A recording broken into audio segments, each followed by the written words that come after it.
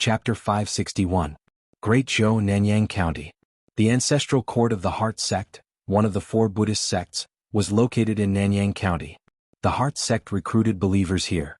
After hundreds of years, almost everyone in Nanyang County worshipped Buddha. There were more than 100 temples in Nanyang County alone.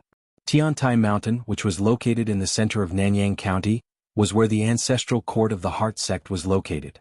It was also the sacred ground in the hearts of the Great Zhou Buddhist believers. Tiantai Mountain would often have a Buddhist glow. No demons or ghosts dared to cause trouble nearby. This made the Heart sect even more revered by the people. Every day there would be an endless stream of people coming to worship them. On this day, there was a spatial fluctuation at the foot of Tiantai Mountain. A figure appeared out of thin air. There were many people on the mountain path. Most of them were filled with reverence as they went up the mountain to worship. No one noticed that there was an additional person behind the crowd. Li Mu followed behind these Buddhist believers and slowly walked up the mountain. Although the Heart sect's strength was far inferior to the various Taoist sects, in this small Nanyang County, the Heart sect's influence was greater than the imperial courts. The population of Nanyang County was one of the top 36 counties. However, the amount of psychokinesis contributed by the state temple was one of the lowest. It was not that the people of Nanyang County were living in an abyss of suffering. Instead, they contributed most of their psychokinesis to the Heart sect. They all relied on the people's psychokinesis.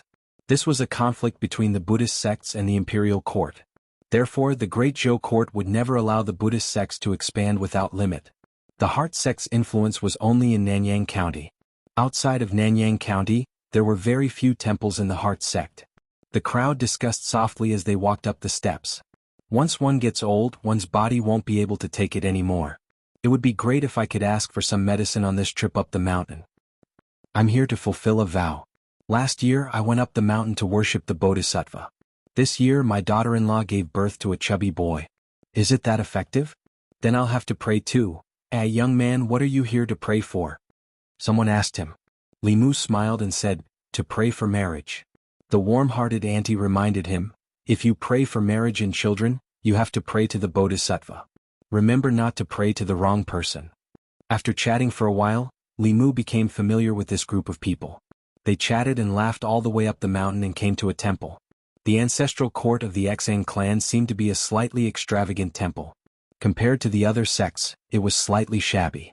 However, this was not the case. This temple was only used to receive ordinary believers. Above the concealment array above everyone's head, there were several huge mountain peaks floating. There were pavilions and towers on the mountain peaks. There were also countless relief sculptures of Buddha. Buddha light flashed and there were sounds of Sanskrit chants. At the bottom of the mountain there was a mountain gate. 2 young monks stood guard there looking at the crowd below. However, the crowd below could not see them. One of the little monks seemed to have noticed something and said in surprise, Hui Kong, look at that person below. Is he looking at us? The other little monk didn't even look. He shook his head and said, how is that possible? Without level 5 cultivation one cannot see through the array. How can he be in the Dharma plane? The little monk said, but he was really looking at me. He even smiled at me. Li Mu stood at the back of the crowd. He took a step forward and appeared in front of the 2 little monks. This young man was still below a moment ago. In the next moment he passed through the array and appeared in front of them. The little monk was shocked and said with a trembling voice, Who are you? What do you want? Li Mu couldn't help but touch his bald head and said, don't worry. I'm here to look for someone. Is Master Xuandu here? Uncle Xuandu? Hearing that he was here to look for Uncle Xuandu, the little monk was relieved. He said, Sir, please wait here for a while. I'll help you pass on the message. The little monk with level 3 cultivation flew to the mountain peak above. Not long later, a golden light shot down from above and landed heavily beside Li Mu. A handsome monk looked at Li Mu and said happily, Third brother, why are you here? Li Mu smiled at him and said, Second brother, long time no see. Xuandu gave Li Mu a big bear hug. Li Mu said, Congratulations, second brother. After not seeing you for a few years, your cultivation has improved again. You're already at the peak of level 5. Xuandu smiled and said, Congratulations too, third brother. You've advanced so quickly. He looked at Li Mu with a hint of shock in his eyes. He realized that he couldn't see through Li Mu's cultivation. When they first met he was still a mortal. A small vengeful spirit could take his life. But after a few years he couldn't even see through Li Mu's cultivation. For this to happen, it was either that he had a powerful treasure that could hide his aura or that his cultivation was already above his. Xuandu's common sense told him that it was the former. But he still asked, "What's your cultivation now?" Li Mu pinched his thumb and index finger and said, "Just a little higher than you." Xuandu was stunned. After a long time he muttered, "Even if you had a fortuitous encounter, your cultivation shouldn't have improved so quickly. It seems like you've encountered a great opportunity." Li Mu smiled and said, "Let's not talk about this. I came to the Heart Sect this time not only to see second brother, but also for an important matter." Li Mu came here to get the heavenly book of the Heart Sect. Although he was the future head of the Fulu school and one of the leaders of the Tao sect, it didn't seem good for him to come and interpret the heavenly book for the Buddhists. But there were few free meals in the world. If he didn't pay a price, the Heart Sect wouldn't give him the heavenly book. After Xuandu heard Li Mu's words, he hesitated and said, "The heavenly book is the most important treasure of our sect. It's related to the inheritance of the sect. I can't make the decision on this matter. I need to ask the elders first." Li Mu smiled and said, "It doesn't matter. I can wait for the elders' reply first." To completely interpret the heavenly book, for any sect that possessed the heavenly book, it was a major matter that couldn't be ignored. After Xuandu heard Li Mu's intention, he immediately reported to the elders. Heart Sect, the Great Hall of Light. There were bursts of discussions. Heart of 7 orifices? There is indeed a rumor that those who possess the heart of 7 orifices can understand the entire content of the heavenly book.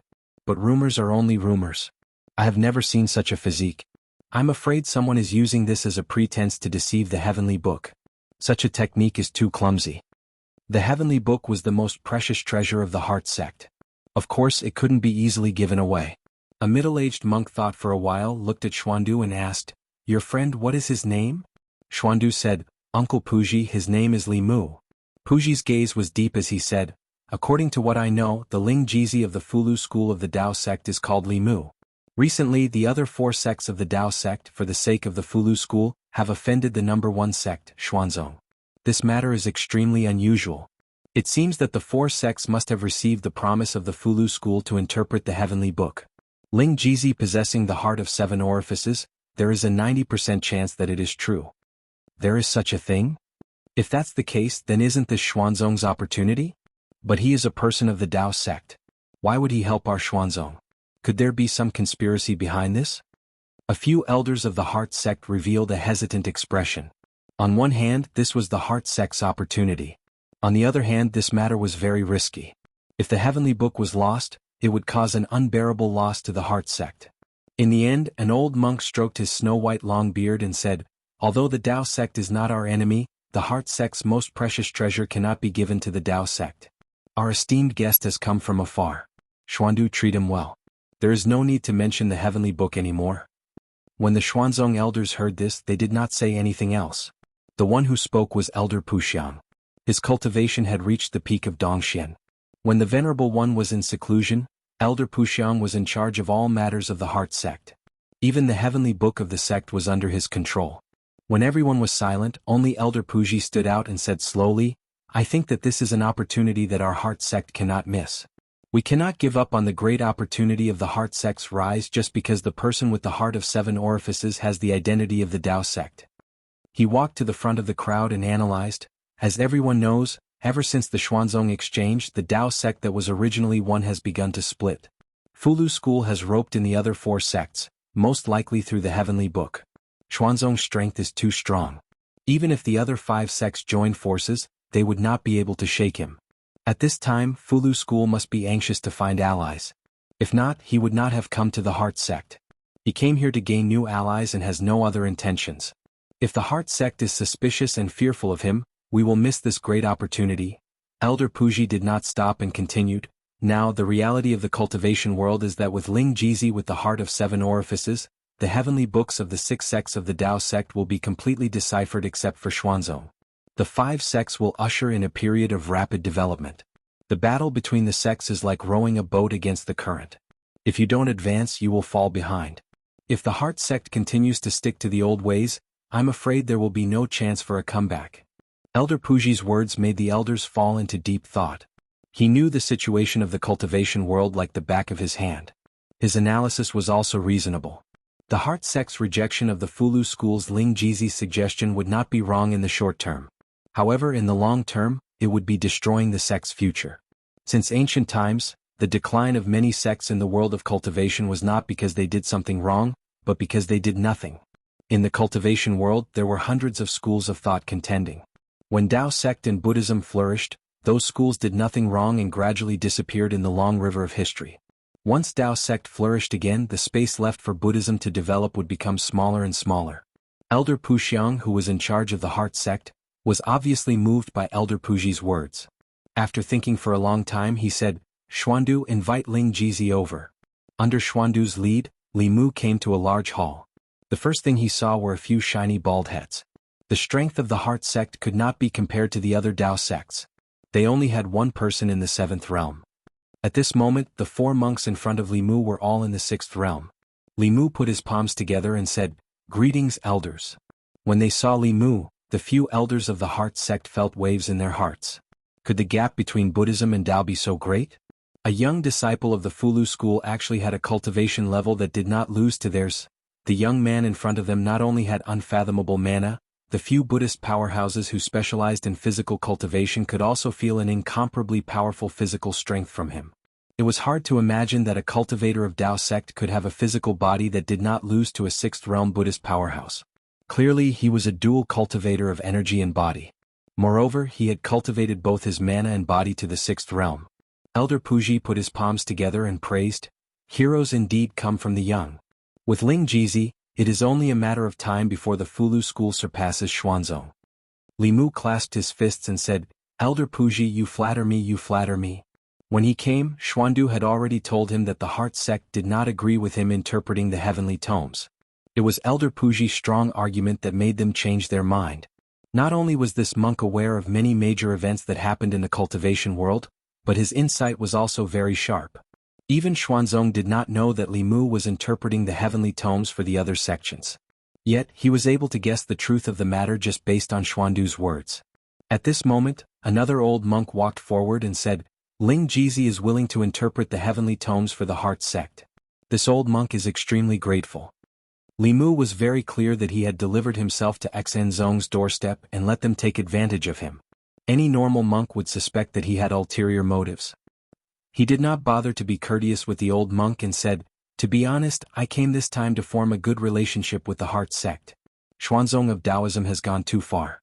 One day the Fulu school will definitely denounce it. Today I am helping the heart sect to interpret the heavenly tomes. I hope that one day the heart sect can join the other sects to denounce this unrighteous sect." Xuanzong and the other elders looked at Puji. Elder Puji had guessed correctly. Ling Jizi's goal was indeed to form an alliance with the heart sect. Elder Puxiang thought for a moment and said, "You should know that Xuanzong is not only the #1 sect of Taoism, but also the #1 sect in the world. Within Xuanzong there is an 8th realm powerhouse. If there is no 8th realm powerhouse, there is no way to fight against them." Li Mu said, "Elder, don't worry. If we are not fully prepared, we will not act rashly." Elder Puxiang thought for a long time and finally nodded and said, "I heard that you have the heart of 7 orifices. Can you show it to me?" Since they were here to interpret the heavenly tomes, Li Mu naturally had to show it. Otherwise, these old monks would think that he was taking advantage of the situation. He thought for a moment and said to Taoist priest Puxiang, "Can I take a look at the heavenly tomes of your sect?" Elder Puxiang stretched out his hand and a page appeared in his palm. If Ling Jizi really had the heart of 7 orifices, then the heavenly tomes were meant for him to comprehend. There was no harm in letting him take a look. If Ling Jizi did not have the heart of 7 orifices and came here to find an excuse to comprehend the heavenly tomes, he would not be able to comprehend anything in a short period of time. Moreover, the heart sect would not suffer any losses. Li Mu closed his eyes and scanned the heavenly tomes with his spiritual sense. After a long time he opened his eyes. After forming a seal, he slowly extended his finger. In the void, a golden finger condensed.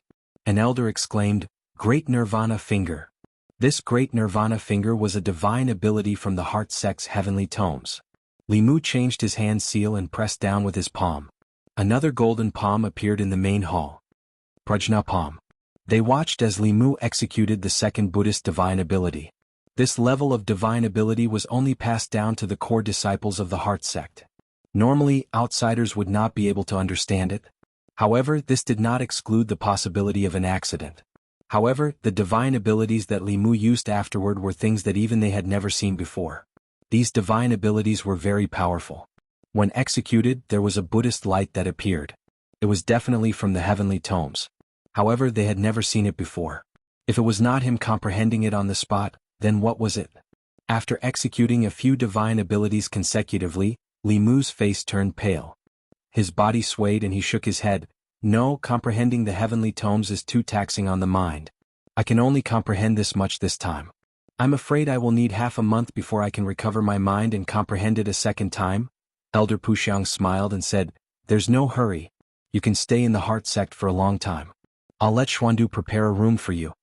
Li Mu shook his head and said, "I'm an official of the Great Zhou. I have to manage the Fulu school and interpret the heavenly tomes for the other 4 sections. I'm afraid I can't stay here for a long time. If the elders trust me, you can temporarily hand the heavenly tomes to me like the other Dao sections. I'll take some time to slowly interpret it.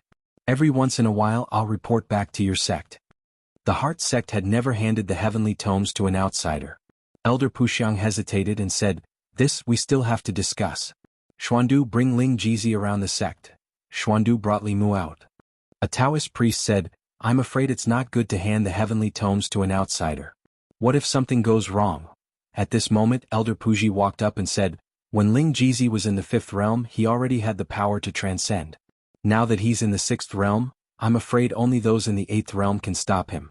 If there's really an 8th realm cultivator who wants the heavenly tomes, what's the difference if the heavenly tomes are with him or with us?"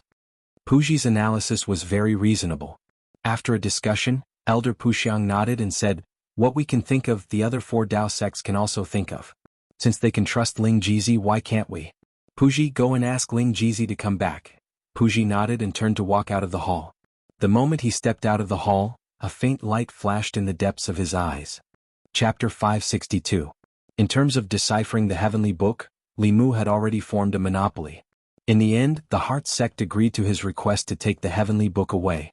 In order to show enough sincerity, Li Mu first helped them decipher a portion of the heavenly book to dispel some of their doubts and worries. Only then did he prepare to leave. Before he opened his mouth, Elder Puji said, "You have done a great favor for the Heart sect. Why don't you stay here for a few more days and let us play host to you?" If he could not wait to leave after taking the heavenly book, it would be easy for others to think that he was running away with the treasure. After careful consideration, Li Mu decided to stay here for a few days. Taking advantage of these few days, Li Mu studied the Heart sect's heavenly book in detail.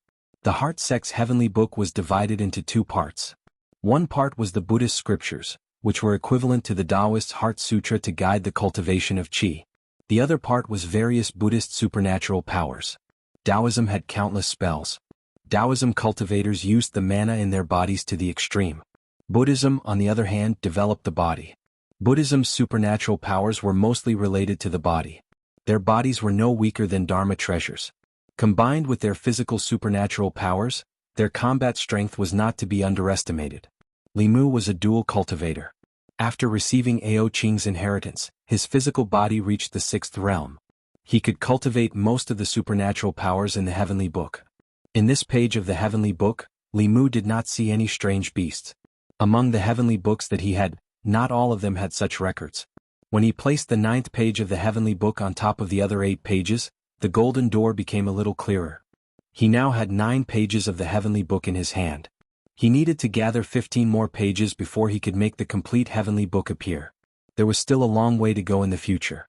The heavenly book was undoubtedly the most mysterious treasure in the world. Every page was a priceless treasure. After collecting all the heavenly books, what secrets could be uncovered? What was behind the golden door? These were constantly tugging at Li Mu's heartstrings. After staying in the Heart sect for 7 days, Li Mu proposed to leave. Several elders personally sent Li Mu out of the mountain gate. Elder Puxiang looked at Li Mu and solemnly said, "I'll leave the heavenly book to you, Ling Jizi." Li Mu nodded and said, "Don't worry, elder. In 10 years at most, I will return the heavenly book intact." Similarly, Elder Puxiang promised Li Mu, if there comes a day when Taoism denounces Xuanzong, the Heart sect will also lend a helping hand. With his ability to decipher the tomes of arcane, Li Mu had become a social butterfly in the cultivation world. Regardless of whether it was Buddhism or Taoism, as long as they had the tomes of arcane, they would need his help. After leaving the Heart sect, Li Mu headed north. Lu Hanyin and Li Qing should have already taken the realm-breaking pill. Li Mu planned to wait for them to come out of seclusion at Baiyin Mountain. After flying away from Mount Tiantai, Li Mu stopped flying in the air. He took a step and his body disappeared on the spot. Far away in the sky, 3 shadows suddenly appeared from the void. One of them exclaimed, shrinking the ground into an inch. Could this person be a path integration realm elite? Another person said flatly, that's impossible.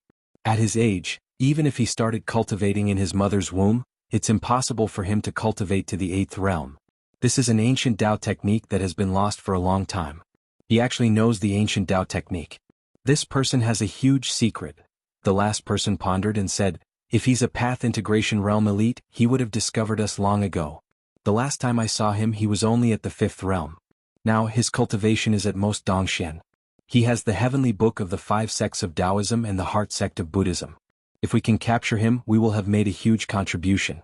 We don't have time to waste on you. Chase. As soon as he finished speaking, the 3 of them spread out and stood in a triangle. They quickly formed seals with their hands and stretched out their hands at the same time. A thick black gas was released from each of their palms. The black gas connected and formed a huge black triangle. Within the black triangle, there was a violent spatial fluctuation. Swoosh. After a strange sound, the black triangle disappeared. At the same time, the 3 shadows also disappeared. The void returned to calmness. 100 miles ahead, Li Mu's body appeared from the void. He lifted his foot and was about to use shrinking the ground into an inch again. In the sky in front of him, there was a sudden change. A huge triangular black vortex suddenly appeared.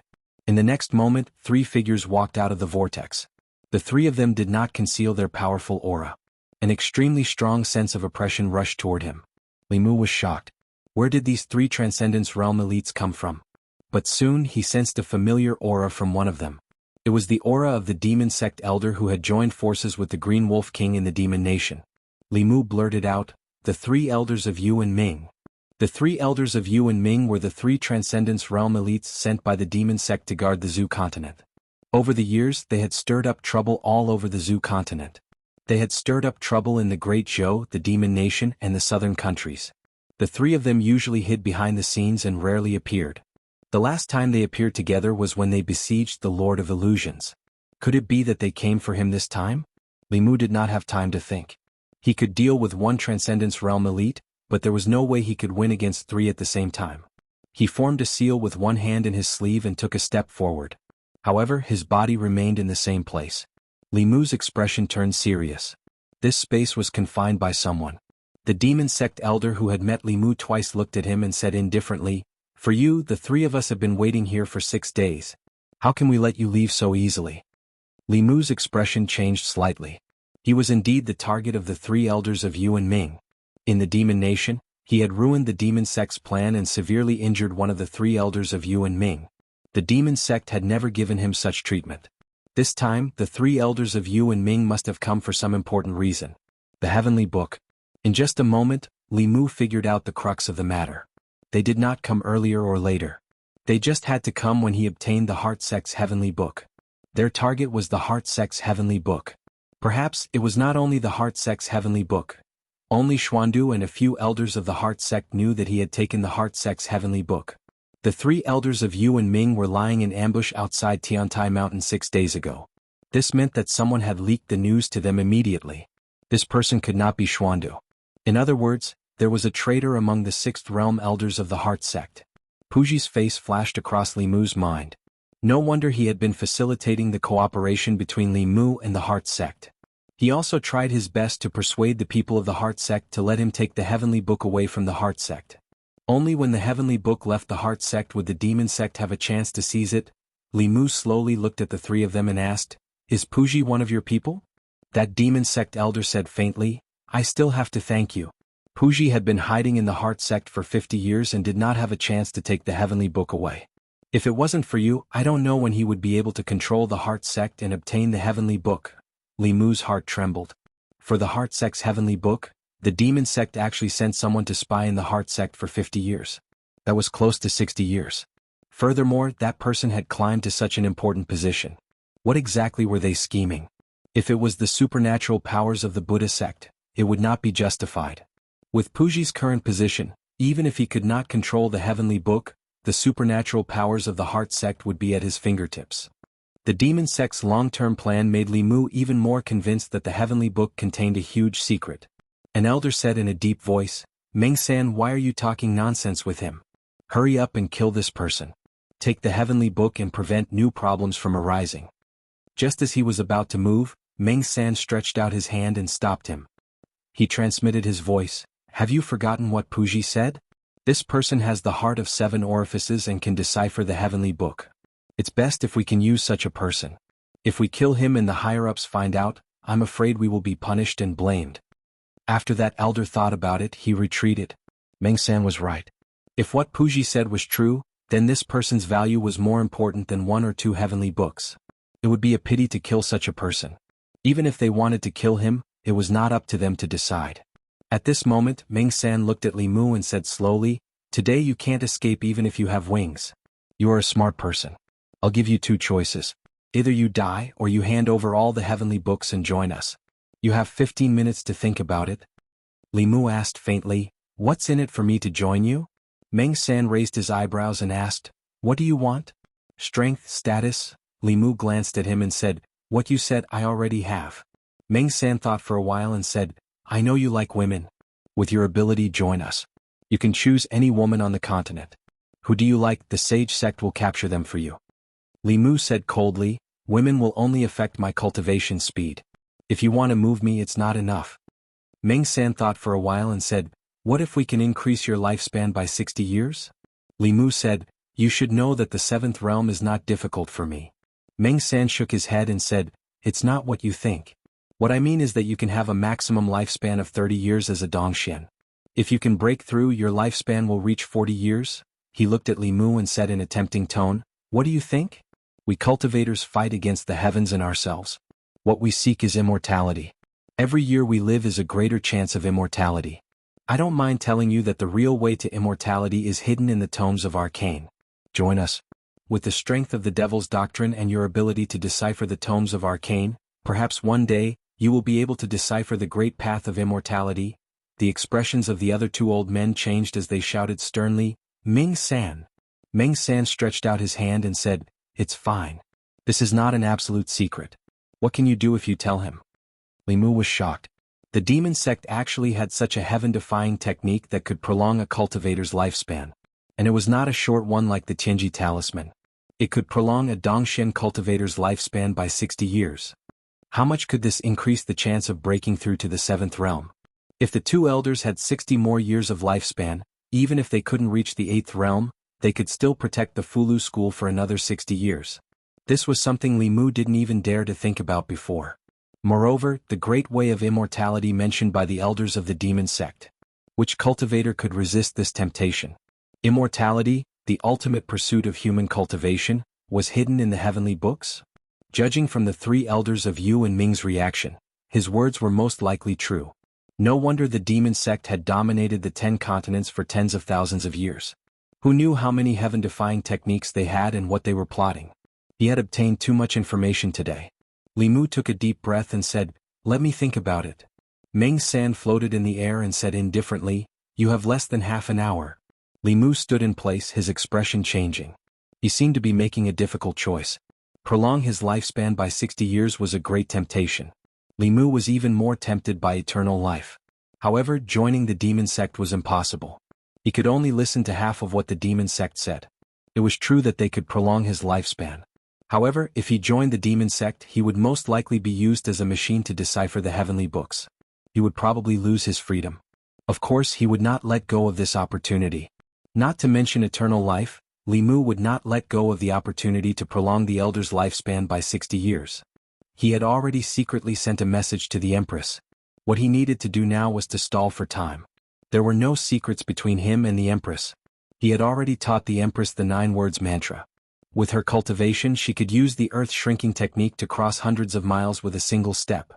Including the time between casting the technique, she should have taken less than half an hour to reach here. Even if he only caught one of the 3 elders of Yu and Ming, it would be an extremely important harvest. Demon sect elites of this level would definitely know more secrets. Half an hour passed quickly. Ming San asked Li Mu, "Have you thought about it?" Li Mu said, "How can 15 minutes be enough for such an important matter? Give me another hour." Ming San's expression darkened. Stalling for time is useless. No one can save you today. The three elders of Yu and Ming had come personally to capture a 6th-level junior. It was indeed very difficult for them to fail. Unless several Transcendence cultivators or a Path Integration cultivator came. Even if the possibility was very small, they did not want any accidents to happen. An elder said, "No need to talk nonsense with him. Take him back. There will be plenty of time for him to slowly think about it." After saying that, he directly reached out to grab Li Mu. The elder's hand became incomparably huge. Li Mu's body was also imprisoned by the power of heaven and earth. He could only watch as the hand reached out to grab him. With a thought, the power of heaven and earth around him dissipated. His body also regained its freedom. Then he formed a seal with his left hand and pointed forward with his right. A golden finger met the giant hand. When the two collided, the finger directly collapsed. The giant hand only paused for a moment before grabbing Li Mu without losing its momentum. Just as the hand was a few feet away from Li Mu did not retreat. Instead, he advanced and attacked the giant hand. The elder who attacked sneered with disdain. "You overestimate yourself." However, in the next moment, a ray of green light suddenly appeared between heaven and earth. Li Mu held the spear in his hand. The tip of the spear glowed with green light as it viciously stabbed into the giant hand. Boom! After a deafening sound, the elder retreated a few steps. His hand also rapidly shrank. His face was gloomy as he looked at the bloody hole in his palm with a bewildered expression. Chapter 563. As a 7th realm cultivator, Ming Yi was in disbelief. This person was only Dongxian, but he could hurt him. What kind of Dharma treasure was his spear? At this moment, Ming San reminded him, "Be careful. This person's supernatural powers are strange." Even Xuanzong's Dao Qingzi was hurt by him. Don't be careless and treat him like a 7th realm cultivator. Li Mu held the spear in his hand. The weapon of a 9th realm dragon king was indeed extraordinary. If he had used the Qingxin sword just now, he probably wouldn't have been able to break through the demon sect elder's defense. After hitting the target, Li Mu formed another seal. The spear left his hand and pierced towards the elder. With his 6th realm cultivation, he was extremely fast on his weapon. Countless spear shadows appeared in the void. However, as the spear shadows pierced towards the demon sect elder, his body also became illusory. Countless shadows appeared around him. Li Mu's attack couldn't touch him at all. This person's cultivation was much higher than the Green Wolf King. Every time he could predict Li Mu's attack and make preparations beforehand. Li Mu couldn't do anything about this. After all, a transcendent realm cultivator was on another level. This kind of supernatural power was almost always effective against cultivators with lower cultivation. To cross the gap between the middle realm and the upper realm, one needed to catch the opponent off guard. Just like the intellectual sword when he hurt Dao Qingzi in the first spear just now, Li Mu reached out. The spear flew back into his hand and he stabbed it in the air. Ming Yi waved his sleeve. A black lotus platform flew out from his sleeve and smashed towards Li Mu. Suddenly the person in front of him changed. From Li Mu to Ming San. Nightmare 3, who was watching the battle from the side, had just reacted when a black lotus throne came crashing down on him. He hurriedly put up a mana shield, but it only managed to stop the lotus throne for a moment before it shattered into pieces. The lotus platform didn't slow down. It smashed into him. Ming San flew back 100 feet and spat out blood. His aura instantly weakened. Pei San suddenly appeared where that person was and took his attack. Pei Yi's eyes widened in an instant and then his pupils contracted. Behind him, where Ming San had been, a powerful spiritual energy fluctuation suddenly came. He couldn't dodge in time and his waist was pierced by a spear. A blinding green light exploded from the spear, bringing with it a destructive force as it exploded inside his body. Ming Yi's body turned into a cloud of black mist and instantly appeared 1,000 feet away, condensing his body once again. There was a ball of black gas wriggling around his abdomen. His aura was not as strong as before. He stared at Li Mu. Li Mu didn't have it easy either. Earlier, he had expended a small portion of the mana in his body to forcefully perform Shadow Shift with one of the 3 elders of the Netherworld, catching them off guard and injuring them at the same time. At this moment, Li Mu stood in the void with his spear. 2 of the 3 elders of the Netherworld were weak, while the others' eyes were filled with disbelief. The 3 of them had roamed the Zhu continent for so many years. When had they ever suffered such a great loss? And it was at the hands of a cultivator from Dongxian. Where did he get such a treasure, and where did he learn such a strange ability? The three of them looked at each other. The tacit understanding they had formed over a long time allowed them to connect their minds in an instant. At the same time they shot out a ray of black light towards Li Mu. The space was sealed. The three elders of the netherworld blocked Li Mu's path of retreat from three different directions, leaving him no room to retreat. With his cultivation, facing three transcendents head-on was no different from seeking death. Just as Li Mu was about to summon the Tao Bell and prepare to resist for a while, the space in front of him rippled and a figure appeared. The Empress must have just left the court. She was wearing a dragon robe and a phoenix crown. As she appeared, the three rays of black light were annihilated. The three elders of the netherworld gathered together again with a shocked expression.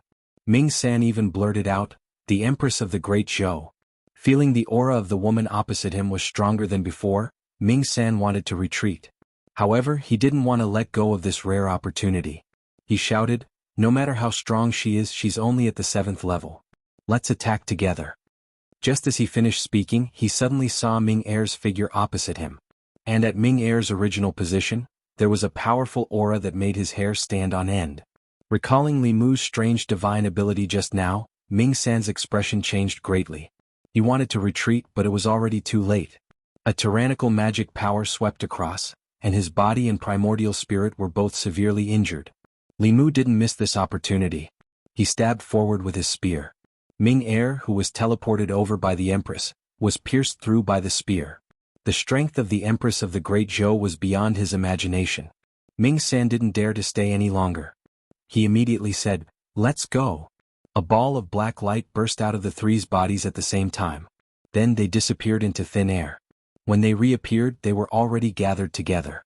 Their palms were connected. A black light flashed and they actually disappeared into thin air. Only a spatial fluctuation was left behind. Li Mu hurriedly said, "Your Majesty, don't let them escape." Zhou Yi appeared beside him. He closed his eyes and opened them again. He said, "It's a long-distance teleportation formation. They're no longer in Zhuzhou. We can't catch up with them." Although Li Mu felt it was a pity, capturing a 7th level alive was already an extremely difficult task. Moreover, there were three of them. He didn't delay and immediately said, "I need to go to Xenzong immediately." At the same time on Tiantai Mountain, in the concealment formation, a golden light suddenly flew out from one of the meditation rooms. It quickly flew towards Xenzong's ancestral court. A few elders noticed this and couldn't help but wonder, "Junior Puji is in such a hurry. Where are you going?" Just as the golden light was about to disappear into the horizon, a green light suddenly appeared. The green light and the golden light collided and exploded with a violent wave of mana. Not long after, a figure flew over from afar. Li Mu carried Puji, who was tied up by the immortal binding rope, and landed on a mountain peak of Xenzong. A few elders flew over. Elder Pu Xiang looked at Li Mu and then looked at Puji, who was in his hands. He said in shock, "Ling Jizi, this is..." Li Mu casually threw Puji on the ground and said, "Elder Pu Xiang, you should ask him properly." After a while, the few elders of Xenzong were all shocked and exclaimed, "What? Senior Puji is a spy from the demon sect? How is this possible? Did Ling Jizi make a mistake somewhere?" Li Mu said indifferently, "This is what the elders of the demon sect admitted personally. If you don't believe it, then there must be other traitors in Xenzong. Otherwise, how could I be attacked by 3 7th realm elders of the demon sect when I just left Xenzong?" One of the elders said in disbelief, 3 7th realm elders of the demon sect can already fight Xenzong. How did Ling Jizi escape from their hands? Li Mu looked at them and said, "If I didn't have some ability, how would I dare to carry the heavenly tomes of the various sects and walk around?" Pu Xiang looked at Puji and asked in a low voice, "Puji, is what Ling Jizi said true?" Puji raised his head and looked at Li Mu indifferently. He slowly said, "To be able to defeat the 3 elders, no wonder you dared to bring so many tomes with you. This poor monk has underestimated you. This poor monk has nothing to say." After Puji finished speaking, the few elders of Xenzong were shocked. "Senior Puji, you really... I don't believe it. Why did you do this? How can you face our brothers and sisters? How can you face Buddha?" Puji put his palms together and said in a low voice, "Since the mission has failed, you don't have to say any more. I grew up in Xenzong and returned to Xenzong. Amit Ba." After chanting the name of Buddha, he lowered his head. At the same time, the aura on his body disappeared completely. Elder Pu Xiang looked sad. He put his palms together and said in a low voice, Amitabha. Amitabha. All the elders chanted the name of Buddha at the same time. Soon, the bell rang in the ancestral court of Xn Zone. Limu didn't expect Puji to be so decisive and pass away just like that. He gave up his cultivation and life. Maybe 60 years of practicing Buddhism changed his temperament. Or maybe he expected the outcome of his identity being exposed and made him make such a decisive decision. He wanted to get some information about the demon sect from Puji, but now he could only give up. When he left Xn Zone, Limu had a lot on his mind. For thousands of years, the demon sect and the righteous sect had been opposing each other. The 6 Taoist sects, including the Fulu school, had all been attacked by the demon sect. Even Xuanzong was no exception. Limu used to think that this was just a battle between the righteous and the evil sect. Now it seemed that the demon sect's ultimate goal might be the heavenly book. There were so many sects in the Zhu continent. They didn't pick on the small ones but went against the 6 Taoist sects. To a certain extent, it also confirmed Limu's guess. There was no doubt that from now on, he would officially enter the demon sect's sight and become their #1 target. After all, compared to attacking a big sect, it was easier to capture a small 6th realm cultivator. To a certain extent, the demon sect was also Limu's #1 target. The demon sect's method of prolonging life and the secret of longevity also deeply attracted him. After leaving Tiantai Mountain, the space around him fluctuated and the Empress appeared. Limu pondered for a moment and took out all the heavenly books. He said, Your Majesty, you can keep these heavenly books. Zhou Yi said lightly, I don't need these things. Limu explained, The demon sect now knows that I have several pages of the heavenly book. They will probably send experts to find me in the future. You can keep the heavenly books. Even if I fall into the hands of the demon sect in the future, they won't get the heavenly books. Zhou Yi said without thinking, I don't want them. Limu was stunned and asked, Why? Zhou Yi glanced at him and said, Since you know that if you fall into the hands of the demon sect, they will get the heavenly books. Then don't get caught by them. Think before you do anything. Limu felt warmth in his heart and didn't insist. The two flew side by side and the back of their hands accidentally touched. Limu took the opportunity to hold her hand. Zhou Yi resisted a few times and let him hold her hand. At the same time above the South Sea. The sea and the sky were connected and boundless. At a certain moment, a black whirlpool suddenly appeared above the sea. 3 figures staggered out of the whirlpool. The 3 elders of Yu and Ming were already injured. In order to escape from the Empress of the Great Zhou, they used the secret technique of the demon sect. They were teleported thousands of miles away and their magic power was almost exhausted. They floated in the void and panted heavily. Ming Yi and Ming Er's bodies that were pierced by Limu's spear couldn't heal themselves. They could only use a cloud of black fog to temporarily seal their wounds. Ming San said with lingering fear, It hasn't been long and that woman has become stronger again. Ming Yi used one hand to cover his wound and said in a low voice, With that woman interfering, I'm afraid Puji is doomed. Our 50 years of planning in the heart sect have gone down the drain. Ming Er said, It's not like we didn't gain anything. Although Puji's position in the heart sect is high, we don't know how many decades it will take for him to control the heavenly books. Now we already know that the heavenly books of all the sects are with that person. As long as we capture him, we can get a few pages of the heavenly books at the same time. Ming San shook his head and said, You saw it too. It's easier said than done to capture him. It's impossible with just us. Why don't we report this to the 3rd elder? With this person's importance, the 3rd elder might take action personally. The 3 of them discussed and reached an agreement on this matter. They continued to fly south. In the depths of the South Sea, there was an island shrouded in black fog. The sky in the nearby sea region was clear and boundless. Only the sky above this island was covered in dark clouds. Lightning flashed and thunder rumbled in the clouds. The entire island was shrouded in a thick black fog that emitted a strange aura. The vegetation on the few small islands nearby had long withered. There was no sign of life. The bottom of the sea was dead silent. Regardless of whether it was the fish or the marine creatures in the sea, they didn't dare to get close to the island. 3 figures flew over from afar and flew straight into the black fog. Within the black fog, there was an extremely dense spiritual energy. There were many buildings on the island and countless figures. Seeing the Yu and Ming elders, the figures on the island all bowed and greeted them. The 3 of them flew into a tall tower. In the small building at the top of the tower there was a stone coffin. The Yu and Ming elders stood in front of the coffin and bowed, Greetings to the 3rd elder. An old voice came from the coffin, Who hurt you? It was difficult to say that they were hurt by a Dongshan cultivator. Mingyi said, "We met the Empress of the Great Zhou in the Zhu continent. But that's not the most important thing. The most important thing is that I found out that the heavenly tomes of the 5 Taoist sects and the heart sect of Buddhism are in the hands of one person." Creak, after an ear-piercing screech, the lid of the stone coffin opened. A skeleton-like figure sat up and asked, "You brought him here?" The Yu and Ming elders looked embarrassed. Mingyi said, "This person's supernatural powers are strange. He also has a great treasure and the protection of the Empress of the Great Zhou. We couldn't catch him. If the third elder makes a move, we'll definitely be able to capture him. At that time, we'll at least get the 6 pages of the heavenly tomes." 2 gloomy flames appeared in the eyes of the old man, who was so old that only his skin was left sticking to his bones. He said calmly, "As long as Tianjizi is alive, I can't set foot on the Zhu continent."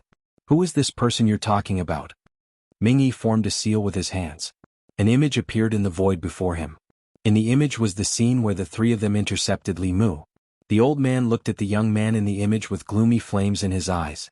When he saw Mingyi reach out to grab Li Mu, but his palm was pierced by the latter's spear, the gloomy flames in his eyes suddenly extinguished. He blurted out, "Ao Qing." Chapter 564. Ao Qing? The 3 elders of Yu and Ming had never heard of this name. Ming-san explained, "Third elder, this person's name is Li Mu. He's a disciple of the Fulu school."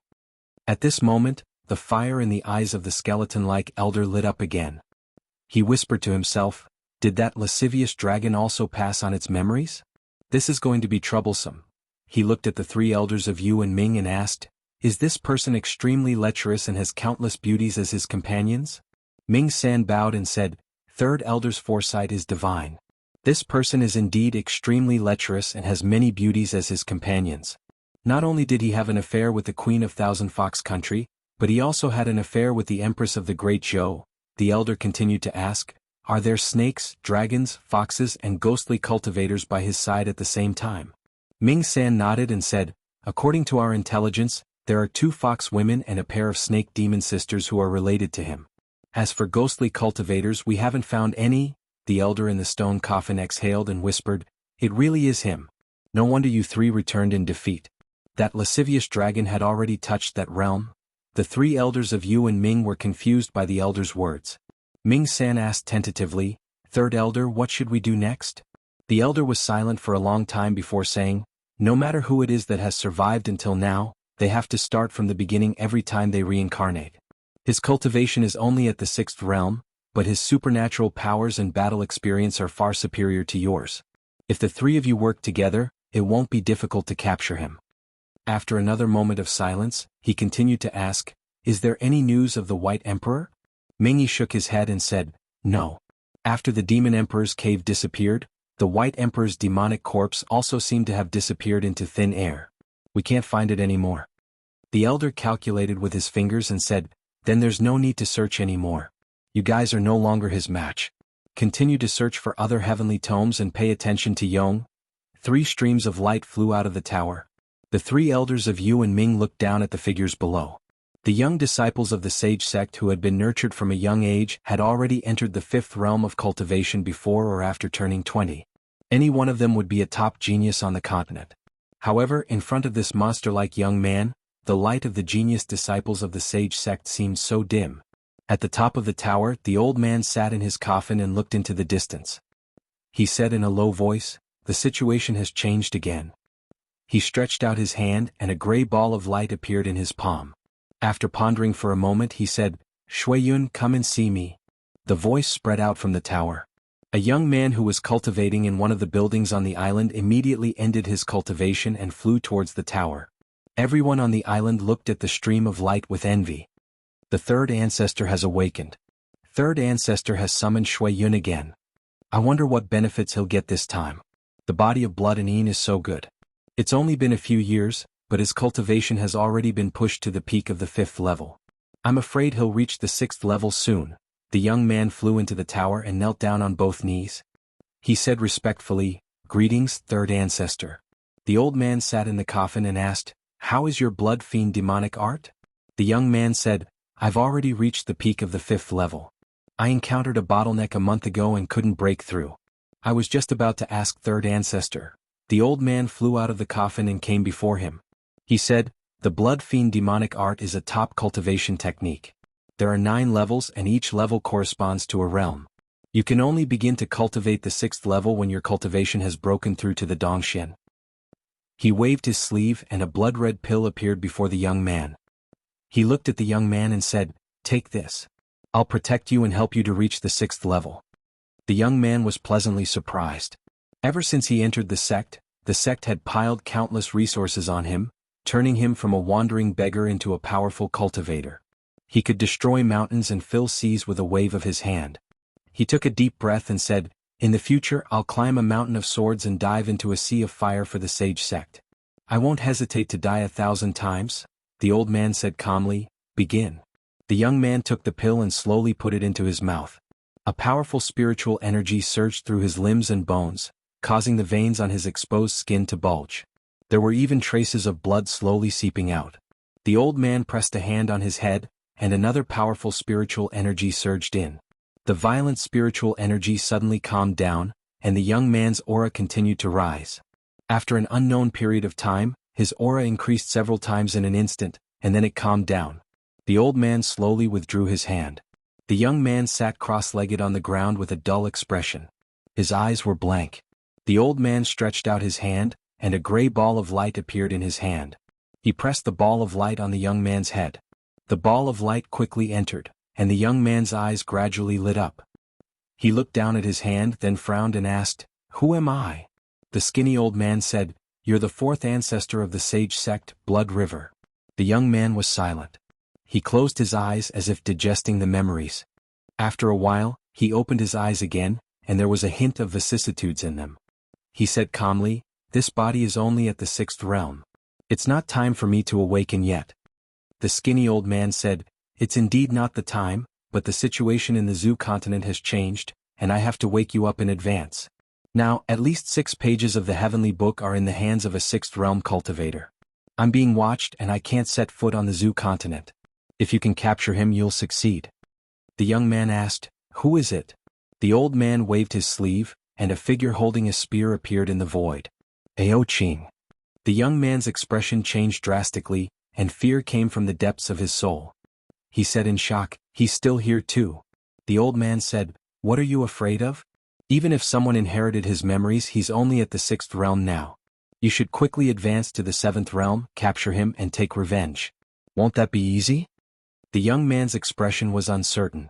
Ao Ching's terror was still so clear even after countless reincarnations of his memories. Not long after, Shui Yun flew out of the tower while the people on the island waited in confusion. The aura on his body was completely different from before. This aura? Shui Yun, he's already at the 6th realm? He's only been in the sect for a few years. This speed is really enviable. Everyone looked envious. They wanted to reach out and greet Shui Yun, but Shui Yun ignored them and flew straight away from the island. Many people looked indignant and they thought to themselves, what's there to be proud of? He's just relying on the 3rd Patriarch's love. Without the sect's resources, he's nothing. If those resources were given to me, I would have reached the 6th realm long ago. At the bottom of the South Sea. Zhou let Li Mu hold her hand. She looked at the schools of fish swimming among the corals, and the jellyfish of various colors dancing under the waves. It was very dreamy. After bringing Wan Wan and the others to swim in the East Sea, Li Mu realized that the bottom of the sea was an extremely romantic place. He must bring others here in the future. Under Zhou Yi's mature appearance was a young girl's heart. The young girl had no resistance to this dreamy scene at all. In this kind of romantic scene, it was naturally suitable to do some romantic things. Li Mu's hand, which was originally holding her hand, was gently placed on her waist. Zhou Yi was completely unaware of this. It was as if she had also become a fish in the sea, swimming freely with Li Mu at the bottom of the sea. Li Mu used to hate being underwater. Under the situation where his magic power was suppressed, this made him feel very insecure. Now he had the idea of building a cave abode underwater. Every year he would bring them here to avoid the summer heat and have a vacation. It would be fun of its own. Speaking of the cave abode, Li Mu suddenly thought of something. He held the Empress's soft and slender waist with one hand, and a jade slip appeared in his other hand. This was a treasure map he got from Sanggu. The location was in the South Sea, but it was in the deeper parts of the sea. Li Mu didn't have the ability to explore in the past. This time it was a good opportunity to check it out. The two of them traveled all the way to the deep sea. The sea was full of danger, mainly from the water tribe and some sea beasts. The water tribe was the overlords of the water. It was not difficult for them to kill humans in the water. In comparison, the sea beasts were more difficult to deal with. They were some primitive beasts. Their intelligence was not high, but they were very strong. They would attack all creatures that invaded their territory. Even if they were facing beings that were much stronger than them, they would still dare to take the initiative to attack. Li Mu and the Empress swam all the way here, and they saw a giant tortoise that was as large as a mountain, a strange fish with 3 heads, and a cuttlefish that was over 300 meters long. If Li Mu hadn't received Ao Qing's inheritance, with his cultivation level of level 6, it would have been difficult for him to deal with these things. For ordinary human cultivators, the deeper the sea, the greater the suppression on their cultivation. But for these sea beasts, the deep sea was their home ground. With Sangu's cultivation, he could still swim freely in the shallow sea. But once he went deep into the sea, there was a high possibility that he would not be able to return. Boom! Li Mu once again raised his spear and repelled a huge squid.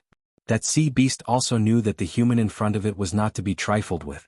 After spitting out a mouthful of ink, it fled. Li Mu propped up a water screen beside the Empress and himself.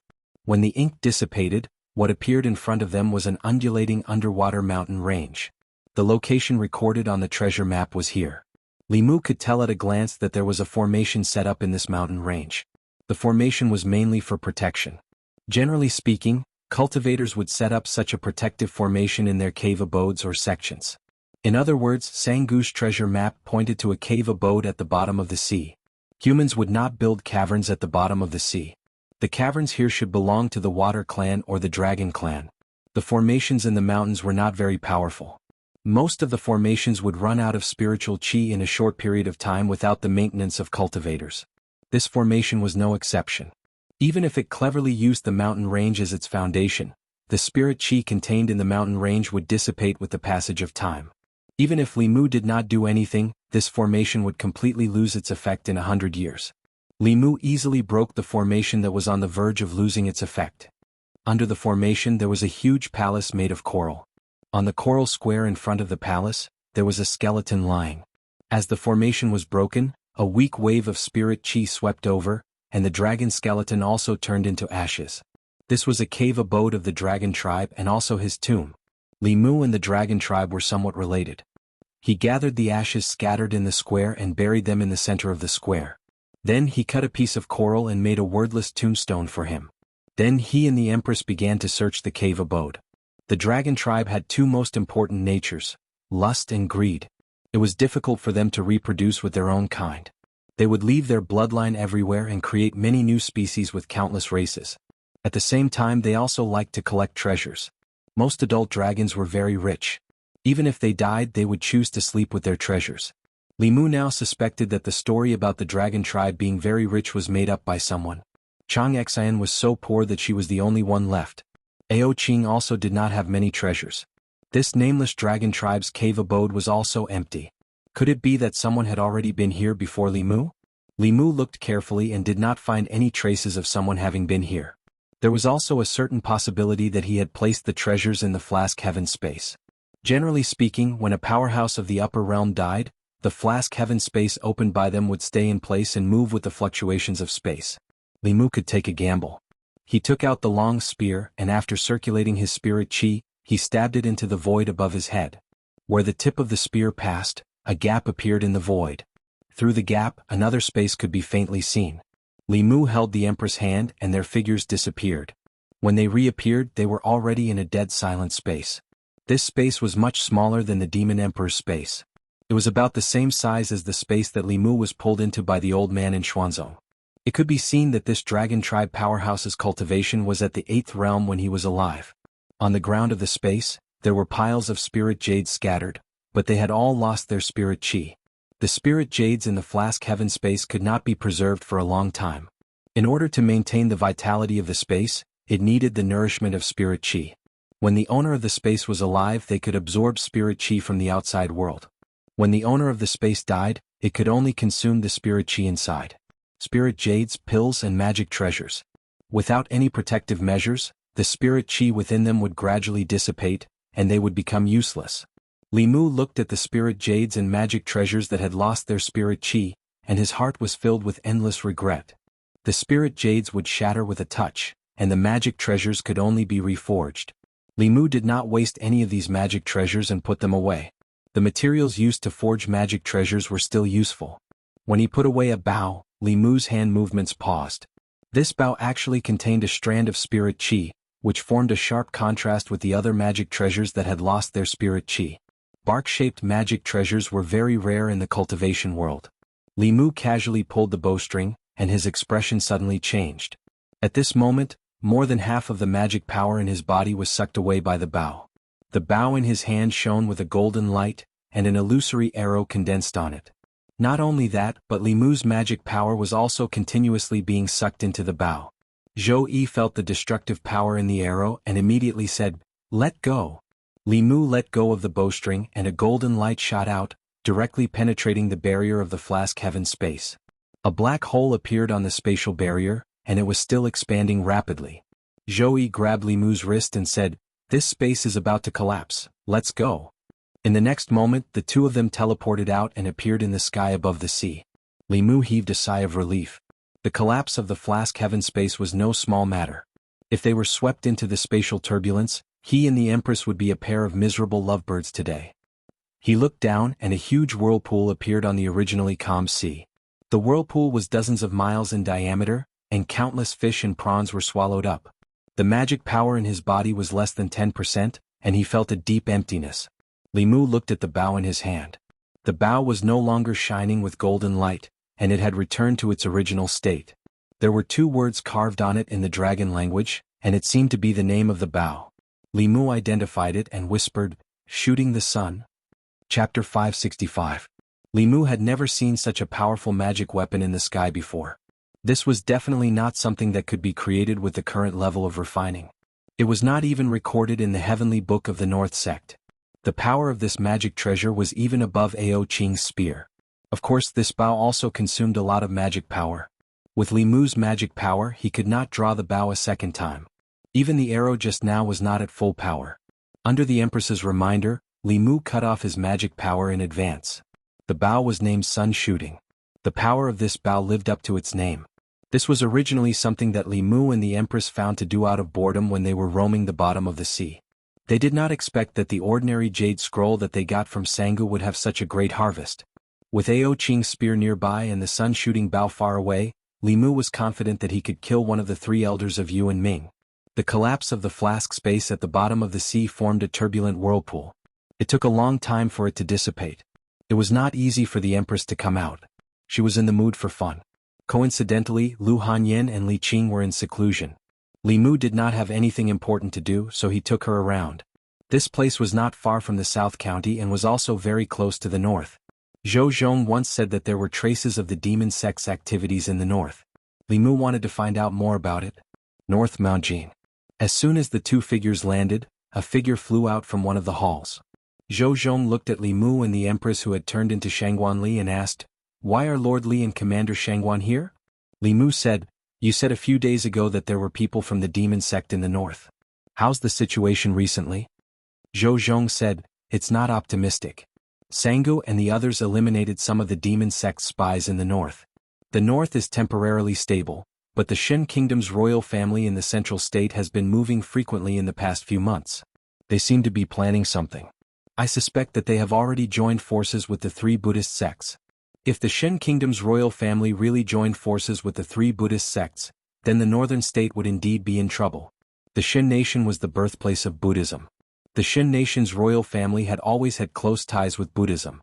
The Nirvana sect, Suffering sect, and Mind sect were similar in strength to the Heart sect. Each sect had a 7th realm supremacy. If they joined forces, Zhou Zhong and Li Mu wouldn't be able to stop them with just the demon corpses left here. Since he was already here, he might as well resolve the northern state's crisis before leaving. Li Mu made a decision and said to Zhou Zhong, "We will stay here for a few days." Zhou Zhong nodded and said to Sangu, who had followed them out, "Prepare a room for Lord Li and Commander Shangguan." Li Mu coughed and said, "There are 2 of us." Zhou Zhong looked at him and asked, "Do you need 2 rooms?" Li Mu said, "Of course we're not in that kind of relationship. However, it's best if the 2 rooms are connected."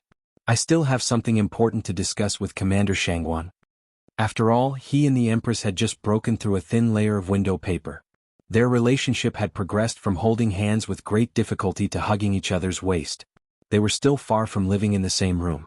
After staying in his room for a while, Li Mu went to the Empress's room. The Empress was cultivating cross-legged on the bed. Li Mu sat at the table and looked at her with one hand propping up his cheek. Zhou Yi's face gradually turned red. Then she opened her eyes and asked angrily, "Have you seen enough?" Li Mu smiled at her and said, "I'll never see enough." Zhou Yi glanced at him and asked, "Did you often use such words to deceive other women in the past?" Li Mu said, "I swear this is the first time." Li Mu really hadn't experienced much about love. With Lu Hanyan it was like yin and yang attracting each other. Before they had even expressed their feelings, they were already inseparable from each other and wanted nothing more than to accompany each other day and night. With Li Qing he had gone through many trials and tribulations. Everything was understood without words. With Phantom Princess, this was a shame that Li Mu didn't want to mention. His experience with the Empress was something he had never experienced before. It was like a man and a woman who had just experienced the first awakening of love, tentatively getting close. The process in between was sweet and warm. Zhou Yi lowered her head and said, "Don't look anymore. You're making it impossible for me to cultivate in peace." The Empress was still too shy. If it were Phantom Princess, she would have already pounced on him or entangled Li Mu on the bed. Li Mu turned around and stopped looking at her. He thought about the northern state. Actually, from the bottom of his heart, he rather hoped that the three Buddhist sects would support the royal family of the Shin kingdom and cause trouble for the northern state. This way, he would have a reason to obtain the heavenly tomes of the three sections. The three sects were enemy forces. Li Mu couldn't make deals with them. However, they didn't provoke him. He couldn't use force either. This was bullying. In the next few days Li Mu first did some research. Although the northern state was already independent, the thoughts and habits of the people at the bottom of the Shin kingdom couldn't be changed overnight. Until now there were still riots at the bottom of the northern state. The division of ranks and the ideology of men being superior to women were deeply engraved in their genes. This was a good thing for Zhou Zhong. In such a country, re-establishing order could maximize the benefits of legalism. Li Mu saw Zhou Zhong once and felt that he had become stronger. If the entire Shin kingdom was under his control, transcendence might not be the end of his cultivation. Although legalism was a small group, if they had a suitable cultivation environment, their cultivation speed would be very shocking. At the entrance of a palace in Mount Jin, Wei Peng stood behind Zhou Zhong. He looked at the two rooms opposite him and shook his head. Why bother? Just prepare one room for them. They're together all day anyway. Zhou Zhong put his hands behind his back and said, "Maybe they have a lot of national affairs to discuss." In the room, after a few days of getting along with each other, the relationship between Li Mu and the Empress finally progressed further. The two sat by the bed and looked at each other. Li Mu pursed his lips. Zhou Yi blushed and then slowly closed her eyes. Li Mu took a deep breath and slowly approached her. Just as their lips were about to touch, Zhou Yi's eyes suddenly opened. Li Mu's movement stopped abruptly. He panicked for a moment. The next moment he raised his head and looked through the window into the distance. A black line appeared in the horizon at the end of his line of sight. At the same time Zhou Zhong, who was standing in front of a palace, also flew up. At the border of the northern state, countless figures flew over. In the room, Zhou Yi's body disappeared. When she reappeared she was already in the air. A few black lines appeared on Li Mu's forehead.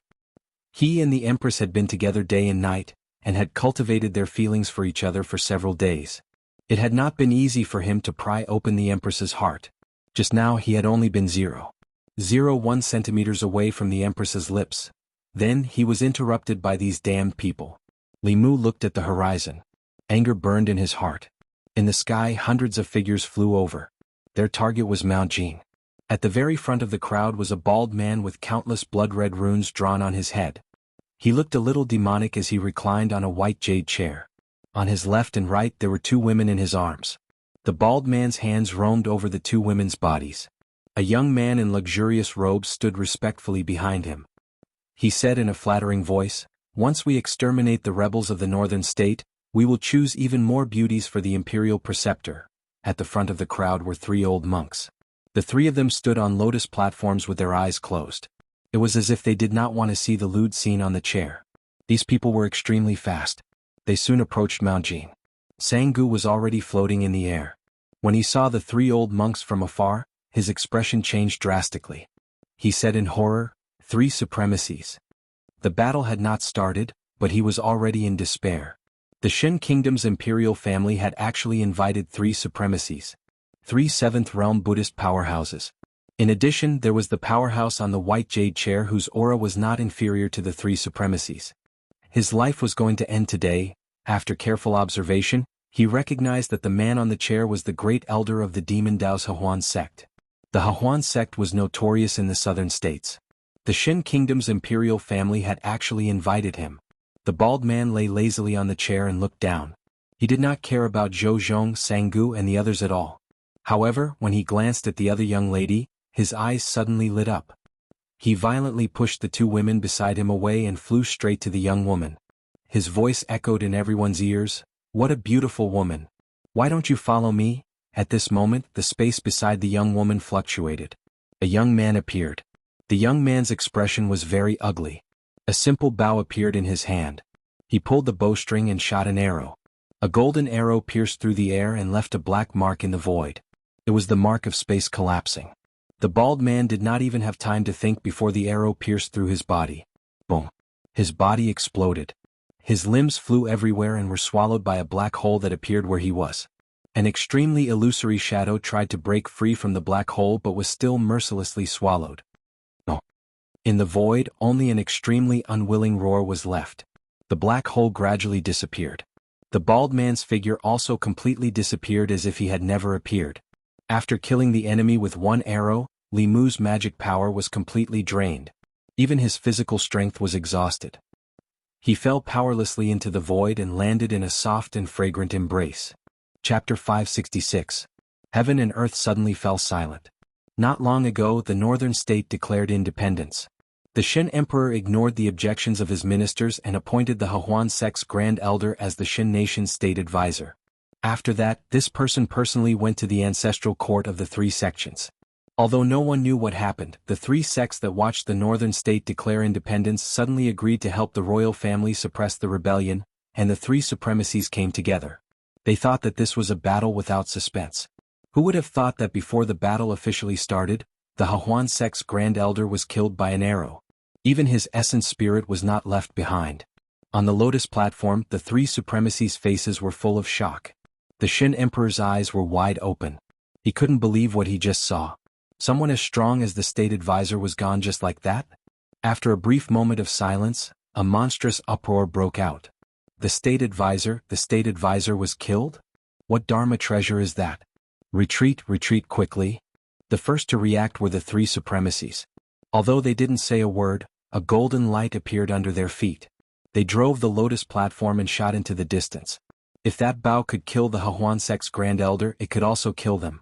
But someone didn't want them to do so. Zhou Zhong took a step forward and appeared in front of one of the supremacies. He said calmly, "Since you're already here, don't be in a hurry to leave." The other supremacies was just about to escape when a strong suction force burst out from behind and sucked his body back. At the end of the suction force was a figure emitting demonic aura and corpse aura. No one stopped the last supremacies. He disappeared into the sky in an instant. Li Mu wasn't in a hurry. The monk can run away but the temple can't. Unless he left the Shin nation, Li Mu would find him sooner or later. He lay in the Empress' arms and the scene from his dream reappeared. At this moment he could use the mantra to recover his Dharma power, but there was no need to. Zhou Yi knew that Li Mu could quickly recover his Dharma power, but she pretended to forget. The two of them hugged quietly like this, completely ignoring the anxious battle around them. Although Zhou Zhong was strong, he wasn't at the seventh realm. It was already rare for him to be able to fight a Buddhist supremacies to a standstill with his unique skills. That demonic corpse's opponent was a similarly powerful seventh realm cultivator. It did not gain any advantage at all. When the imperial advisor was shot to death, the cultivators of the Shin kingdom behind him panicked. Now that even the venerables had fled without fighting, there was no point for them to stay here. After coming to their senses, they immediately scattered in all directions. But at this moment, a giant bell descended from the sky, enveloping all of them. Countless people attacked the bell, but they could only make it tremble slightly. The young emperor of the Shin kingdom had a dull expression on his face. This was just a personal expedition without any suspense. He had never imagined that the powerful imperial advisor and the three venerables would end up with one dead and one escaping. The other two couldn't escape even if they wanted to. The expression on Sengu's face was also very sluggish, but after the sluggishness, it was ecstasy. If they could kill an expert of the Hahuan sect with one arrow, they would be able to do whatever they wanted in the Shin Nation. Li Mu's expression was calm. He didn't feel proud because of such a battle result. His opponent was never the Shin Nation, nor was it the Hahuan sect of the demonic way. Was Xuanzong. If he couldn't even deal with such a small matter, how could he fight against the number one sect in the world? After cuddling with the Empress for a while, Li Mu was too embarrassed to lie in her arms. He slapped his forehead and said, "I forgot that I can quickly recover my spiritual power." He formed a hand seal and said the word Jie softly. Endless power of heaven and earth surged in, and his spiritual power quickly recovered by half. With the Jie mantra, Li Mu only needed a short time to recover his spiritual power to shoot arrow after arrow. The power of the sun-shooting bow was stronger than he imagined. The Hahuan sect's great elder was a level 7 cultivator just like the Lord of Illusions. Yet he was unable to defend against an arrow shot with all his might. Although this arrow would have drained the spiritual energy of a normal level 6 cultivator and caused them to lose their ability to fight, it was not a loss to exchange for the death of a high-level cultivator. The demonic corpse that was fighting against a venerable was already showing signs of defeat. Li Mu drew the bow and poured in 10% of his spiritual power. Another arrow condensed on the bow and pointed at the venerable. This venerable of the Nirvana sect had already suppressed the demonic corpse. Suddenly he felt a sense of danger. He turned around and saw a golden arrow aimed at him. The scene of the Hahuan sect's great elder being swallowed by the black hole lingered in his mind. This arrow could really threaten his life. The venerable's expression changed. He could only raise his hands and place them flat in front of his chest to show his surrender. The young man didn't shoot that arrow. He was giving him a chance to surrender. Li Mu saw the venerable make a gesture of surrender and point the arrow at the other venerable. Without much hesitation, the old monk made the same choice as the previous venerable. After the sun-shooting bow's arrow was condensed, it couldn't be retracted. Li Mu aimed it at the sky above his head and released it. A golden light shot into the sky and finally disappeared. This time, 4 7th-level cultivators came from the Shin Nation. One was dead, one escaped, and 2 were captured. The remaining cultivators of the Shin Nation's defense army couldn't pose any threat at all. They were trapped in the Dao Bell and were still crazily attacking. Li Mu ignored them for the time being. Once his spiritual power was exhausted, they would be obedient. With the sun-shooting bow in hand, he looked at the 2 venerables who had given up resisting and said calmly, "Hand over your soul blood." The 2 venerables never thought that there would be a time when they would hand over their soul blood. Against an expert of the same level, they still had the strength to fight. However, that bow was so terrifying that it made them despair. The Hahuan sect's grand elder threatened them with the demonic path.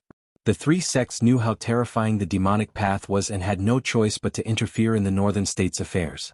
In the end, they had no one to blame but themselves for ending up like this. After a while, Li Mu put away the 2 drops of soul blood and said to Zhou Zhong, "One escaped. Take them with you." Just now, the venerable from the Yen sect had escaped. Zhou Zhong took the demon corpse and the other 2 venerables to the Yen sect's ancestral court. Li Mu floated in the air and carefully examined the bow in his hand. This bow gave him a great surprise today. At the same time, deep in the South Sea, on an island shrouded in ghostly fog, the stone coffin at the top of the tower suddenly opened. A skinny old man flew out of the coffin and said angrily, "Hahuan is dead." A red-robed young man sitting cross-legged in the tower opened his eyes. His eyes were blood-red. He said in a low voice, "Who is it that can make even his essence spirit unable to escape?" The skinny old man said coldly, "I'll go and see for myself." He took a step and was already outside the tower. When he lifted his foot again, he appeared on the sea 100 miles away. Not long after, the space on the shore of the South Sea fluctuated and the skinny old man's figure appeared. He had just lifted his foot but was unable to take a step forward. On the beach not far ahead stood an old man. The old man was stooped and his face was full of spots. He did not have many strands of hair and looked like he was about to die. However, it made the 3rd forefather of the demon sect tremble in his hollow eyes. "Tianjizi?" He looked at the old man and slowly spat out a few words from his throat. The old man also looked at him and said, "Go back." The 3rd forefather retracted his leg that had already stepped forward. He looked at the old man and suddenly smiled. "So what if you can calculate my movements?" How can a mortal like you pry into the mysteries of heaven? You frequently pry into things you shouldn't be prying into. You don't have many years left in your lifespan, do you?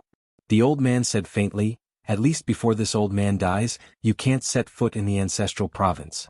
The third forefather of the demon sect looked gloomy in the face of his old rival. He asked, it's been so many years.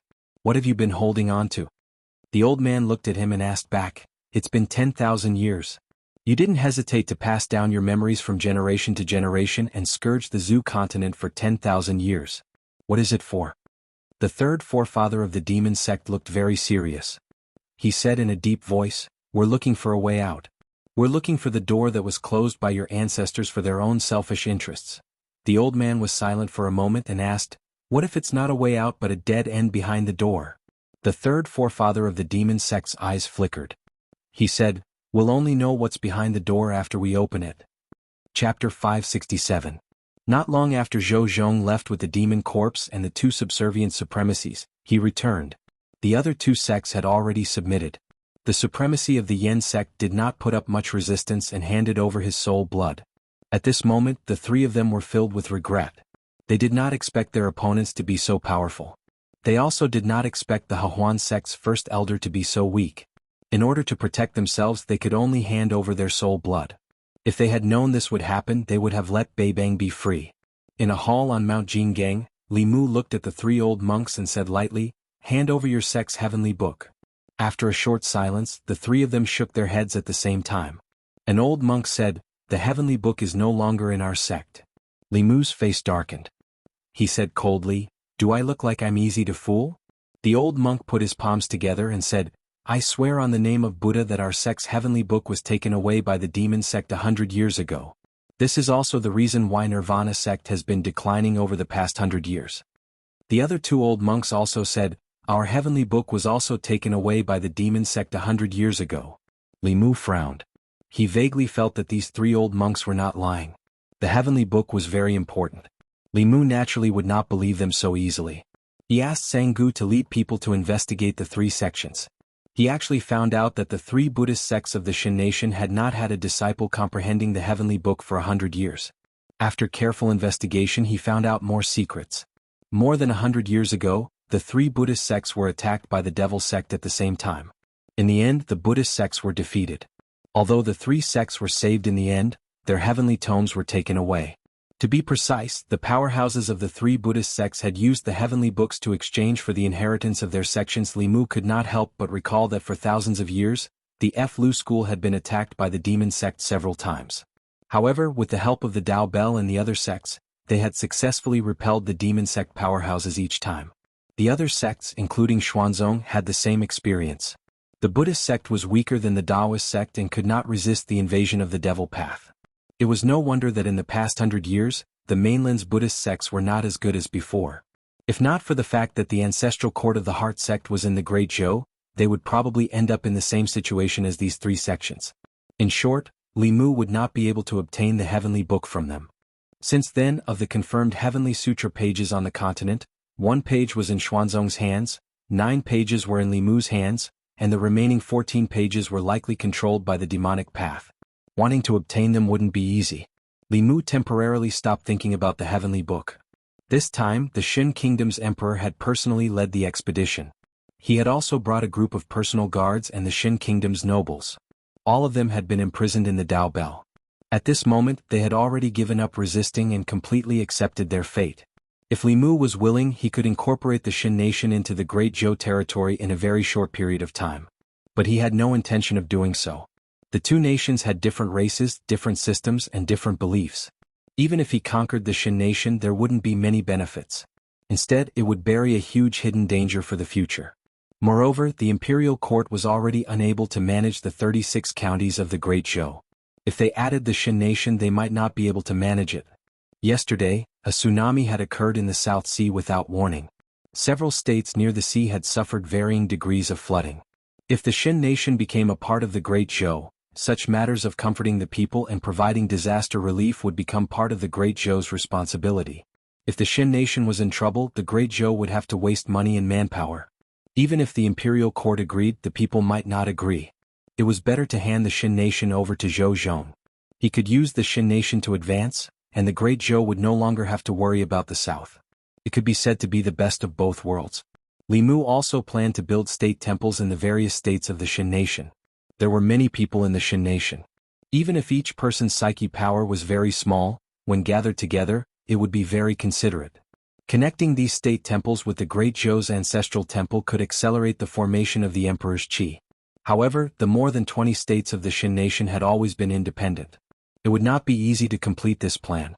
For a long time to come, what they needed to do was to subdue the various states. With Zhou Zhong's current power, it was only a matter of time before he completely integrated the Shin nation. The situation of the Shin nation had been settled. There was no need for Li Mu and the Empress to stay here. He used a sound-transmitting ritual implement to ask Xian Jizi. The two women were still in seclusion. The time it took for high-level cultivators to break through to the next realm varied from person to person. There was no pattern to it. Some people's fateful encounters would allow them to break through to the next realm in an instant. Some people needed days, months, or even years. Lu Hanyin and Li Qing should not need that long. Judging from the effects of the pills they had taken, it would take them at most 3 months to completely refine the effects of the pills. When he and the Empress returned to Shin-Du, Shangguanli had already successfully broken through to the next realm. Mr. Mei was still in seclusion. The saint-level pills could only greatly increase the probability of breaking through to the next realm. Whether or not the cultivator could break through to the next realm depended on themselves. Without Mr. Mei, Li Mu and the Empress were of course more at ease. They could draw together in Changel Palace. In the name of discussing state affairs, they could dismiss the guards and maids, stroll in the imperial garden and admire the flowers. Or they could change their appearances and eat a bowl of noodles at a roadside noodle stall, fly a kite together, and watch the sunrise and sunset together. However, Shangguanli's existence often disturbed their plans to spend time together. Because Cheng Xen was always with the Empress, she had already been sent to a few dry counties to make rain. She would not be back for at least half a month. Shangguanli was the Empress's personal female official. She should be by the Empress's side all the time. Once or twice was enough to send her away, but if it happened too many times, it was inevitable that the Empress would become suspicious. Li Mu was already regretting it. If he had known earlier, he would have cut corners in her pill. If the effect of the pill was not so good, she might still be in seclusion now instead of being the third wheel between the two of them. In Changel Palace, Li Mu was reading a booklet. Zhou Yi was drawing. Shangguanli stood behind her, waiting for orders. Li Mu and Zhou Yi looked at each other and instantly understood each other's intentions. Zhou Yi coughed softly and said, "Ali, go to the National Treasury and check if there are any more pills, fulu and the like. If there are not enough, let the Ministry of Revenue go to the shops of the various sects to buy more." A trace of doubt appeared in Shangguanli's eyes. These small matters were all handled by specialized officials. There was no need for her to go at all. Moreover, the Empress had never liked these complicated affairs of state. Why was she so concerned about these matters recently? The day before yesterday she had gone to the Department of Worship to supervise the offerings. Yesterday she had gone to the Ministry of Revenue to check the accounts. Today she had gone to the National Treasury to check the inventory. Why did she feel that the Empress was intentionally sending her away? At this time Zhou Yi said to Li Mu, "You've been reading the booklets for a long time.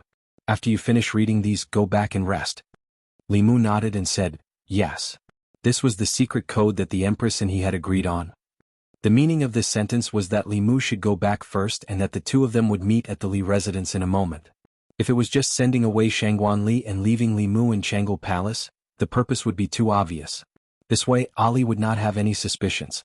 Shangguanli also agreed and walked out of Changel Palace with a belly full of doubts. Li Mu looked through a few booklets. Seeing that Shangguanli had already walked far away, he exchanged a look with the Empress and also directly left the palace.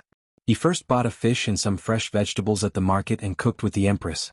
It was also a different kind of sweetness and romance. When he returned home, Li Mu pushed open the door and saw that there was already a figure standing in the courtyard. Towards these kinds of things she was always more impatient than he was. He walked over and hugged the Empress who had turned into Shangguanli from behind. He asked, "What do you want to eat today?" The delicate body in his arms trembled. Soon after, he was blasted away by a tyrannical transcendence energy. Shangguanli retreated a few steps and looked at Li Mu with shame and anger. She gritted her teeth and said, "What are you doing?" Li Mu looked at her in shock and muttered, "You?" Shangguanli crossed her arms in front of her chest and said angrily, "Are you crazy? Li Mu instantly realized and immediately said, "Sorry, I mistook you for someone else." As his voice fell, the space in the Li residence fluctuated and another Shangguanli appeared in the courtyard. The two Shangguanli looked at each other. One was shocked and the other was flustered. Chapter 568. Shangguanli came to the Li mansion to ask Li Mu if he felt that Her Majesty was a little strange recently, but she didn't expect to see such a scene. She stood behind Li Mu. After the shock, she said angrily, "Who are you?" Zhou Yi went through the initial panic, but soon calmed down and returned to her original appearance. Seeing the familiar figure, Shangguanli trembled and said in disbelief, "Your Majesty?" She was full of doubts. She didn't understand why Her Majesty would change into her appearance and come to the Li mansion, until she remembered a rumor in Shindu these days. It was a rumor that Li Mu and the Empress' personal maid were strolling hand in hand. Only now did she finally realize that it wasn't a rumor. Zhou Yi walked to the door of the study and said, "Ali, come in with me." Shangguanli glanced at Li Mu and walked into the study in a panic. After a long time she came out of the study, looked at Li Mu again and then strode out of the Li mansion. Zhou Yi walked to the yard and said, "It's fine if Ali knows. She won't tell anyone."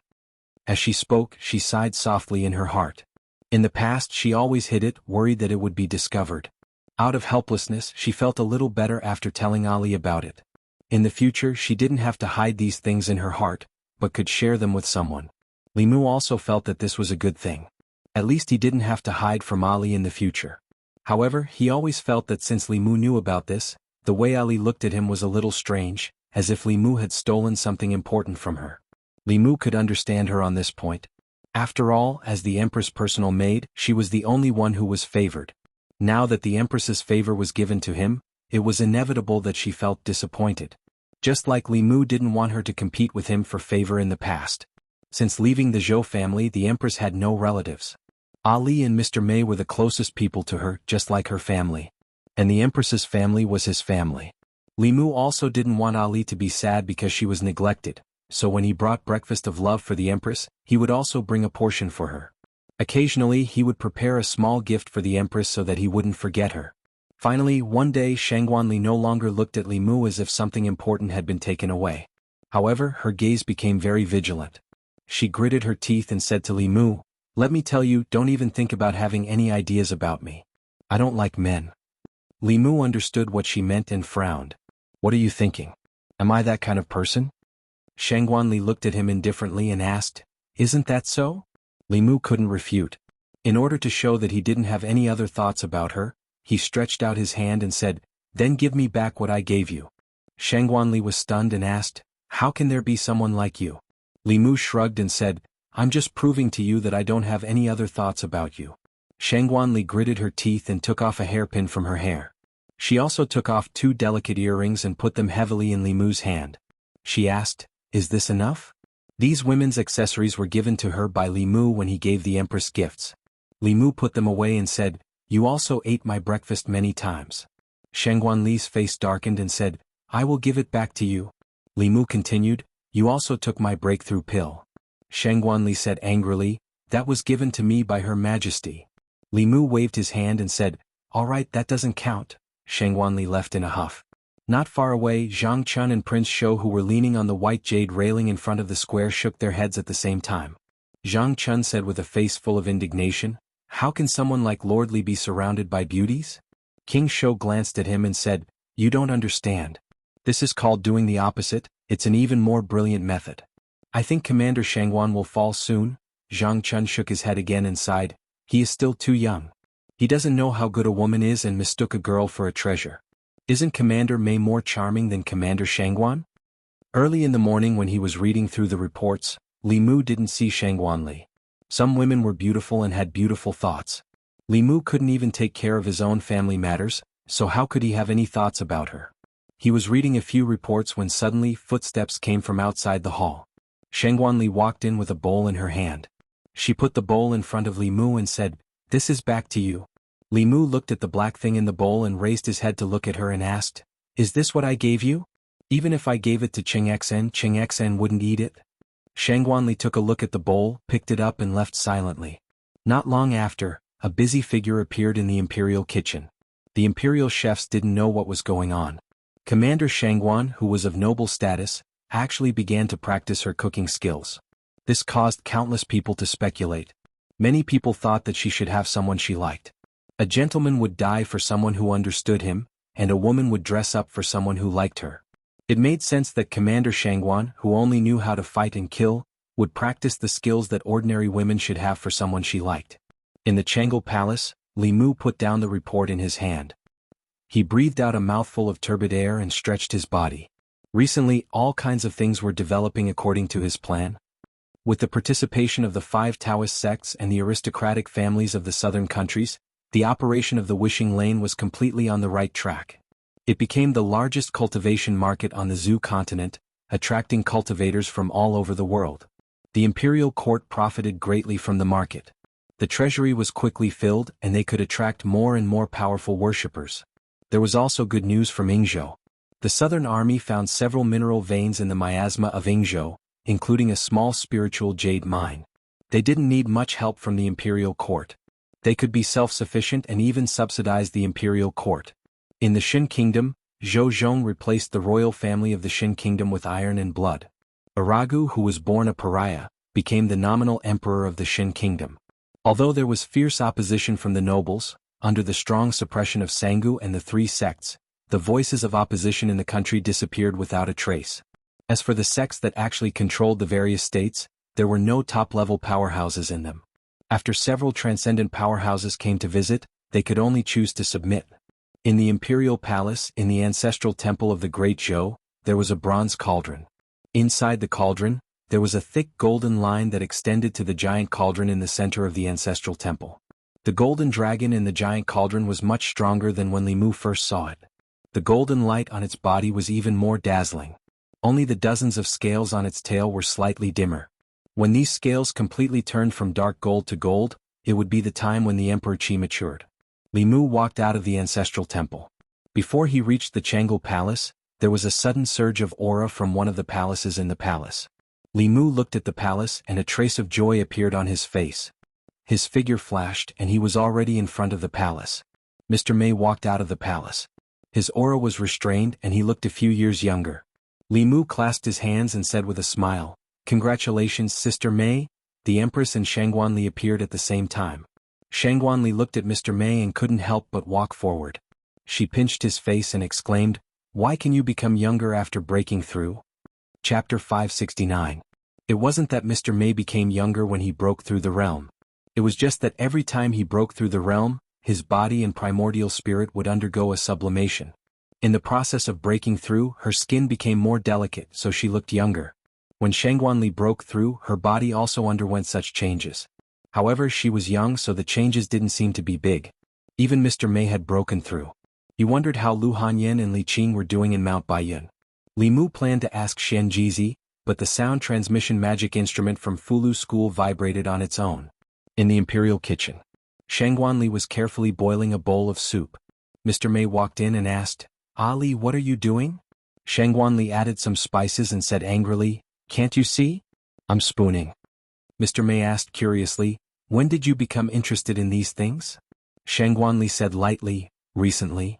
Mr. Mei picked up a spoon and reached for the bowl. Shangguan Li hit the back of his hand. Shanghai Li said, "If you want to eat, make it yourself. It's not for you." Mr. Mei asked curiously, "Then who is it for? Is it for His Majesty?"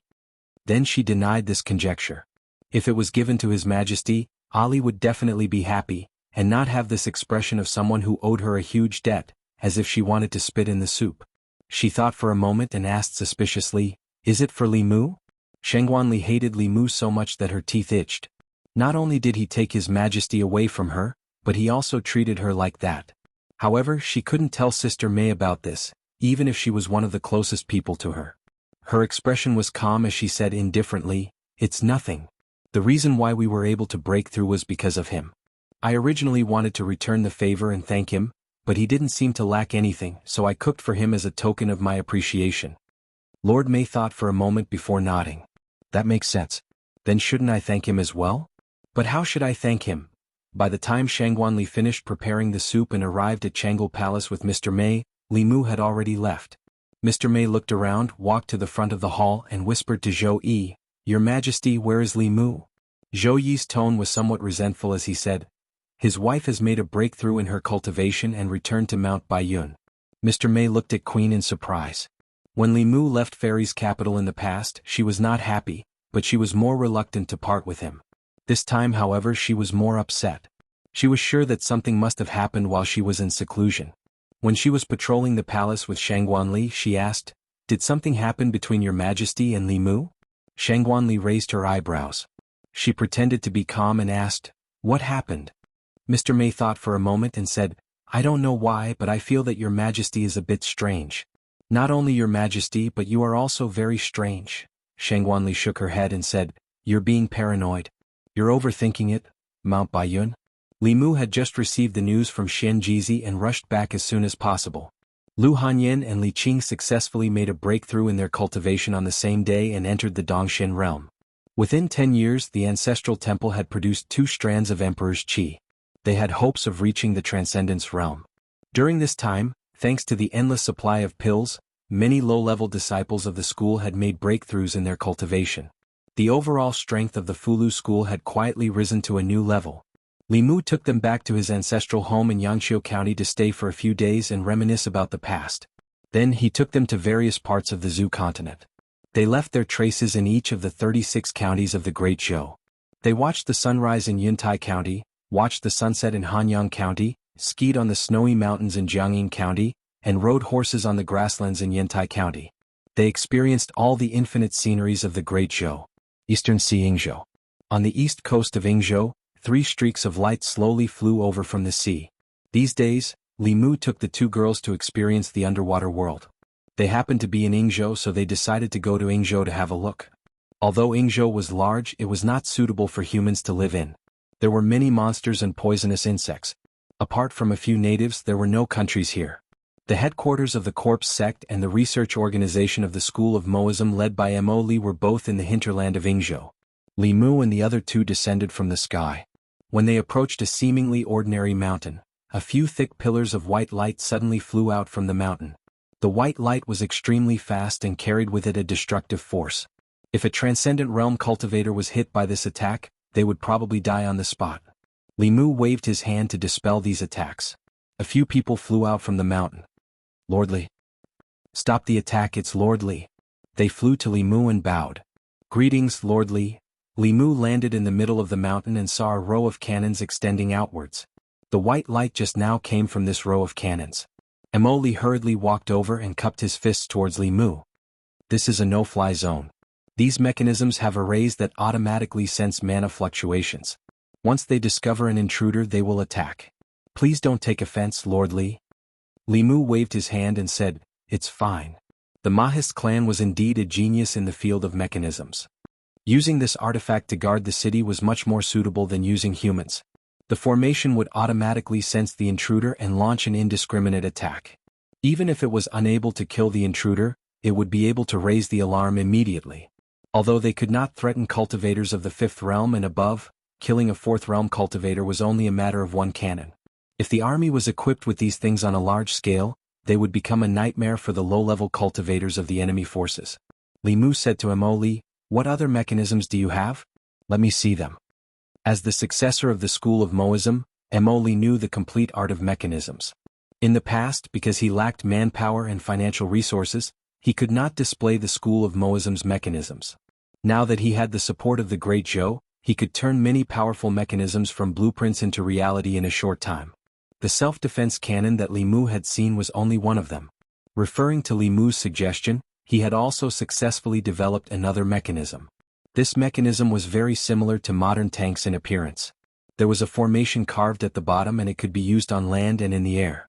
The entire mechanism was made from the hard materials used to forge artifacts. Although the cost of production was high, its defense was extremely strong. Even a 6th realm cultivator would not be able to break through it in a short time. As long as a 3rd realm cultivator controlled it simply and filled it with spiritual jades, it could become a killing machine. It only required 1 spiritual jade to kill low-level cultivators. It was also a fatal threat to 5th realm cultivators. Just from the price, the materials of a single mechanical tank could be used to forge many artifacts. If it were not for the Great Zhou's wealth, they would not be able to afford to mass-produce it. However, the advantages of this mechanism were also irreplaceable. It had the attack power of the fifth realm and above. As long as it had spiritual jades, it would never run out of mana. Its defense was extremely strong and its attack power was extremely high. If there were tens of thousands of these mechanisms, they could raze a small country to the ground in an instant. They could also make Xuanzong disappear from the East Sea. Other than this kind of attack mechanism, the Mahist sect also had some small auxiliary mechanisms. Their voice transmission Dharma artifacts were unique.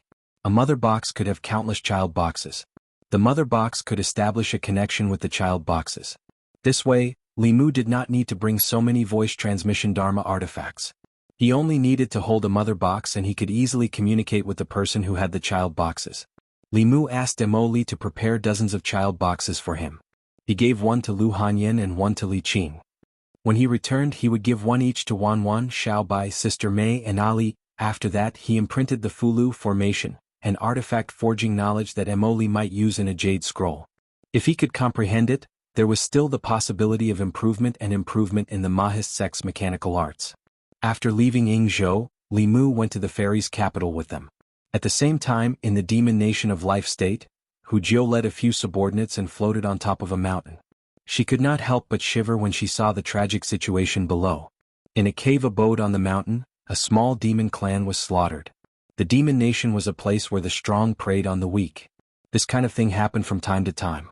However, since these small demon clans submitted to the Thousand Fox Nation, no matter how powerful the demon clans in the demon nation were, they did not dare to do anything to them. What was even more frightening was that this demon clan had died in a very strange way. There were no wounds on their bodies, but the blood in their bodies had been sucked dry. There was not a single drop left. They had all turned into dried corpses. There was still a look of horror on their faces. That was not all. Not only this small demon clan, there was not a single living thing within a 10-mile radius of the mountain. Whether it was the birds, the beasts, or the small demons in the mountain, they all seemed to have turned into mummified corpses at the same time. The mountain was dead silent. Hu Jiu and the other demons could even hear their own breathing. An extremely strange atmosphere was spreading among them. Chapter 570. In the past month, the entire Yao nation was shrouded in a horrifying atmosphere. In the territories of Qinhu Nation, Tianlang Nation, Shen Snake Tribe and Flying Bear Tribe, a number of shocking incidents happened. More than a dozen small and medium-sized Yao tribes were slaughtered overnight. These demon clan members had died a horrible death. All the blood in their bodies had been sucked dry, leaving behind only withered demon clan corpses. What was even more terrifying was that not only were the demon clan members slaughtered, but even the demon clan members nearby that did not have any intelligence were also sucked dry. This incident caused the entire Yao nation to panic. Qinhu Nation in the cave abode on the highest peak. The Blue Wolf King's face was pale as he muttered, "Demonic path, it must be the demonic path. This is the method of the demonic path." That elder of the demonic path did the same to heal himself. The Lord of Illusions narrowed his eyes and said in a low voice, "The elders of the sage sect are inhumane. We can't let this go on. Absorbing so much blood essence at once, I'm afraid someone is using it to cultivate the demonic art. If we let him go, he will become stronger and more difficult to deal with." The Blue Wolf King said, "If it's really those people, we're no match for them. If we want to kill an elder of the sage sect, I'm afraid we'll have to call that bear and that snake together." The Lord of Illusions looked out of the cave abode and said, "Looks like it's time to go to Tianshan Mountain and the Snake Swamp." In the extreme north of the Yao Nation, on an ice field. The vast northern territory of the Shun continent was the territory of the Tianshan Bear tribe. The climate here was extremely cold, and the land was covered in snow all year round. Stepping into the northern ice field, all one could see was white. At this moment, there was a glaring red on one of the ice fields. A few white bears fell on the ice, their blood soaking a large area of the ice beneath them. The blood was still spreading in all directions, and the few white bears had long lost their vitality. A sinister human youth in a red robe floated in the air. Looking at the blood on the ice, he licked the blood at the corner of his mouth and whispered, "The blood of a familiar expert." He took a deep breath, and the blood under the ice gathered toward him, forming a river of blood that merged into his body. The young man shuddered. His aura grew stronger and his face regained some color. The white bears on the ice had all turned into shriveled corpses. The young man looked at the abnormally strong corpse of a giant bear. With a wave of his hand, the bear corpse disappeared. He muttered, "When old Five wakes up, it wouldn't be a bad idea to refine her into a demonic corpse." After collecting the bear carcass, He was about to leave when a white light suddenly whizzed towards him from the north. The white light carried a powerful aura. Before it even arrived, an earth-shattering roar could be heard. "Who killed my son?" The young man looked in that direction and the corners of his mouth curled up. "After killing the little one, the big one has come." He was only at the 6th level of cultivation, but he showed no fear in the face of an aura that was much more powerful than his own. A foul river of blood surged out from his body once more, blotting out the sky as it rushed towards the figure in the distance. The river of blood and the white light collided, and a powerful wave of mana exploded. The ice plains within a radius of dozens of miles immediately collapsed, forming countless icicles that pierced towards the red-robed young man. The icicles almost filled the void, and the young man had nowhere to hide. His body suddenly turned into a pool of blood, allowing the icicles to pass through him.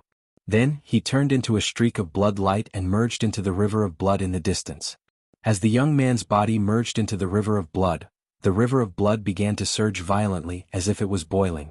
In an instant, it enveloped the giant in the white light, forming a constantly shrinking ball of blood. The ball of blood scurried around in the air above the ice plains, and at the same time, it was also constantly shrinking. The surface of the ball of blood surged even more violently, and from within came roars of shock and panic. "What the hell are you?" Within the ball of blood, the young man's voice was sinister. "To be able to contribute blood essence to this lord, your death is not without value." With that, the ball of blood suddenly fell silent for a moment, and then it began to expand violently. In the end, it exploded with a bang and a streak of white light escaped, shooting off into the distance. The young man returned to his original form, but his face was rather pale. He licked the blood from the corner of his mouth and said softly, "It's been too long since I've fought. I've underestimated these juniors." His aura was much weaker than before, so he did not continue to pursue. Instead, he turned into a streak of blood-red light and disappeared in the opposite direction of the white light. A day later on Sky Mountain. Within a huge ice cave, the Nine-Heaven Snake King stared at a burly man with a withered aura. He said in shock, "What? Even you were no match for that person?" The White Bear King still had lingering fear. He said, "If I hadn't self-destructed the artifact I'd nurtured for 60 years to escape, I probably would have died at the hands of that human." The Blue Wolf Demon King asked, "Which demonic Tao transcending elder injured you?" The White Bear King shook his head. He said, "Not a demonic elder. That person was only at the 6th level." The Blue Wolf King was in disbelief. He blurted out, "Impossible. How could a 6th level almost kill you? You think everyone is like that lord?" The White Bear King said seriously, "I'm sure he's only at the 6th level, but his divine art is too strange. I've never seen such a strange and terrifying divine art before. Where did this person come from? How come I've never heard of him before?" The Blue Wolf King asked suspiciously, "Is it not demonic?" "It's demonic." The Heaven Lord of Illusions was silent for a moment. He then said slowly, "I've read the history of the demon sect. Every few hundred or thousand years, a few powerful cultivators would suddenly appear in the demon sect. They were so powerful that they could kill and transcend through Dongxian. The divine art that the human Bear Mountain mentioned was also recorded in the ancient records. Every 300 or 400 years, a powerful cultivator would appear who was good at using blood arts. It's been more than 400 years since the last powerful cultivator died." The Nine-Heaven Snake King said, "If it's demonic, then things are even more troublesome. This person has the power to kill us now. When his demonic arts are perfected and his cultivation improves, even if we work together we might not be his match. At that time, even if we don't go to him, he'll come to us." The powerful cultivators of the Demon Nation all had serious expressions. The Demon Nation had once been at odds with the Great Zhou, but only a portion of the demon forces were involved. The civil strife that followed was just a war between the Celestial Wolf Tribe and the Thousand Fox Tribe. However, the situation now was different. Small demon clans had been destroyed under the 4 major forces. The Mastermind's hand had already reached out to the White Bear King. If they ignored it, this would become the greatest catastrophe in the Demon Nation in the past few hundred years. The Heaven Lord of Myriad Illusions swept his gaze across the crowd and said, "Everyone is well aware of the situation in the demon country. I hope that in the coming days, we can put aside our past grudges and join forces to deal with our common enemy." The White Bear King and the Nine-Heaven Snake King looked at each other and nodded slowly. Among the 4 great factions of the demonic kingdom, the Wolf Clan and the Fox Clan had somehow formed an alliance. Even though there had always been territorial disputes and conflicts of interest between them, for now, they had a common enemy. Furthermore, it was an extremely powerful enemy. They had to work together to survive the demon nation's crisis. After a short secret discussion, the four major forces of the demon nation officially formed an alliance. The Heaven Lord of Illusions looked at the weak White Bear King and took out a bottle of pills. He poured out a pill and threw it to the White Bear King, saying, "There might be a fierce battle ahead. Take this pill and your injuries will recover." As the Heaven Lord of Illusions opened the jade bottle, the other three demon kings immediately smelled a medicinal fragrance. Judging from the fragrance, this pill was definitely not an ordinary one. Pills that could be effective on seventh realms were already very precious. Furthermore, the demon race was not good at refining pills. Such pills were even harder to find in the demon nation. The Heaven Lord of Illusions actually had an entire bottle, which made the other demons envious. The White Bear King accepted the pill and cupped his fists, saying, "Thank you, Brother Illusions. I wonder how much this pill cost. I will pay you with spiritual jades." The Heaven Lord of Illusions waved his hand and said proudly, "It's just one pill. It's nothing. My son-in-law gave me several bottles. I won't be able to finish them all in a short time," the White Bear King said enviously. "Brother Illusions has found a good son-in-law. It's a pity that my daughters don't have this fate."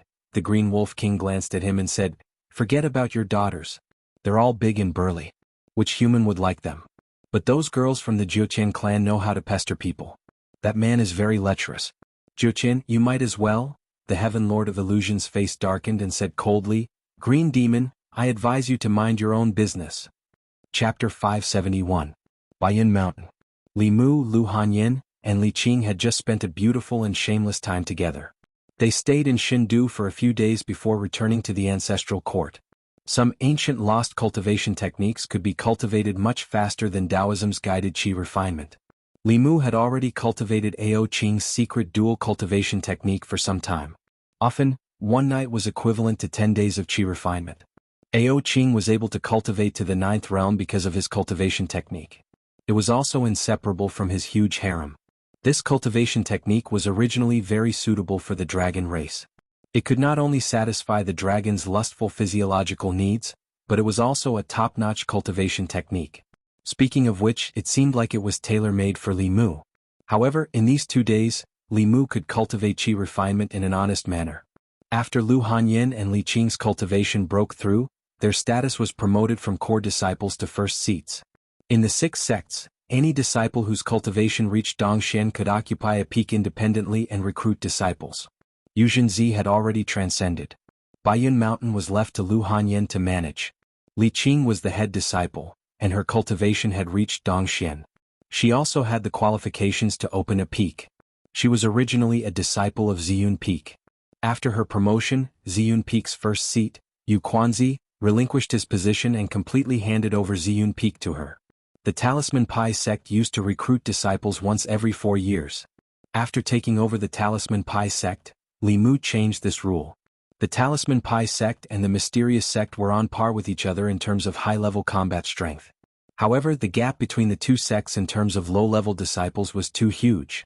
If the Talisman Pai sect still used the previous rule, it was unknown when they would be able to catch up with the Mysterious sect. Fulu School didn't cooperate much with the imperial court in the past. It was difficult to recruit disciples from the common people. Currently, the Fulu School had already begun a deep cooperation with the imperial court. Some time ago, Li Mu had asked the Empress to select people of suitable age and decent aptitude within the 36 counties, and then have the school contact their families. Being able to join such a cultivation sect was undoubtedly a good thing for ordinary people to completely change their fates.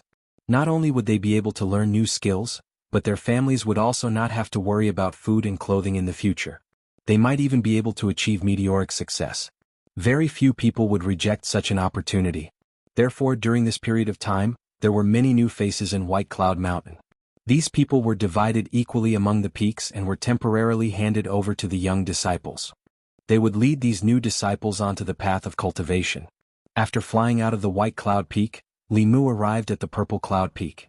2 female disciples who were chatting immediately stood up straight, puffed out their chests and said respectfully, "Greetings, Martial Uncle." Li Mu smiled at them and walked toward the Holy Ji Palace.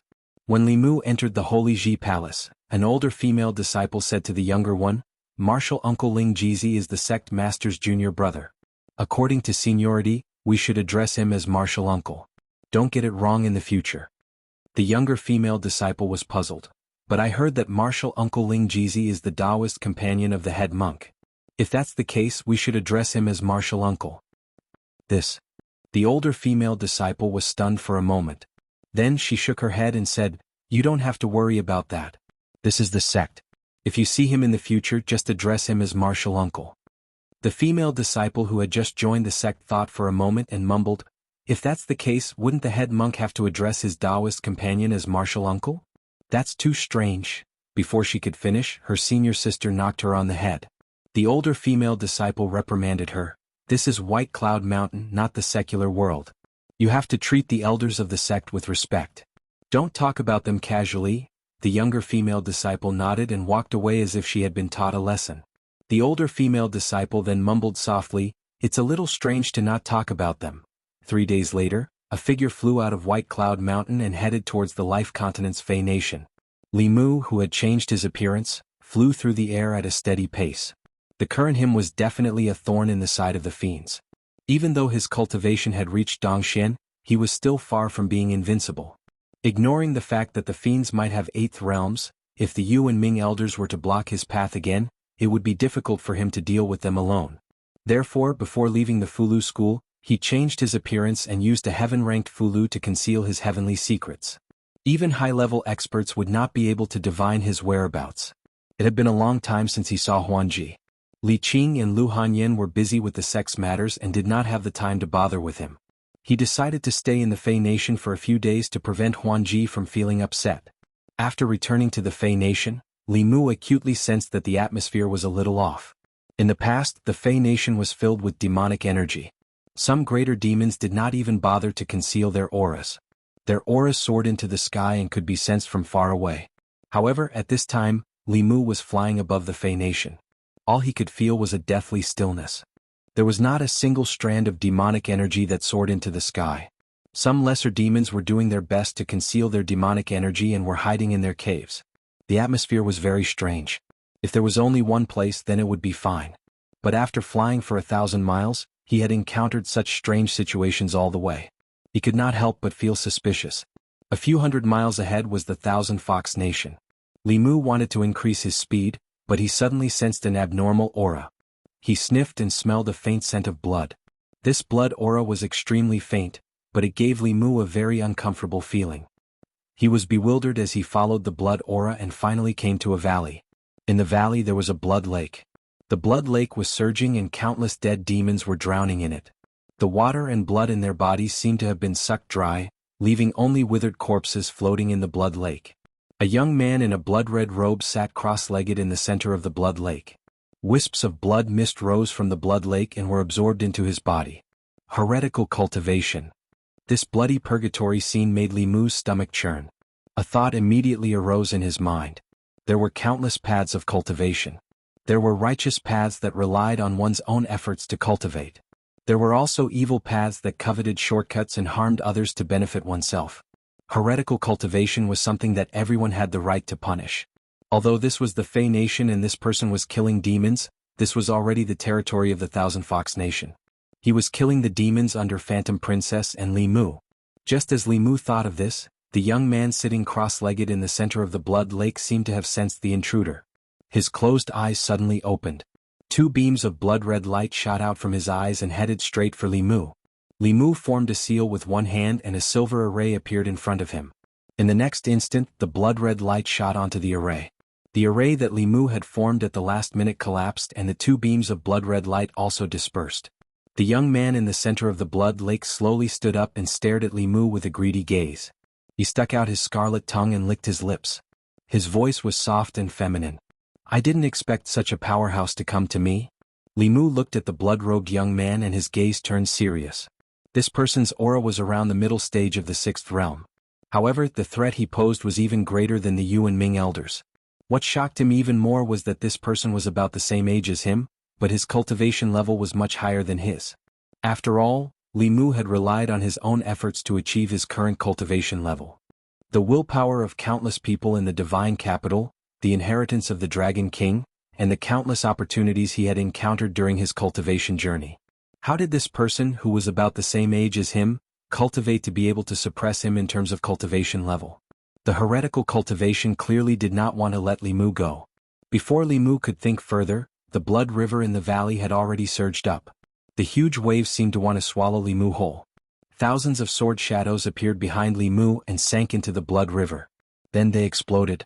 Countless holes appeared in the blood river, but they gathered together in the next instant. The young man's eyes were filled with disdain. Li Mu frowned slightly. He had not fought with the heretical cultivation many times. These heretical supernatural powers were more difficult to deal with than he had imagined. With another thought, a gust of wind blew behind him. The gust of wind mixed with raindrops blew the blood river away. This time it was the young man's turn to frown. He said in a low voice, "Call the wind and summon the rain. You, a human, know this supernatural power. Those old fogies of the dragon clan did not chase after you." As he muttered to himself, his figure disappeared from where he stood. A blood shadow went straight for Li Mu. The Qingxian sword in Li Mu's hand flashed with countless streaks of lightning as it slashed across the sky.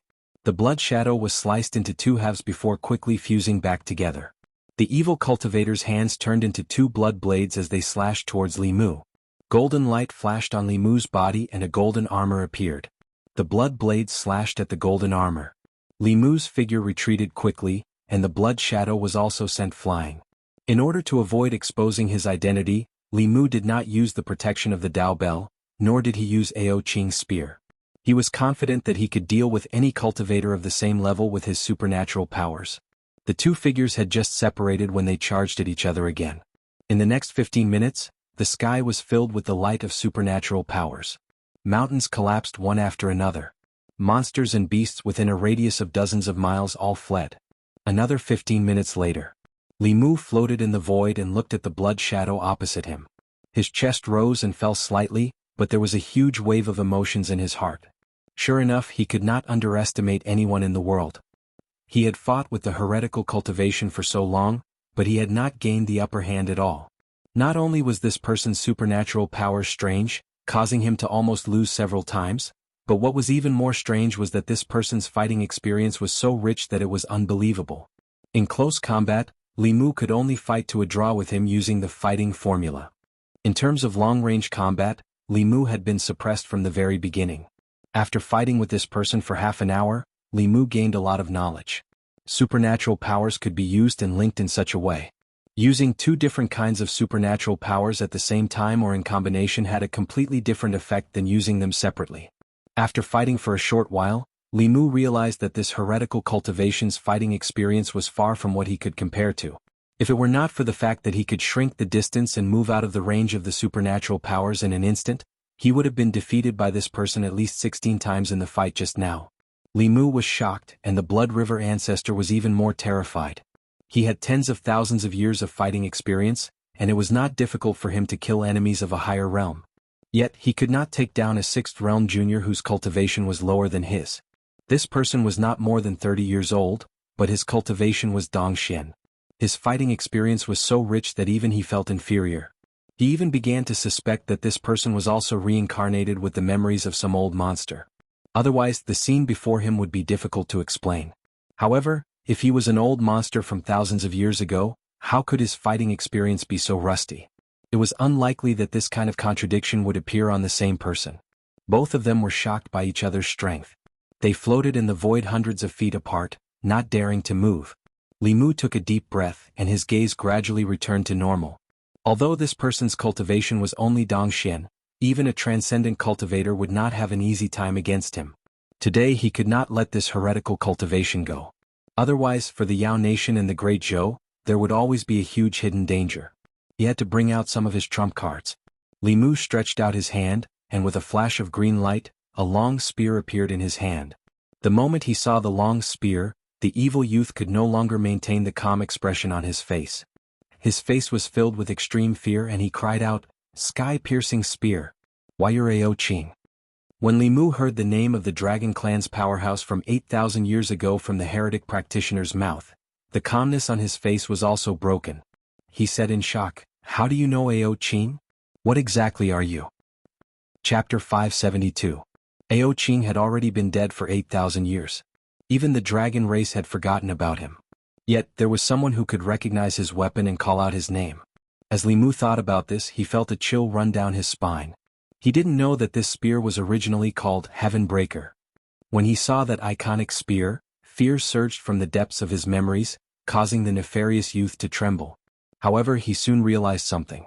As he looked at Li Mu, he was overjoyed. He blurted out, "So it's you." Li Mu became even more vigilant.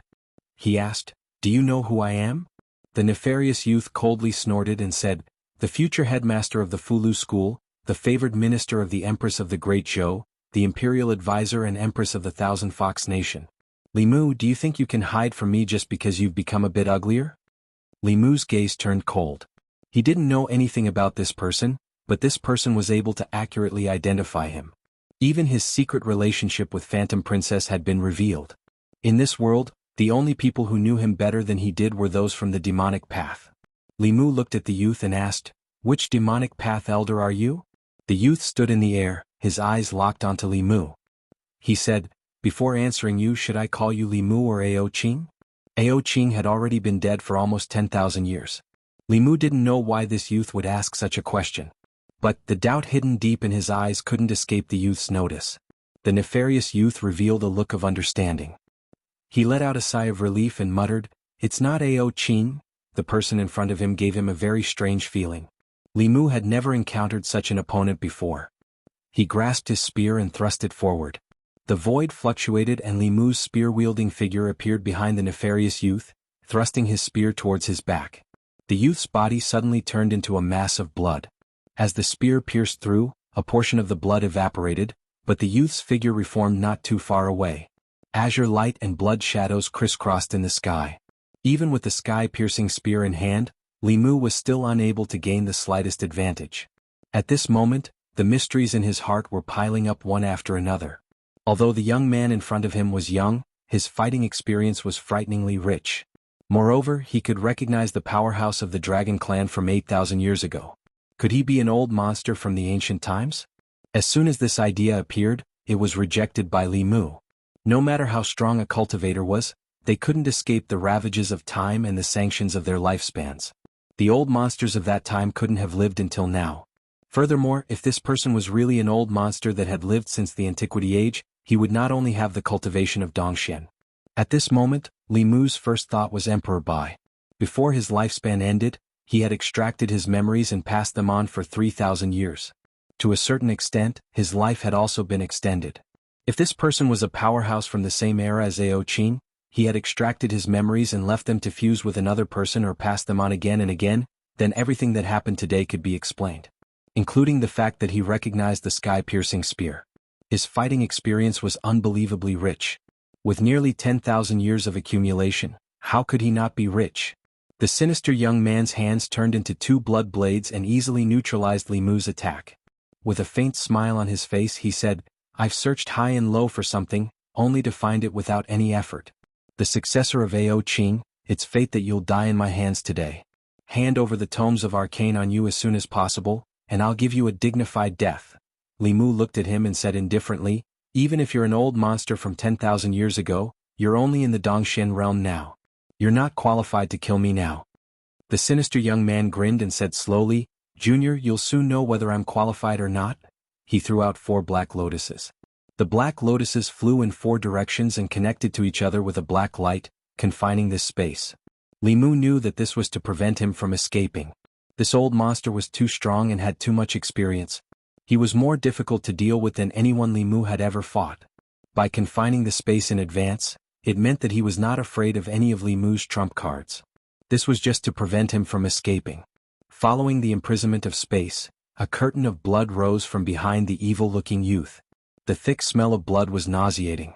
At the same time, Li Mu discovered that the blood in the youth's body was showing signs of leaking out of his body. Li Mu originally thought that with his current strength, it would be easy for him to deal with a 6th realm heretical cultivation cultivator. However, there was a slight change in the situation now.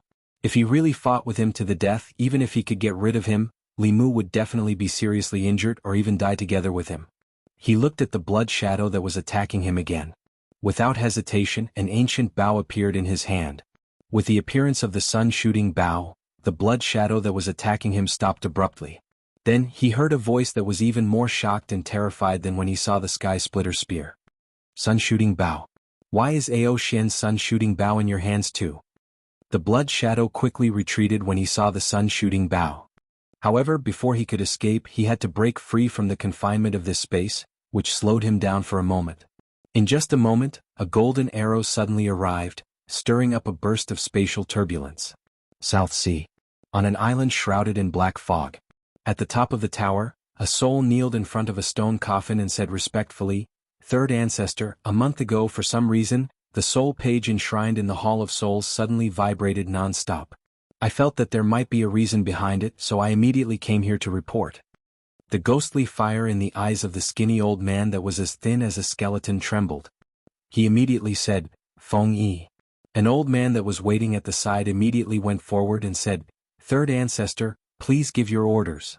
The skeletal old man said, "The soul page is a copy of the Ghost Dao Heavenly Book. The vibration of the soul page means that the Ghost Dao Heavenly Book is in the ghost realm of Yudu. I order you to immediately head to the ghost realm and bring that heavenly book back." Feng Yi bowed and said, "Yes." After saying that, he looked at the soul shadow beside him and said, "King Qingguang, let's go." After they left, the lid of another stone coffin beside the skeletal old man suddenly opened, and a woman's voice came from within. "After 500 years, the Ghost Dao Heavenly Book has finally appeared. Aren't you going to make a trip personally?" The skeletal old man clutched his chest and said, "Tianjizi won't allow me to set foot on the continent. Although this person's Dao skills aren't strong, his arithmetic is one of the most difficult opponents I've met in the past few thousand years." The woman said leisurely, "All these years many ninth realm cultivators have died in our hands. Now, a mere eighth realm cultivator is enough to make you so fearful." The skeletal old man said indifferently, "Today is different from the past. In the past it was easy to advance to the ninth realm. Now I've exhausted my lifespan and have only just stepped into the eighth realm. If I still can't find that door in a few hundred years when my lifespan is exhausted, I'm afraid I'll be stuck at the seventh realm." The woman thought about it and said, "It's a heavenly book after all. Send a message to Blood River." The skeletal old man said, "Blood River is in the demon country. He needs to transcend as soon as possible. As long as he succeeds in breaking through, he will be invincible below Dao integration. When that time comes, it will be the day we make a move on the Dao sect." The woman was silent for a moment before asking, "Will he encounter any accidents in the demon country alone? In these 10,000 years, memories have been passed down through reincarnation. Of the dozens of senior and junior brothers in the sect, only the few of us are left." The skeletal old man's voice was steady as he said, "Don't worry. With his current abilities, as long as he doesn't meet Tianjizi, he can deal with any situation. It won't be a big problem for him to be alone in the demon country." As his voice fell, a jade talisman hanging on the wall of the pagoda suddenly shattered. Chapter 573. In the demon nation, the nameless mountain range was silent. Li Mu held the sun-shooting bow in one hand and the sky-splitting spear in the other. He slowly descended from the void and frantically absorbed the surrounding spiritual energy to recover his spiritual power. The sun-shooting bow had once killed the seventh realm Hehuan sect Grand Elder with a single arrow, causing his body and soul to be unable to escape. However, it was still unable to kill the evil youth with a single arrow.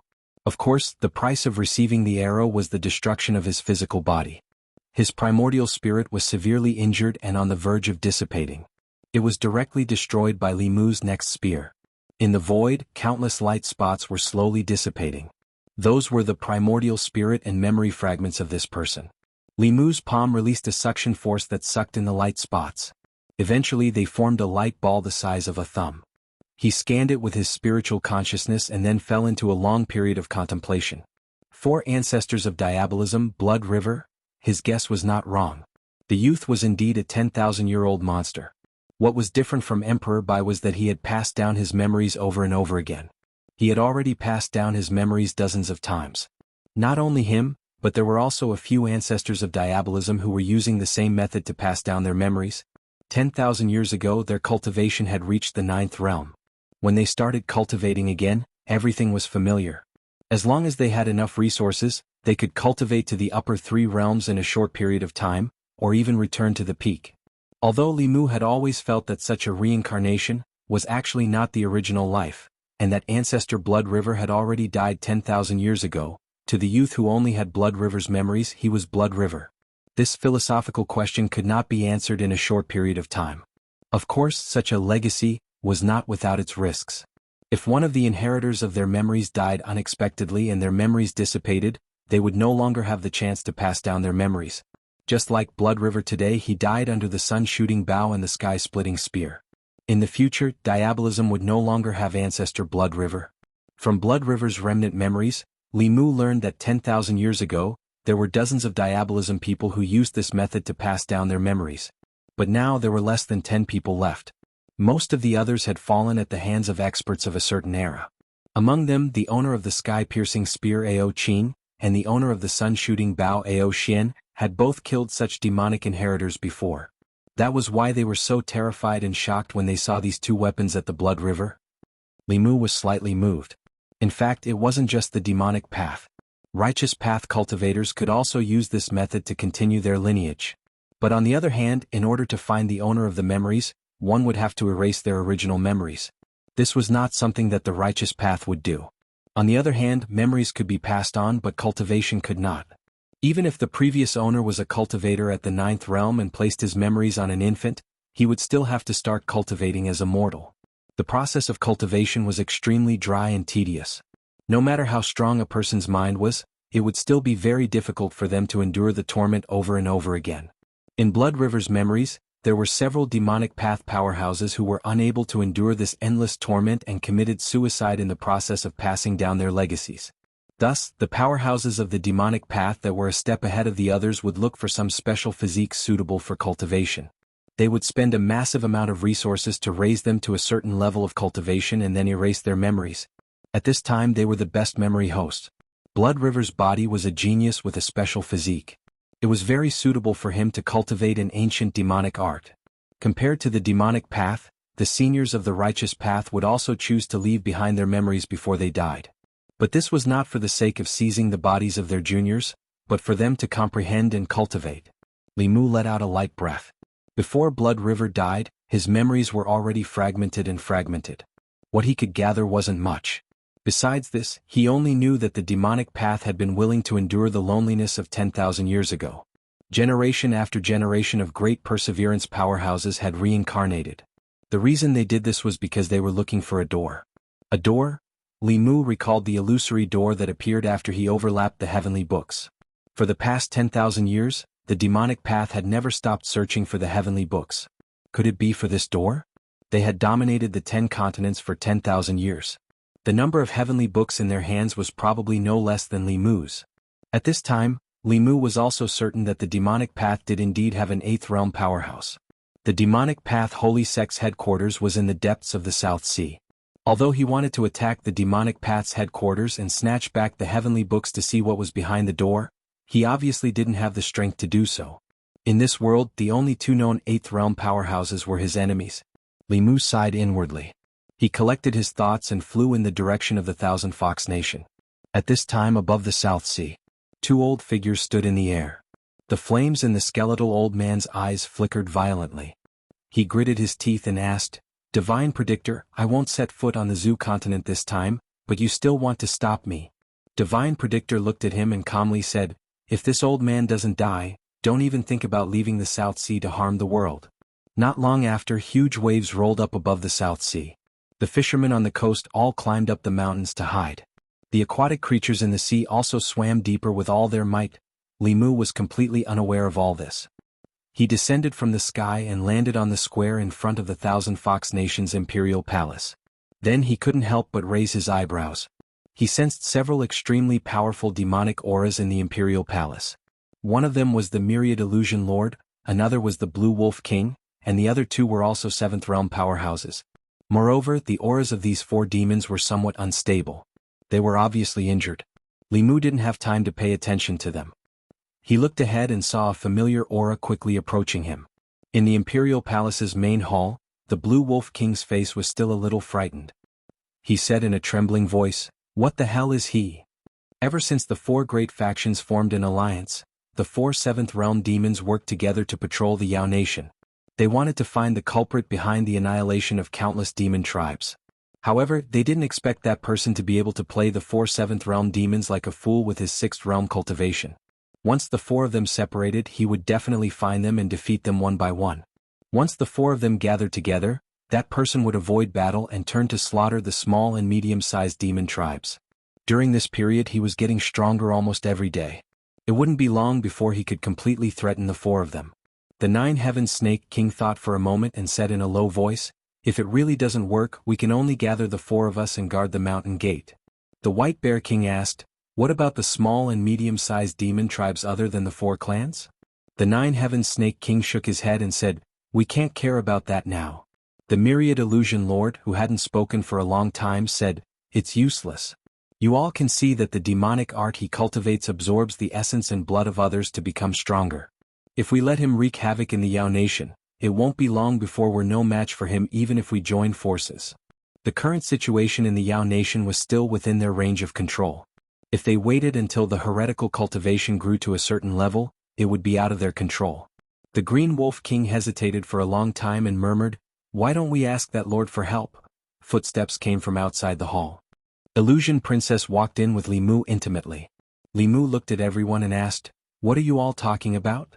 The Myriad Illusion Lord coughed lightly and said, "My dear son-in-law, you may not know this, but recently, a vicious heretical cultivation appeared in the Yao Nation. The 4 of us joined forces but couldn't capture him." Li Mu was caught off guard when the Myriad Illusion Lord called him, "My dear son-in-law." He had only been with Illusion Princess since he came to the Yao Nation. He didn't speak much with the Myriad Illusion Lord and wasn't so familiar with him. However, in front of so many people, even if Li Mu didn't consider him, he had to consider Illusion Princess. Moreover, the Myriad Illusion Lord called him, "My dear son-in-law," was based on the truth, so he tacitly agreed to it. He reached out his hand and gently touched the void. A shadow appeared in front of the Myriad Illusion Lord and the others. Li Mu asked, "Is it this person?" The Myriad Illusion Lord said in shock, "My dear son-in-law, you've seen him?" Li Mu nodded slightly and said casually, "On the way to the Yao Nation, I happened to see this heretical cultivation slaughtering innocent demons. I killed him in passing to prevent him from harming the Thousand Fox Nation in the future." Killed? In passing? The 4 demons in the hall, including the Myriad Illusion Lord, were all stunned. Although the heretical cultivation was only at the 6th realm, even they who were at the 7th realm had almost died in his hands. How could he be killed so easily? If Li Mu could kill that evil youth, wouldn't he have the ability to kill them as well? Li Mu continued, "This person's cultivation wasn't high, but he was very strong. His mystique was strange and his battle experience was also very rich. I was almost injured by him and spent a lot of effort to kill him. He had a high status in the demon sect. If he died in the Yao Nation, he might attract the revenge of the demon sect. You have to be careful in the Yao Nation." Illusion Princess had already hinted to him countless times. After reminding them, Li Mu and Illusion Princess walked out of the hall and went straight to the harem. Inside the hall, the Green Wolf King's mouth was wide open and didn't close for a long time. "That person is really dead? That's impossible. He's only at the 6th realm. That person is invincible at the 6th realm." The Myriad Illusion Lord was the first to come back to his senses. He smiled and said to the others, "Since my son-in-law said he's dead, then he's dead. Compared to how he killed that person, what's more important is whether we can withstand the revenge of the demon sect." The original temporary alliance of the 4 races was to deal with that heretical cultivation. Now that he was dead, the alliance of the 4 races should be dissolved. However, the Myriad Illusion Lord's worries weren't unfounded. The Green Wolf King's life was still in the hands of others, so of course he didn't have any objections. The 9-Heaven Snake King and the White Bear King fell into a long silence. The Myriad Illusion Lord looked at them and continued, "Many things have happened in the Yao Nation in the past 2 years. I believe that you can see that only a unified Yao Nation can gather all forces and resist the calamity together." The 9-Heaven Snake King frowned and said, "You want us to bow down to your Thousand Fox Nation?" The Myriad Illusion Lord shook his head and said, "We're not bowing down to you. The 4 races will unite and our territories will remain unchanged. We'll use the power of the 4 races to unify the power of the entire Yao Nation. In the future we'll discuss the matters of the Yao Nation together. Only the Black Snake Tribe and the Flying Bear Tribe couldn't fight against the Demon Sect. A complete unification of the Yao Nation's races was a good thing for everyone, especially with the Thousand Fox Nation behind them. Relying on that man was equivalent to relying on the Great Zhou Court. The various Tao sects would instantly gain countless powerful allies. The Nine-Heaven Snake King and the White Bear King looked at each other and quickly came to a decision. The Nine-Heaven Snake King nodded and said, "The Myriad Illusion Lord's words make sense. With the enemy before us, it's time for the Yao Nation to be unified." The White Bear King also said, "I also agree with the unification." The Myriad Illusion Lord said meaningfully, "Since the Yao Nation is to be unified, we must choose a ruler. Who do you think is the most suitable person to take this position?" Although the Myriad Illusion Lord asked in a questioning tone, there was no choice in this matter. The Thousand Fox Nation was currently the dominant power in the Yao Nation. Even if the Black Snake Tribe and the Flying Bear Tribe controlled the Yao Nation, they didn't have the strength to protect the Yao Nation. The entire Yao Nation was now tied to the Thousand Fox Nation. To be more precise, it was tied to the man behind the Queen of the Thousand Fox Nation, Phantom Princess. The Nine-Heaven Snake King took a deep breath and said helplessly, "I think that niece Phantom Princess can take on this heavy responsibility." The Myriad Illusion Lord shook his head and said, "Her cultivation is too low. I'm afraid she can't take on this responsibility." The Nine-Heaven Snake King cursed in his heart. The Myriad Illusion Lord had clearly dug a hole and was waiting for them to jump into it. However, they had no choice but to jump into it. He could only harden his heart and grit his teeth and said, "With the accumulation of our 4 tribes over the years, it shouldn't be difficult to push her to the 7th realm." The Myriad Illusion Lord looked troubled and said, "I'm sorry." The White Bear King also understood the meaning behind their words and said with a pained heart, "It should be so. The Queen of the Yao Nation can't lose to the Queen of the Great Zhou. I suggest that we merge the psychic spirits of the 4 tribes to help the Queen break through." Chapter 574. Thousand Fox Nation's Main Hall. A golden fox spirit floated above the 10,000 Illusions Lord's head. A golden snake coiled around the Nine-Heaven Snake King's arm. A golden wolf and a golden bear each crawled under the feet of the Blue Wolf King and the White Bear King. They weren't big but they exuded a strange aura. The 4 psychokinesis spirits were quiet on the surface, but they were all looking at each other with greed in their eyes. The 4 demons left behind their psychokinesis spirits, looked at each other and left the palace hall. The moment they stepped out of the hall, the 4 spirits finally couldn't hold back and pounced on each other. In the past he spent most of his time with the Empress, Lu Hanyan and Li Qin. This was a little unfair to Illusion Princess, so Li Mu stayed in Thousand Fox Nation for a while this time. Some strange things happen these days. In the past, Thousand Fox Nation was mostly made up of foxes and small demon tribes that relied on the Fox tribe. It was rare to see the Wolf tribe, Snake tribe, Bear tribe and other demon tribes. These tribes generally relied on the other 3 major demon tribes. However, in recent days, Li Mu often saw the Snake tribe, Bear tribe, and Wolf tribe wandering around the city. To be precise, it was the banshees of these tribes. When Li Mu accompanied Illusion Princess to play in the city, they would encounter a banshee every once in a while. They winked at him and made eyes at him. The beautiful snakes were fine, but the banshees of the Bear tribe were all as strong as mountains. When they twisted their bodies, Li Mu was traumatized. Therefore he simply didn't go out now. When he had nothing to do, he would study the Tao of dual cultivation with Illusion Princess and drink with Fox 6 and Fox 9. Life in the Yao Nation was so pleasant and comfortable. From Fox 6, Li Mu just learned that the Celestial Wolf Nation, the Black Snake Tribe, and the Flying Bear Tribe had decided to form a complete alliance with Thousand Fox Nation. In the future, Thousand Fox Nation would lead and the 4 tribes would discuss important matters together. In other words, Illusion Princess would not only be the Queen of Thousand Fox Nation in the future, but also the Queen of the Yao Nation. In terms of identity and status, she was already in the same position as the Empress. Although his strength was still slightly lacking, it was only temporary. The overall strength of the Yao Kingdom was not inferior to that of the Great Zhou. In fact, it was even superior. If the Yao Kingdom's queen was only at the 6th realm, she would be inferior to the Empress of the Great Zhou. Therefore, after the 4 clans discussed, they decided to use the power of the Yao Kingdom to push Huanji's cultivation to the 7th realm. Her method of promotion was the same as the Empress. The various clans of the Yao Nation had always been fighting over territories in small and medium-sized demon clans. A large part of the reason was their psychokinesis. If it was just the Thousand Fox Nation alone, it might take decades before a spirit of psychokinesis was born that could allow Phantom Princess to advance to the 7th realm. However, if the 4 clans worked together, they would be able to nurture a mature spirit of psychokinesis very quickly. Li Mu was happy to see the unification of the Yao Nation. Including the Yao Nation, the forces he could mobilize now were already very large, but he still lacked an 8th realm ally. When he had the confidence to resist Tianjizi, it would be time for him to return to Xuanzong. In addition, Li Mu also had some thoughts about the demon sect's heavenly tomes. The demon sect must know more about what was behind that door than he did.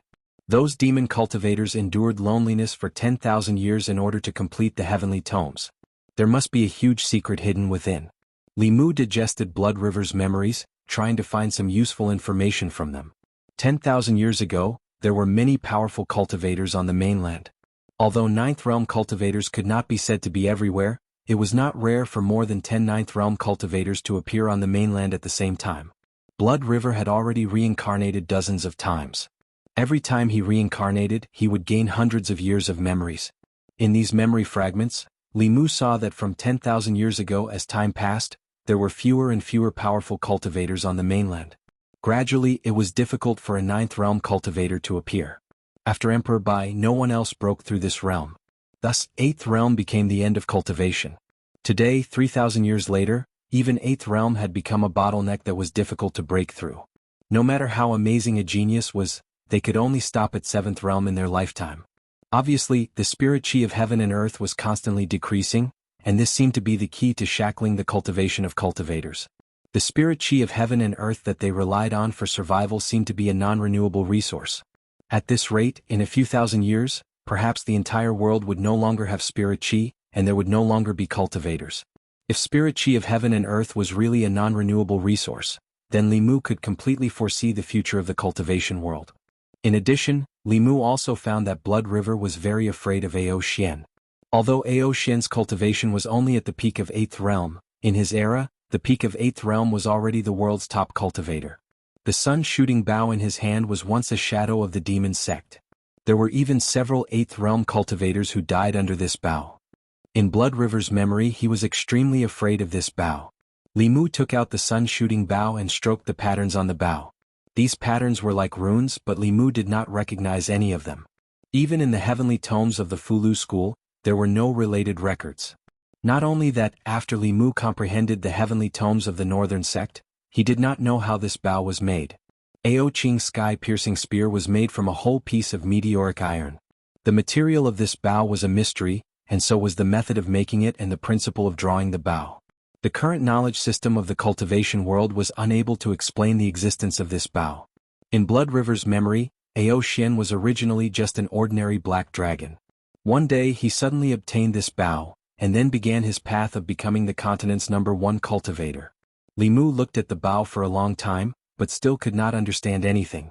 He could only put it away for the time being. At this time, a spiritual snail in the sky suddenly vibrated. Tingxin and Yinxin were in seclusion in the East Sea, so it could only be the Empress.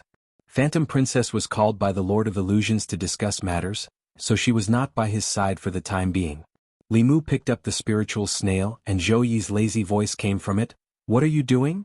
Hearing her voice, Li Mu could imagine her leaning on the dragon throne in the Chang'e Palace. A smile appeared on his face and he said, "I'm comprehending the heavenly tomes." In the past, Zhou Yi could always use the excuse of state affairs to talk to Li Mu endlessly. After the two of them really expressed their feelings, she was at a loss. After a long silence, she said, "Oh, then you continue to comprehend," Li Mu said, "but I want to talk to Her Majesty now."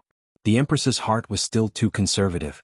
Li Mu knew that in their relationship he had to maintain the initiative. As expected, after Li Mu took the initiative to express his feelings, she also let go of her reservations and took the initiative to talk to Li Mu about many interesting things in the palace. 2 hours passed quietly, and the Empress and Cheng Xen went for a walk in the Imperial Garden. Li Mu put away the spiritual snail, and Phantom Princess walked in from the outside. She pouted her red lips and complained, "You're still thinking about Zhou Yi here. When you were in the Great Zhou Xin, why didn't you think of talking to me? And I even helped you look out for the heavenly tomes." Li Mu held her hand and let her sit on his lap. He said, "Didn't I come here whenever I was free? In the future, I will come here often to accompany you." Phantom Princess's beautiful eyes lit up and she immediately said, "You promise?" Li Mu said seriously, "I promise." Although traveling between the Shindu and the Yao Kingdom was a bit tiring for the sake of his own family's harmony, no matter how tiring it was nothing. After making Phantom Princess happy, Li Mu asked, "What did you say about the heavenly tomes?" Phantom Princess sat up straight and said, Hulu's spy found out that the heavenly tomes have appeared in the ghost region recently. Chapter 575. According to Li Mu's information, most of the 24 pages of heavenly books were in the hands of him and the demon sect. The demon sect had been plotting for 10,000 years in the 10 continents. Besides the 6 Taoist sects, almost all of the known heavenly books had been obtained by them. The Shin nation's 3 Buddhist sects had their heavenly books stolen long ago. The extinction of hundreds of sects in history seemed to have an inseparable relationship with the heavenly books being stolen by the demon sect. Li Mu had the heavenly books of the 5 Taoist sects, the monster race, the fox race, the dragon race, and the Buddhist heart sect. They had a total of 9 pages. The demon sect had 10,000 years of accumulation, so the number of pages in their hands was no less than his. He and the demon sect had nearly 20 pages of heavenly books. There were very few heavenly books in the outside world, and every page was something that had to be fought for. Li Mu was determined to obtain the page of heavenly book in the ghost realm. If Illusion Princess could obtain this information, then the demon sect must also know. Their sense of smell towards heavenly books was incomparably keen. Not long after Illusion Princess finished speaking, the Empress Spirit Snail vibrated again. Li Mu made a should gesture to Illusion Princess. After injecting magic power into the Spirit Snail, the Empress' voice immediately sounded. The Ju Wei just sent back news that a heavenly book has appeared in the ghost realm. Ali has already brought people to investigate. Li Mu, I already know. I'm preparing to set off for the ghost realm. Joey was silent for a moment. Then she asked, how did you know? Were you with that vixen again? Li Mu was stunned for a moment. In terms of the speed of news, even the Fulu school could not compare to a nation. To be able to receive news earlier than the Great Zhou court, it must be the demon nation that was closer to the ghost realm. Illusion Princess could no longer endure. She coldly snorted and said, you only allow him to accompany you, not me? You're so overbearing. If you have the ability, then make him stay by your side forever. You seducing vixen. I admit that I am a vixen. Someone is clearly the same as me, but she always thinks of herself as the Empress. Am I wrong? Seeing Phantom Princess and Queen quarrel with each other, Li Mu tried to talk them out of it several times but to no avail. He could only put on a serious face and shouted, are you guys done? Huan Ji secretly looked at Li Mu. Seeing that he was really angry, she immediately lowered her head and stopped talking. On the other side of the Spirit Snail, the Empress also fell silent. Li Mu continued, one is the Empress of the Great Zhou, and the other is the Queen of the 10,000 Demons. They don't even see each other, yet they're arguing with each other across the spiritual snail. What a scandal. Phantom Princess is not allowed to stir up trouble, and His Majesty is not allowed to target her. Otherwise I'll return to Mount Baiyun and cultivate in seclusion. The first to admit defeat was Phantom Princess. She pulled Li Mu's sleeve and said in a low voice, I was wrong. I won't talk about her like that in the future. Joey was silent for a while and also said in a low voice, at most, I won't call her a vixen anymore. The two of them, one was stronger than the other and one had a higher status than the other. If Li Mu didn't show some of his authority as the head of the family, when Phantom Princess broke through, he wouldn't be able to control the family anymore. When the two of them were here, he had to be fair and impartial. After putting away the spiritual snail, he hugged Phantom Princess again and said, I didn't mean to scold you. It's just that you're making things difficult for me. I never thought that the two of you could be like sisters, but don't always be at each other's throats and not give in. Phantom Princess snorted and said, she was the one who said that to me first. Li Mu said, she's petty. It's not the first time you know that. Just give in to her. Phantom Princess felt much better. She raised her head and asked, then tell me, am I more sensible than Zhou Yi? Li Mu hurriedly said, yes, you're the most sensible. Half a day later, after comforting Phantom Princess, Li Mu flew out of the Thousand Fox country. He took out the spiritual snail and injected his power into it. Soon, the Empress's voice came from the other side. Go accompany your 1,000 Demon Queen. Don't worry about me.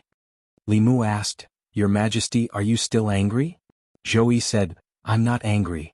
Li Mu smiled and said, I knew that your Majesty is the most open-minded. I just scolded Phantom Princess and told her to learn from your Majesty. Don't throw a tantrum and think about the big picture. Zhou Yi's tone became gentler. You saw it too. She's the one who always goes against me. Li Mu said, she grew up in the mountains and doesn't know the rules. I'm sorry, your Majesty. Zhou Yi gave a light snort and said, it's good that you know. The Empress was obviously no longer angry. Li Mu also let out a long sigh in his heart. He was more and more aware that there were too many women in the backyard, and each one of them was not a simple person. If he wanted to live a peaceful life, he had to learn how to talk to people and ghosts. When necessary, he had to learn how to talk to people and ghosts. This wasn't cheating but a white lie. It was also a necessary skill for a lecherous person. After leaving the demon country, he made spiritual snail porridge with the Empress while flying south. The ghost region of Yudu was to the west of the Great Zhou and to the south of the demon country. It was a mysterious place shrouded in thick fog. Compared to the demon country, there were even fewer people in Yudu. Even human cultivators wouldn't go too deep. The entire Yudu was shrouded in thick fog. With the eyesight of a human, they couldn't even see their fingers when they stretched out their hands. Even cultivators of the three middle realms couldn't sense the situation 300 yards away. This fog wasn't ordinary either. It was filled with baleful aura. If a mortal came in contact with it, they would fall seriously ill or die suddenly. Cultivators couldn't replenish their spirit chi from it, so very few of them went deep into the ghost region. However, this was the sacred ground of ghost cultivators.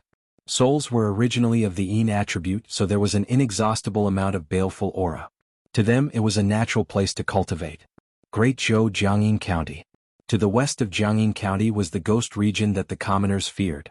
After passing through a bamboo forest shrouded in fog, one would reach the boundary of the ghost region. This place was known as the Forest of 10,000 Ghosts. It was a forbidden place in the hearts of the commoners, and they had to be careful when they went near it. Standing outside the forest, one could occasionally see wandering souls and ghosts. Due to the formation set up by the government outside the forest, the ghosts in the forest didn't dare to walk out of the bamboo forest. However, to cultivators, the Forest of 10,000 Ghosts was an excellent place to obtain soul energy. Soul condensation realm cultivators thirsted for soul energy. The simplest method, which was allowed by the imperial court, was to obtain soul energy by killing ghosts. There weren't many ghosts in the Great Zhou, and even if there were, they would hide everywhere. However, the ghost region didn't lack soul bodies. Therefore, cultivators would often enter the Forest of 10,000 Ghosts in groups of 3 to 5 to hunt the ghosts here. The Forest of 10,000 Ghosts was the outermost area of the ghost region. There weren't any powerful ghosts here, and most of them were some yin spirits that didn't have the power to resist, as well as a small number of vengeful spirits and evil spirits. As long as one didn't go too deep into the ghost region, there wouldn't be much danger. Outside the Forest of 10,000 Ghosts, there was a town. There were a few inns built in the town specifically for these cultivators to stay. Li Mu wasn't in a hurry to go deep into the ghost region. Instead, he found an inn to stay in. He planned to first investigate some information about the ghost region. Up until now, he knew very little about the ghost region. The Empress said that Shangguanli had brought people to the ghost region. After Li Mu arrived here, he used a sound transmission magic tool to contact her, but he found that he couldn't reach her. He had wasted quite a bit of time on Huanji. It seemed that Shangguanli had arrived here before him, and it was very likely that she had already entered the ghost region. Another mysterious thing about the ghost region was that the fog that filled the ghost region had a strange power. As long as one entered the ghost region, all kinds of sound transmission magic tools couldn't be used, and they couldn't be used for long-distance communication. Because cultivators were constantly coming and going, the town was bustling. Other than the inns, there were also shops that sold fulu, pills, and magic tools. Other than that, there were also shops that sold maps of the ghost region. Li Mu glanced at the fulu. They were all low-level auxiliary fulu, used to destroy evil and kill ghosts. Their quality was average, but they were enough to deal with low-level ghosts. What he was interested in was the map of the ghost region. However, when Li Mu used a few spirit jades to buy a map, he realized that the map only recorded a few areas at the edge of the ghost region. With the ghost region's uniqueness, without a complete map, even if he entered, he would be blind. Li Mu walked to the counter and asked the shopkeeper, "Do you have a map of the entire ghost region?" The shopkeeper shook his head and said, "How could a small shop have such a thing? But young man, I advise you to walk around outside. The ghost region is not a good place. The deeper you go, the more dangerous it is. Don't lose your life before you catch a ghost." Li Mu had originally planned to ask the Empress, but when he walked out of the shop, a fragrant wind suddenly blew past him. A female cultivator walked in front of him and asked, "Fellow cultivator, are you also planning to go deep into the ghost region?" Chapter 576. Li Mu looked at the young female cultivator in front of him and did not say anything. The two of them did not know each other. She must have taken the initiative not to strike up a conversation. She must have other motives. As expected, seeing Li Mu's gaze, the female cultivator took the initiative to say, I heard in the shop that you want a complete map of the ghost realm. I guess that you want to go deep into the ghost realm. Coincidentally, we also have the idea of going deep into the ghost realm to hunt ghosts. Why don't we travel together? The depths of the ghost realm are filled with danger. One more person means one more chance to protect ourselves. Behind the woman stood 3 cultivators, 2 men and 1 woman. The girl's cultivation level was just at the spirit condensation realm, while the 2 men had already stepped into the divine power realm. The woman who spoke to Li Mu was also at the divine power realm, the same cultivation level as Li Mu. After all, the ghost realm was not human territory. The complicated environment made the ghost realm even more dangerous than the demon kingdom. It was fine to hunt small ghosts in the Thousand Ghost Forest. If they wanted to go deep into the ghost realm to hunt more powerful ghosts, cultivators had to travel together. In this town there were cultivators looking for partners everywhere. The ghosts and wraiths in the Thousand Ghost Forest could no longer satisfy the needs of cultivators above the spirit condensation realm. What they wanted to hunt were ghosts in the spirit realm. Li Mu looked at the woman and asked, Do you have a complete map of the ghost realm? The woman nodded and then said, However, with our strength, we can only go 500 miles into the ghost realm at most. Any deeper and it will be dangerous. I wonder if you are willing to travel with us. Whoever kills the ghosts along the way will have the soul power. If we work together to kill the ghosts, we will distribute it according to contribution. Shangguanli had entered the ghost realm first. If Li Mu wanted to get the map, he had to return to the divine capital. Since these people had the map, Li Mu did not want to trouble them. At most, he would help them in a while and treat it as a reward for obtaining the map. Under the woman's expectant gaze, Li Mu nodded and said, All right, but can you let me take a look at the map of the ghost realm first? The woman straightforwardly handed a jade slip to Li Mu. Li Mu pressed it against his forehead for a moment before returning it to her. He said, Thank you. Then the woman introduced the other people to Li Mu. My name is Wu Qian. This is fellow Taoist Zhang Man, fellow Taoist Ding Liang, and this is fellow Taoist Chen Ying. How should I address you? Li Mu. Although he hadn't shown his true face yet, there were many people with the same name in the world, so he wasn't worried that others would suspect him. When the 2 male cultivators heard Li Mu's name, they didn't feel anything strange. However, the girl named Chen Ying's beautiful eyes suddenly lit up as she said, It's the same name as my martial ancestor. Li Mu smiled and asked casually, Little girl, which sect are you from? The girl said, I'm from the Divine Talisman sect. What sect are you from? When the girl reported her sect, Li Mu couldn't help but look at her twice. In addition to the ancestral court, the Fulu school had many outer sects, and the Divine Talisman sect was one of them. In this way he could barely be considered a disciple of the Fulu school. Of course, Li Mu wouldn't reveal his identity. He said, I don't belong to any sect. I'm just a rogue cultivator. After introducing themselves, Li Mu knew that among the 4 people, except for Chen Ying who could barely be considered an outer sect disciple of the Fulu school, the other 3 were rogue cultivators. Therefore they needed to take the risk and go to the ghost realm to obtain soul power resources. As for Chen Ying, she went down the mountain to gain experience.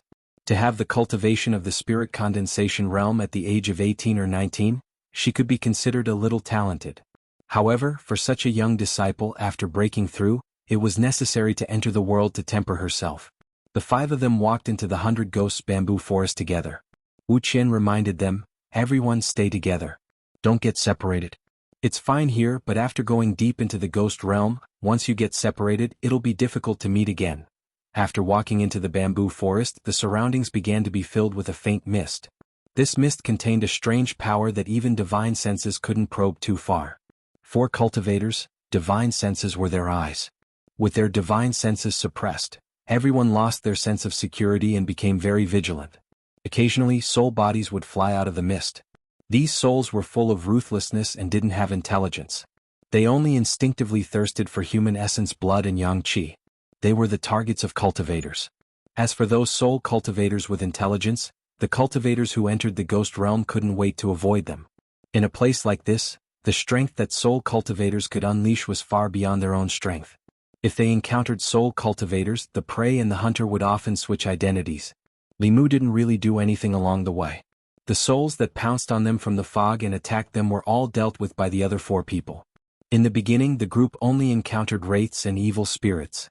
As they continued to go deeper into the fog, 4th realm vile souls gradually began to appear. At this time, everyone would often work together to kill them and divide the soul power equally. At a certain moment, the mist in front of them fluctuated again. Except for Li Mu, the others immediately raised their spirits. Soon a few figures walked out of the mist.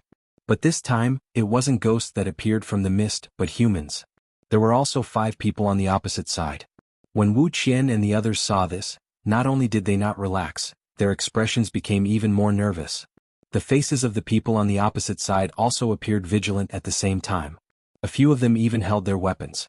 The atmosphere between the two sides was very tense. Not long after, the 5 people walked to the left side of the mist and their figures quickly disappeared. The 4 people beside Li Mu also breathed a sigh of relief.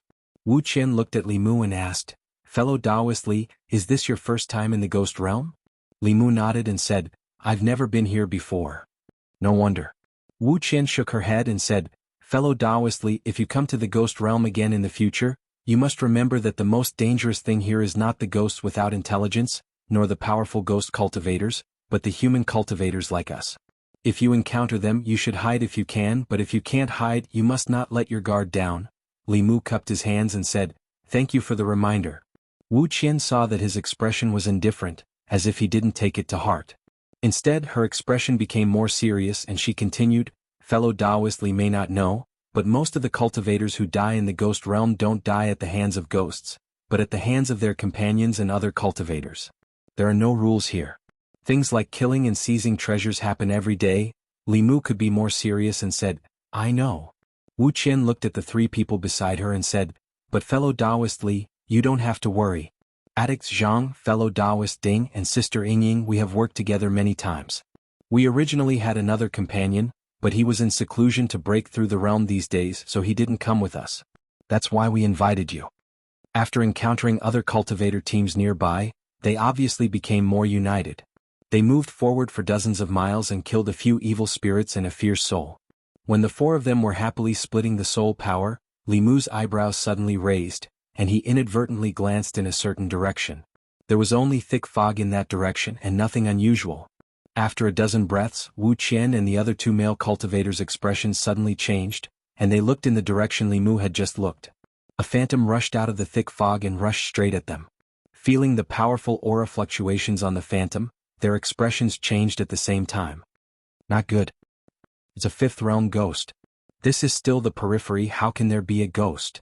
Along the way, the most they had encountered were 4th realm vile souls. Ghosts were equivalent to 5th realm human cultivators. Although they did not have intelligence and could only move based on instinct, they were still not something a 4th realm cultivator could fight against. Wu Qian made a prompt decision and said immediately, "Everyone stay calm and attack together. Take care of each other and don't get separated." At this moment, the importance of a team was reflected. A divinity realm cultivator would not be a match for a 5th realm ghost. However, for divinity realm cultivators and a spirit conduit realm cultivator could fight against a ghost without intelligence. Of course, the most important thing was that they had Li Mu. If not for Li Mu's secret methods, this ghost that suddenly appeared would have been a battle of life and death for them. They had never encountered a ghost since entering the ghost domain. The 4 of them were already extremely nervous, but as they fought, they realized that this ghost did not seem to be that powerful. Its attack power was not high, but its defense was very weak. It was beaten by their dermic arts until it roared non-stop. "That's it. A 5th realm ghost is only SOSO. If we take its soul energy, we'll have struck it big this time."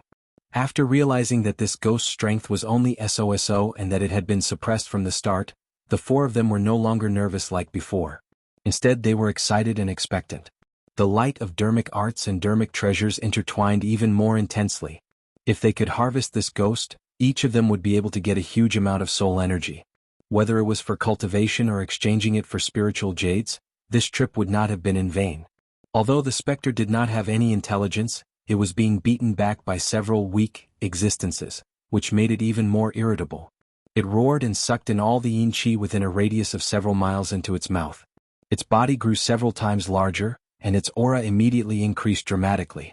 The ghost's sudden change caused the smiles on their faces to disappear. Under that powerful aura, their hearts trembled with fear.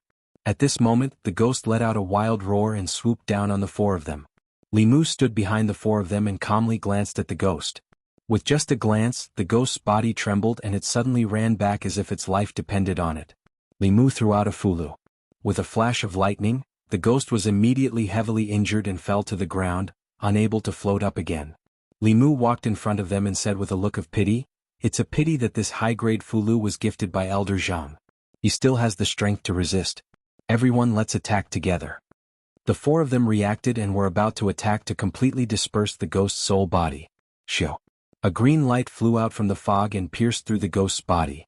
The ghost's soul body collapsed, leaving only pure soul energy. The figures that walked out of the fog condensed it into a soul ball. The face of the male cultivator named Zhang Man immediately darkened. He shouted, "What are you doing?" Among them, a young man glanced at him and said, "This ghost was killed by us. Why can't we take its soul energy?"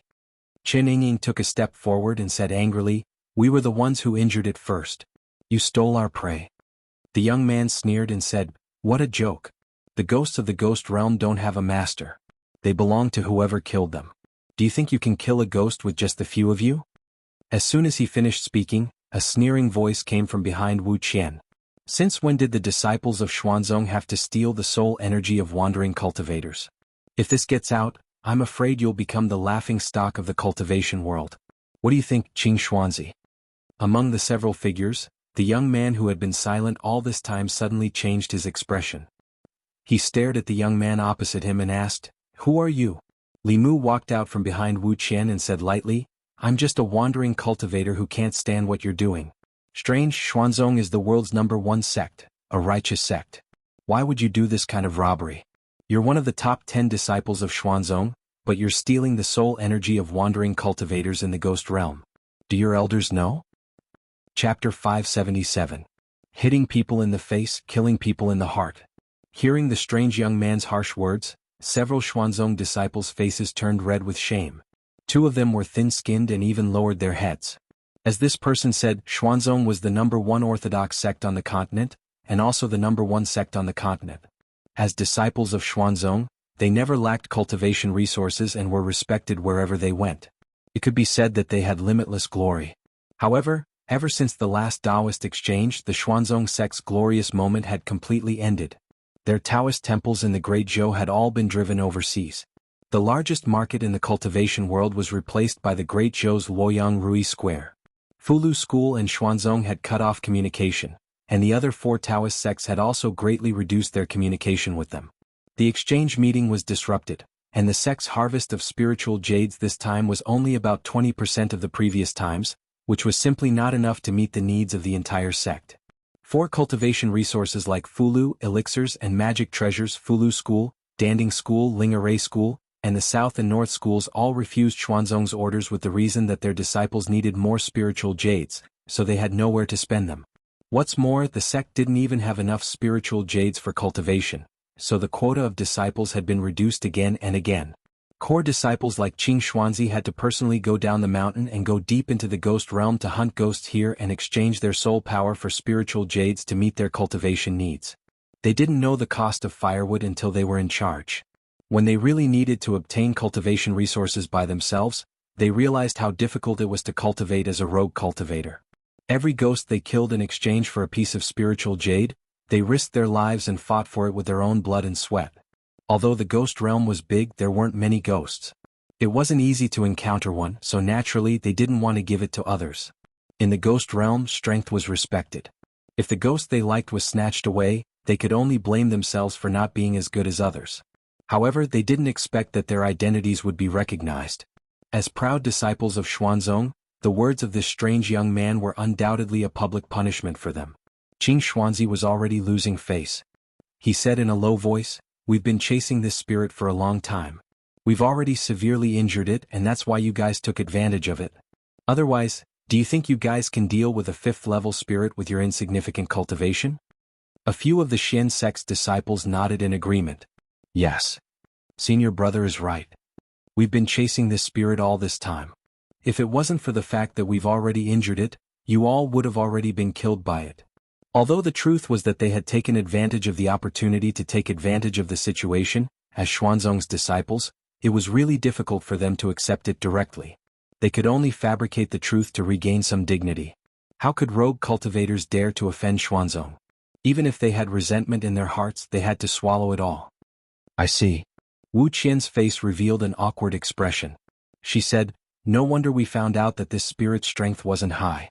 It turns out that you guys have already severely injured it. In that case, this spirit's soul power should belong to you guys." Although the four of them knew that it was Li Mu's Fulu that seriously injured the spirit, the truth was not as the Xuanzong disciples said. However, this was the ghost realm, and the strength of the people opposite them was far superior to theirs.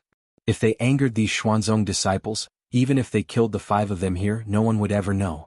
When Li Mu mocked them just now, Wu Qian's heart was in her mouth. He was still too inexperienced and didn't take her reminder seriously at all. This female cultivator gave them a way out, and the faces of Qing Xuanzi and the others also looked better. They withdrew their soul power and were about to leave when the young man opposite them spoke again. Li Mu sized up Qing Xuanzi and the others and seemed to have thought of something. He revealed a look of realization and said, "Oh, sorry, I almost forgot. Xuanzong's days aren't good right now. They lost their business and they're not liked by other sections. No wonder even the core disciples have to go out to hunt ghosts by themselves.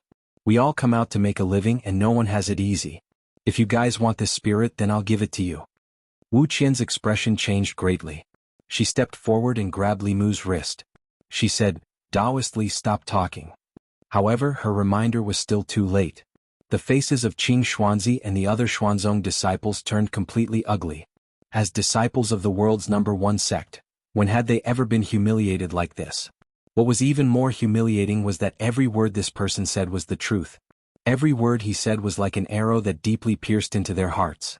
At the same time that they were humiliated, they also felt a bit of sadness in their hearts. The once glorious Xuanzong had fallen to such a state in less than a year. All the disciples of Xuanzong felt a wave of anger in their hearts. The truth was one thing, but being pointed out and ridiculed was another. A Xuanzong disciple looked at Qing Xuanzi and asked, "Senior brother, what should we do now?" Xuanzong was already a joke in the cultivation world. If this matter were to spread, they would become the joke of all jokes. Even their last bit of dignity would be lost. They absolutely could not sit by and watch such a thing happen. Seeing the reaction of the Xuanzong disciples, the expressions of Wu Qian and the others changed slightly. Their hearts were in their throats. The two male cultivators looked at Li Mu with deep resentment in their eyes. If it weren't for his reckless talk and let the Xuanzong disciples take the ghosts and leave, how could things have gotten to this point? The male cultivator named Zhang Man put away his magic weapon, raised his hands and said loudly, "Friends of Xuanzong, I can swear that I will not say a word about what I saw today. If I violate it, let my inner demons invade and thunder strike me to death." Ding Liang also immediately raised his hands and sat down to make an oath. He quickly said, "I can also make such an oath." When the two of them spoke, they also took the opportunity to distance themselves from Li Mu, indicating that they were drawing a clear line with him. At this time, a Xuanzong disciple looked at Qing Xuanzi and said, "Senior brother, even if you violate the oath, it may not necessarily come true. Why don't we just kill them and end it once and for all? Anyway, this is the ghost realm. No one will know. Only the dead can keep secrets forever." Hearing this, the expressions of the people on the other side changed greatly. Wu Qian even drew her weapon and said loudly, "We can promise that we won't say a word about this. Xuanzong is a righteous sect. Do you also want to do such a dirty thing, bastard?" As soon as the young disciple finished speaking, an older disciple behind him slapped him and said coldly, "Killing people to silence them? Do you think Xuanzong is a demon?" He looked at Qing Xuanzi and said, "These people can't be killed, but if this matter spreads, it will damage the reputation of Xuanzong. Why don't we erase part of their memories? Senior brother, what do you think?" Qing Xuanzi nodded. Stealing souls was already a violation of the righteous principle. If they killed people to silence them, then they were really no different from the demons.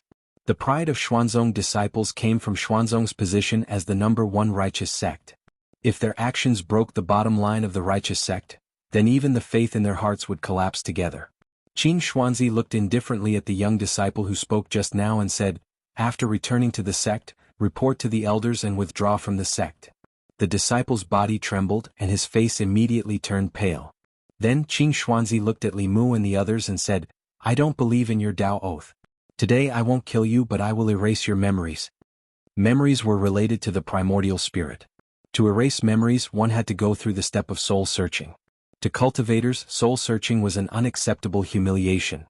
But if they didn't agree to these Xuanzong disciples, then today's matter wouldn't end well. After a fierce mental struggle, the two male cultivators, Zhang Man and Ding Liang, still walked out with their heads lowered. Wu Qian's face was filled with grief and indignation. In the end, she helplessly said to Li Mu and Chen Yingying, Taoist-friendly Sister Yingying, erasing a part of memory is better than dying in the realm of ghosts. Li Mu sighed softly and said, then erase your memories. He turned around and looked at the 5 Xuanzong disciples including Qing Xuanzi, and the 2 male cultivators. A powerful aura surged out of his body and swept across. The 7 of them only felt dizzy, then lost all consciousness and fell to the ground. Wu Qian and Su Yingying were already prepared to have their memories erased. This unexpected scene stunned them and they couldn't come back to their senses. What happened just now? Why did these powerful Xuanzong disciples suddenly fall to the ground? The next moment they both looked at the back of the figure in front of them. Originally he was only at the 4th level, but his aura had become as vast as the ocean. After an unknown period of time, Qing Xuanzi woke up from the mist. He only felt a splitting headache. He sat up from the ground and held his head with a confused expression.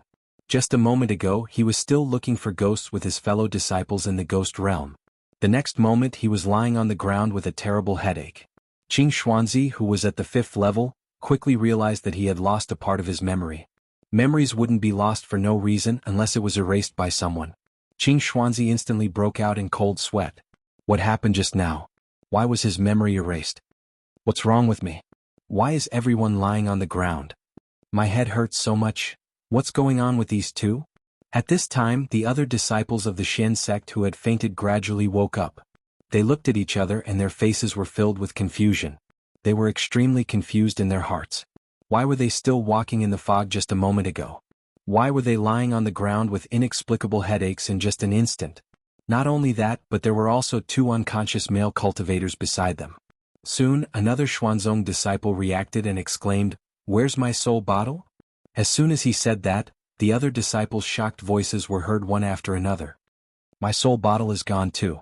Where did my Dharma treasure go? Who stole my flying sword? Qing Xuanzi was shocked when he heard that. He subconsciously touched his right index finger and found that his storage ring was gone.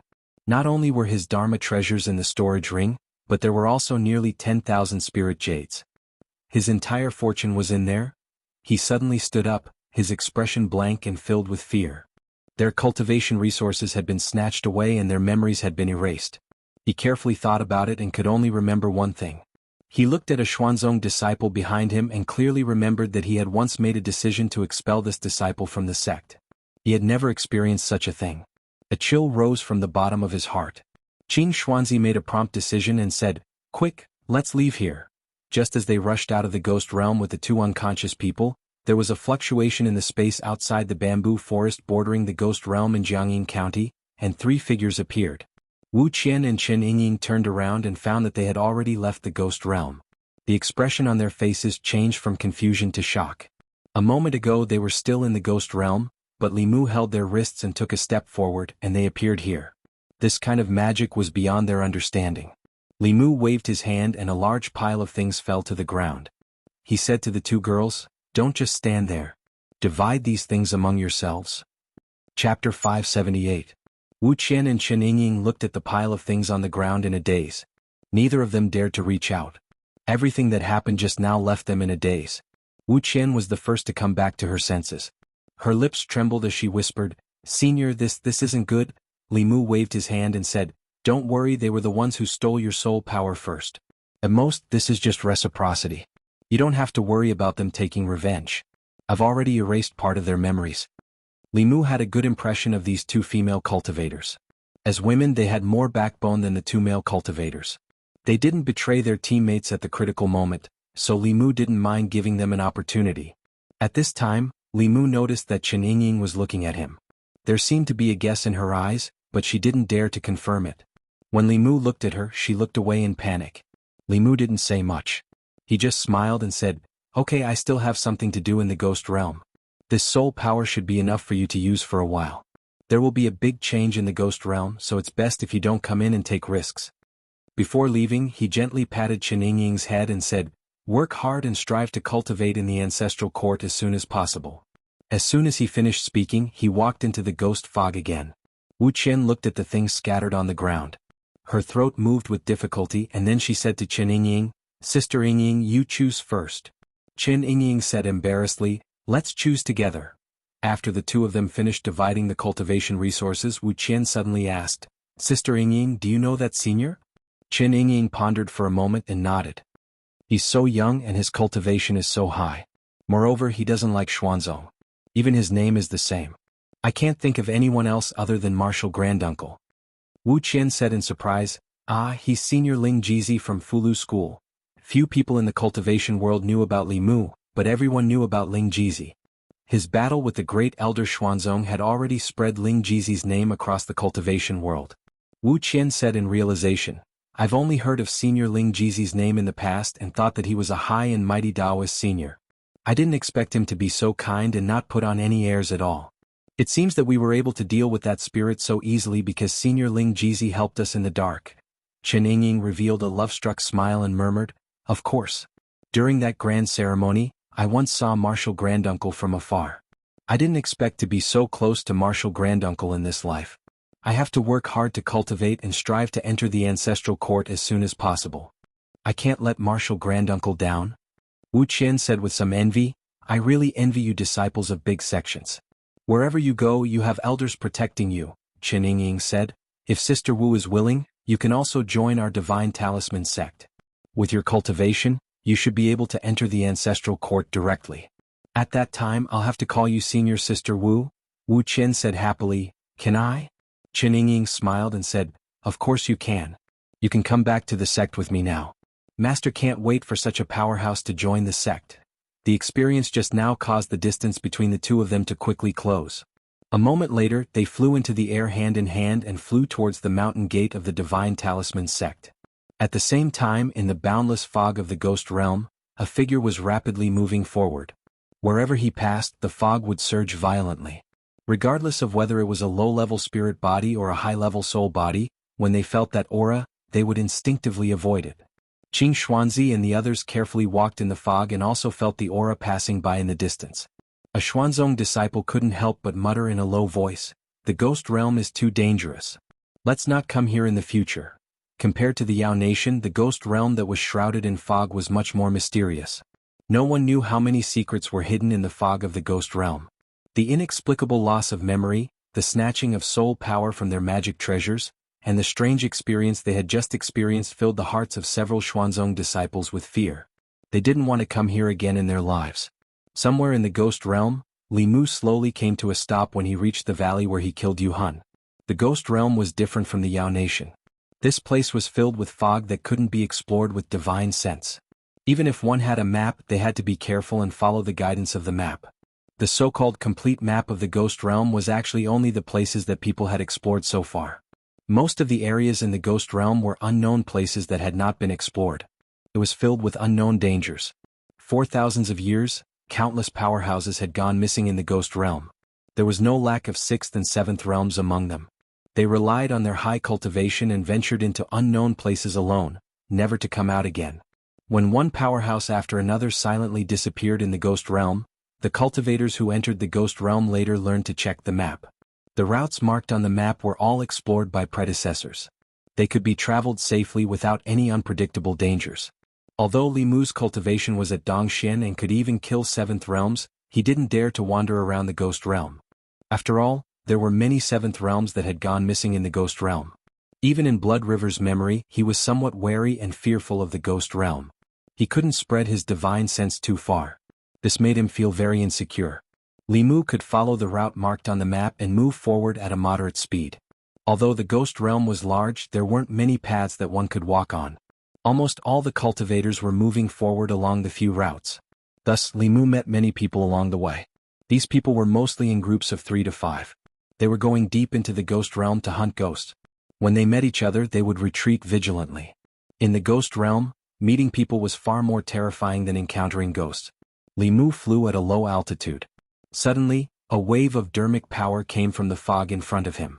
When he flew closer, Li Mu saw a group of 6 people attacking a ghost. Among the 6 people, 2 of them had reached the manifestation realm.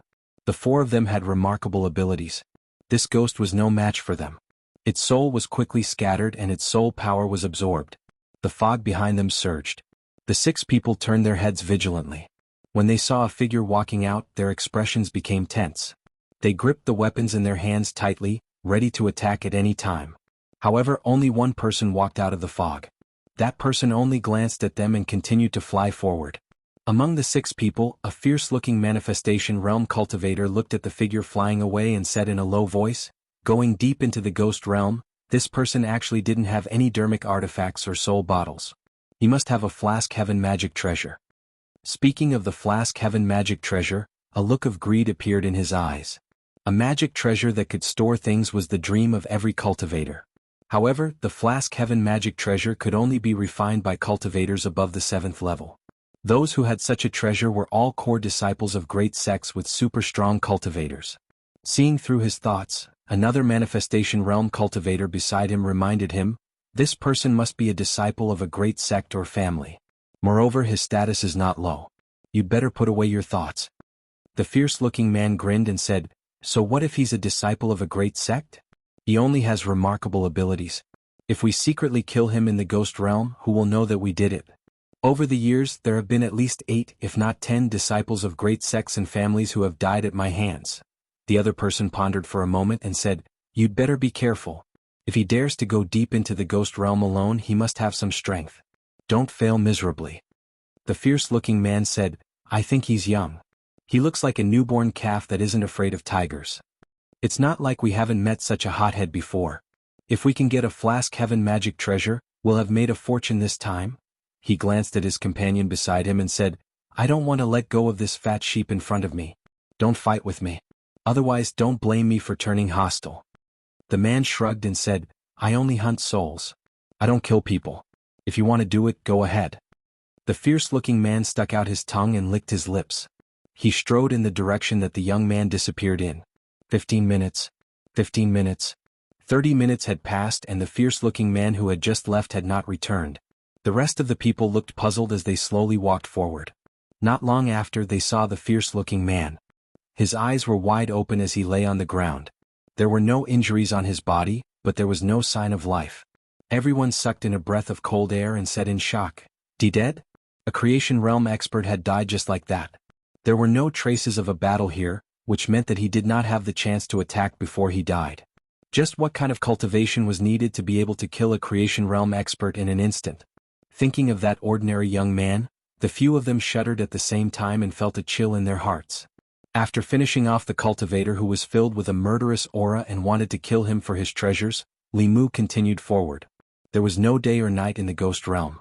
There was only an eternal white fog that made it impossible to feel the passage of time. After walking for an unknown period of time, a faintly discernible city suddenly appeared in the fog ahead. At the city gate, the words Fengdu were as red as blood under the light of the lanterns. Chapter 579. The ghost realm was not like the Yao Nation, where one could casually occupy a mountain and use it as a cultivation cave. The fog that covered the ghost realm was filled with wandering souls. Although these wandering souls were souls, they were different from ghost cultivators. They did not have intelligence and would attack any living being or even their own kind. Moreover, they were very sensitive to spirit chi fluctuations. Once they sensed a living person or soul body nearby, they would actively search for it. Therefore, even ghost cultivators did not dare to be exposed in the wild for long periods of time. In order to avoid being disturbed by wandering souls, they built cities in the ghost realm and lived in groups, forming ghost cities. Fengdu was one of them. In the entire ghost realm there were 5 major powers. 4 of them belonged to the 4 great ghost kings, and the last one was the Demon Path Soul Hall.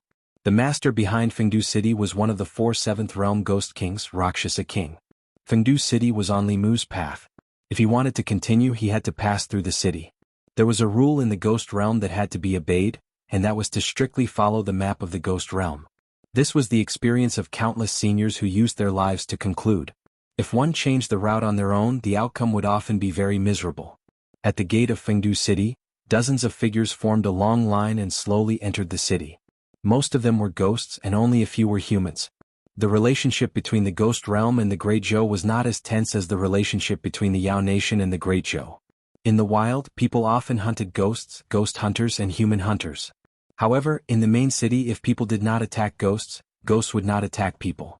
Li Mu walked to the back of the line and silently followed them into the city. Fengdu City was not a place that could be entered as one wished. Before entering the city, one had to pay 50 spirit jades. Those who did not have spirit jades had to pay the equivalent amount of soul power. It was like a large toll booth. Some stray cultivators who did not have enough money might not even be able to pay the entrance fee.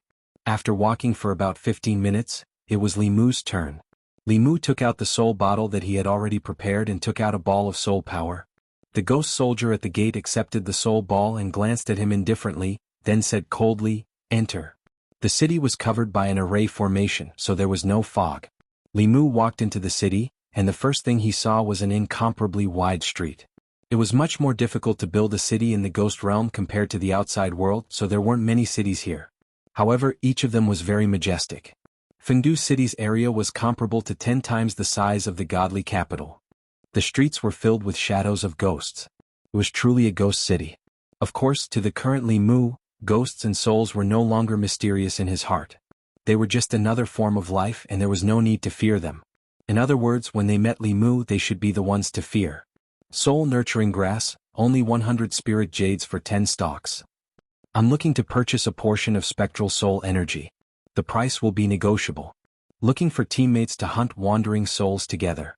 Cultivation must be at least at the 3rd realm. Do not disturb unless you are sincere. On the main street of Fengdu, there were layers and layers of ghostly shadows. These voices continuously entered Li Mu's ears. Other than the Densine energy, there wasn't much difference between this place and the streets of Divine Capital. Li Mu planned to stay in Fengdu City for a few days to gather information. As for the Ghost Realm's Heavenly Book, Phantom Princess and the Empress didn't have much information. They only knew through spies that the Heavenly Book had appeared in the Ghost Realm before. Li Mu still didn't have any more information about the Heavenly Book. He found an inn to stay in and sat cross-legged on the bed. He closed his eyes and focused. His ears began to emit a faint golden light. This was the highest realm of Buddhism's hearing. It was called heavenly hearing. It had the same effect as the legendary clairvoyant ear. It could capture any sound within a certain range. With Li Mu's current cultivation, more than half of Fengdu City was under his surveillance. However, this divine ability couldn't penetrate the formation. Some places that were covered by the formation weren't within the surveillance range. Li Mu used his divine ability. Gradually, countless voices entered his ears. This year, Fengdu City's taxes have increased by another 10%. I can't live like this anymore. Why don't I go somewhere else next year? Where else can I go? All the big cities are the same. In comparison, Lord Rakshasa King is still better. Soul Hall. I heard that they don't even take taxes. Soul Hall doesn't take taxes, but they take lives. If you join them, you have to work for them. But our Lord Ghost King has too many reasons to increase taxes. Every time little Rakshasa King marries, he has to collect taxes. He only marries once a month. How are we supposed to live? After an unknown period of time, Li Mu opened his eyes. Although he heard a lot of information, there wasn't a single piece about the Heavenly Book. Due to the special environment of the Ghost Realm, long-distance communication was impossible. There were many inconveniences in transmitting information. Perhaps not many people knew about the Heavenly Book. However, for such a big matter, the Lord of Fengdu City, Rakshasa King, must know. However, there was a formation outside the Ghost King Palace. Li Mu couldn't eavesdrop. However, he just heard that today was the wedding day of Rakshasa King's son. All the reputable people in Fengdu City had gone to the Ghost King Palace to congratulate.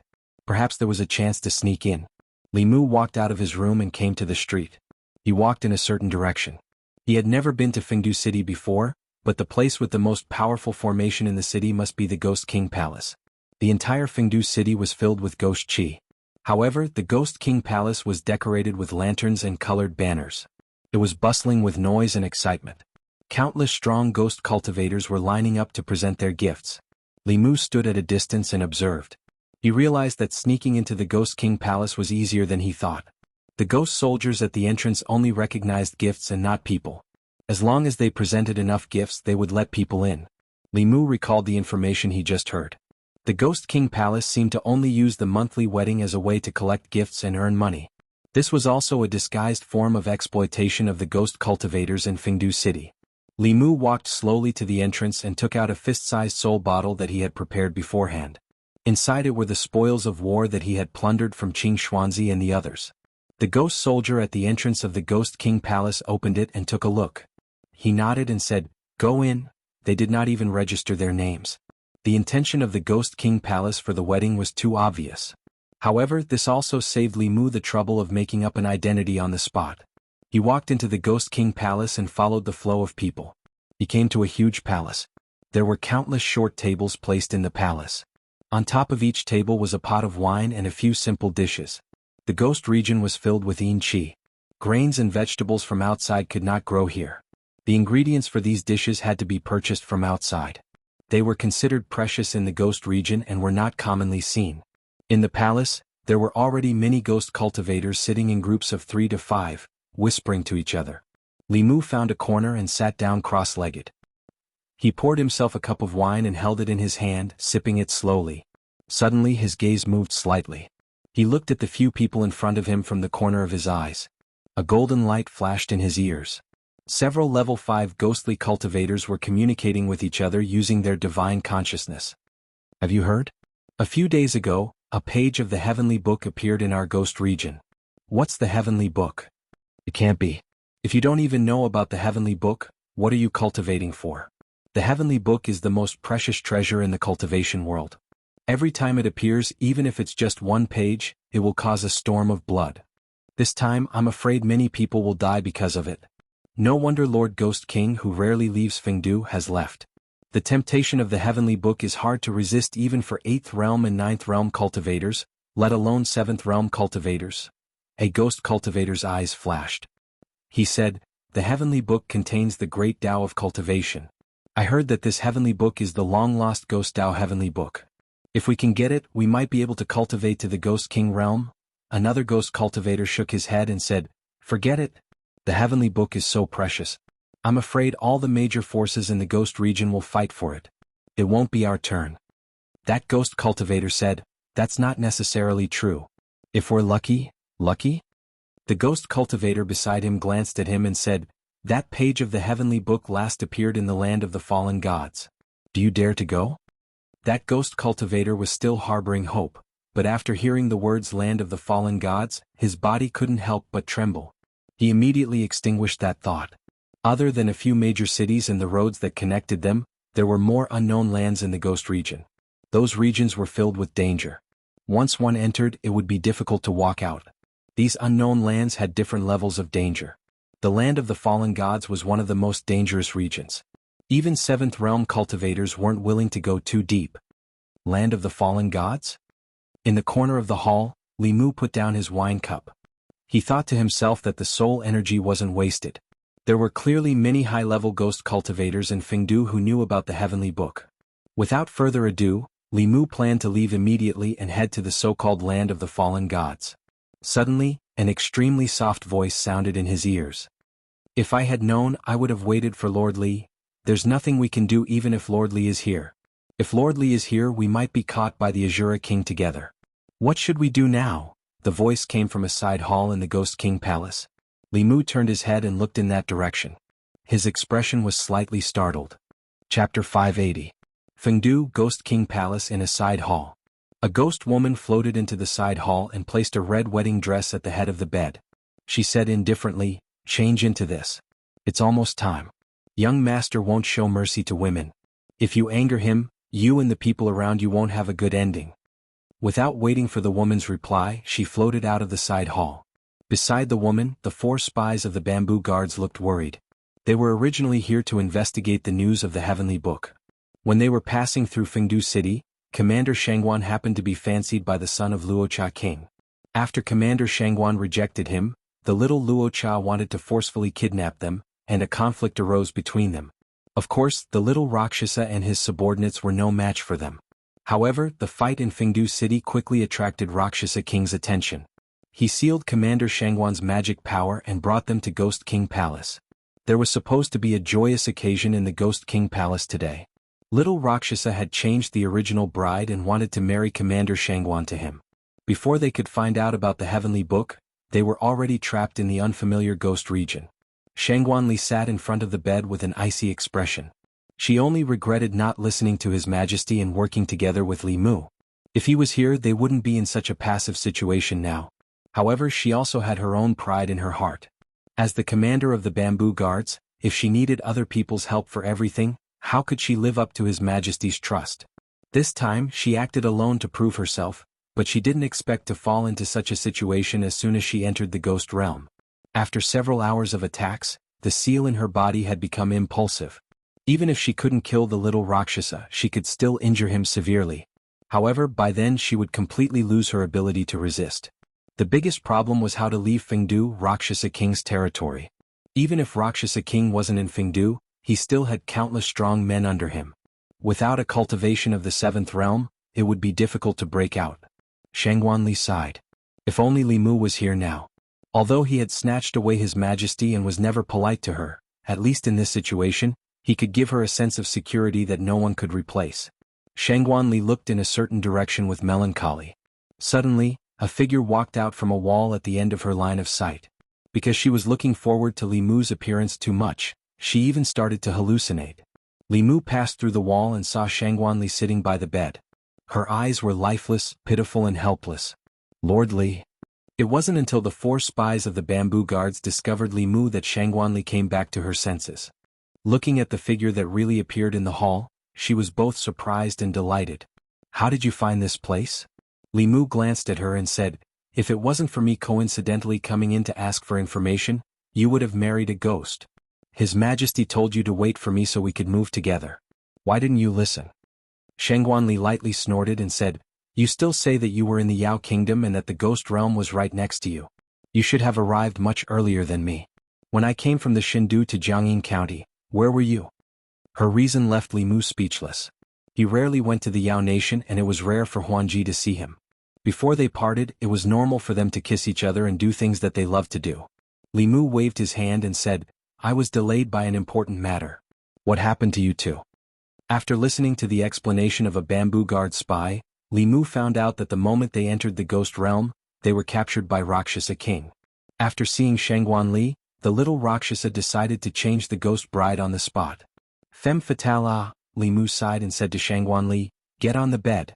Your cultivation has been sealed, right? I will help you remove the seal first. For spies stood guard at the door. Shangguanli and Li Mu sat cross-legged on the bed. Li Mu placed his hands on her back and sent his magic power into her body. She quickly felt an obstruction. It was a seal, but it was already loosening. Rakshasa King still underestimated Shangguanli. Even though she had just entered the Dongshan kingdom, she often followed the empress. Her methods were not something an ordinary Dongshan could compare to. If she was given a bit more time, she would be able to break this seal by herself. Might be a bit painful. Bear with it. Li Mu channeled his magic power and attacked the seal in her body. Shangguanli groaned and her face turned red. She gritted her teeth and said, can't you be a bit gentler? Li Mu shrugged and said, be careful next time. It was not that he wanted to be so violent to Shangguanli. It was just that unless the seal was removed by the person who said it, there was only one way to break the seal. She only suffered a slight internal injury, which was already considered his outstanding skill. Shangguanli took out a healing pill and swallowed it.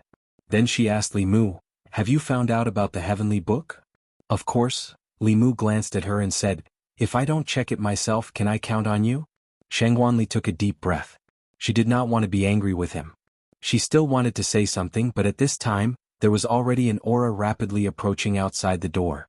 A gloomy young man pushed open the door and saw a woman wearing a wedding gown and a veil sitting at the head of the bed. He walked forward and said, beauty, as long as you are sincere with me, I will not treat you unfairly. In Fengdu City you can do whatever you want. The woman at the head of the bed did not move. The young man smiled and said, what's wrong? Are you shy? He was full of anticipation. He reached out and lifted the veil, but he saw the face of an unfamiliar man. The extremely handsome man smiled at him and said, are you surprised? Are you surprised? The young Rakshasa did not have time to be shocked.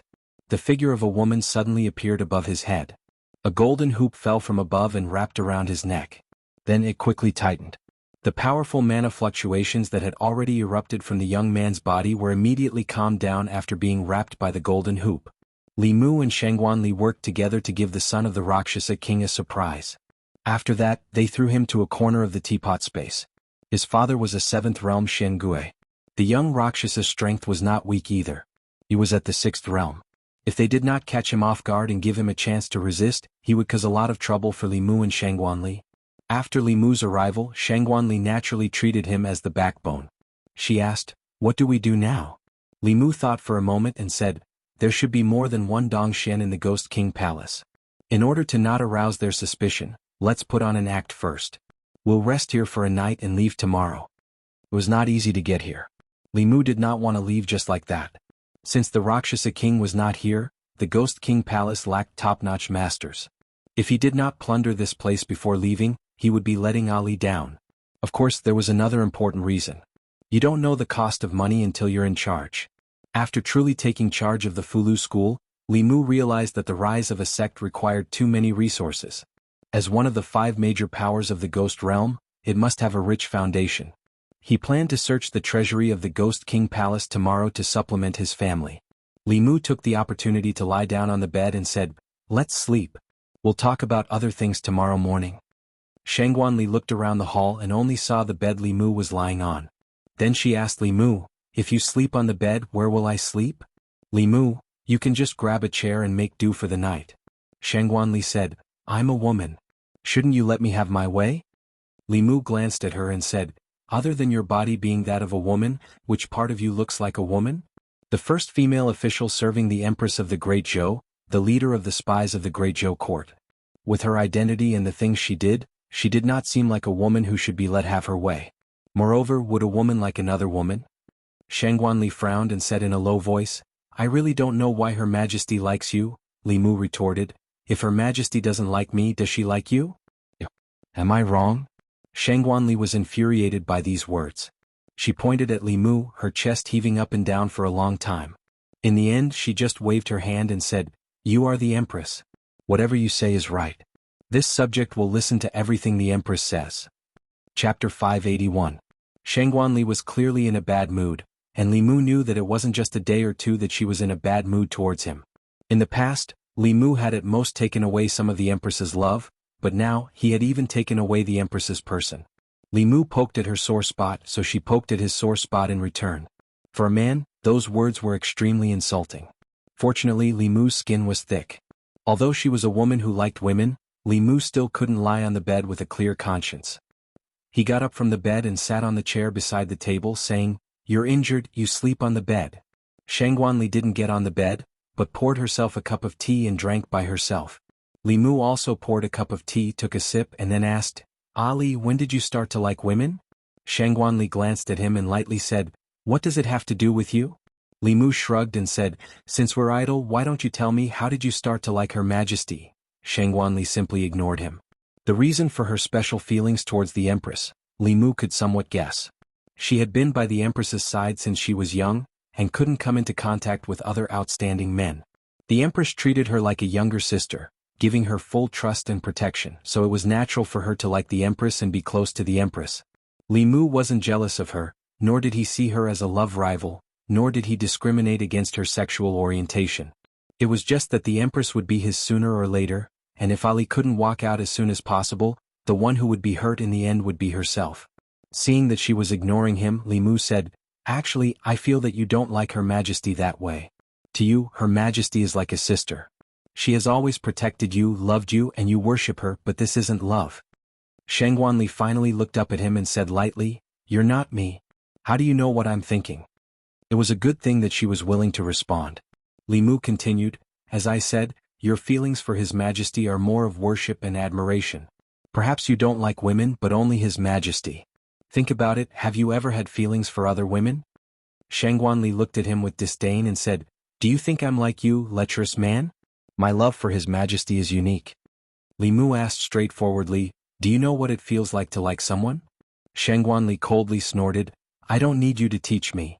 Li Mu said patiently, "Liking someone doesn't mean that you want to be by her side for the rest of your life. Friends also have this idea. Think about Sister Mei. Don't you want her to be by your side all the time? Do you like her too?" Shangguanli thought about it and immediately shook her head. Li Mu continued, "Your feelings for His Majesty are not that kind of love.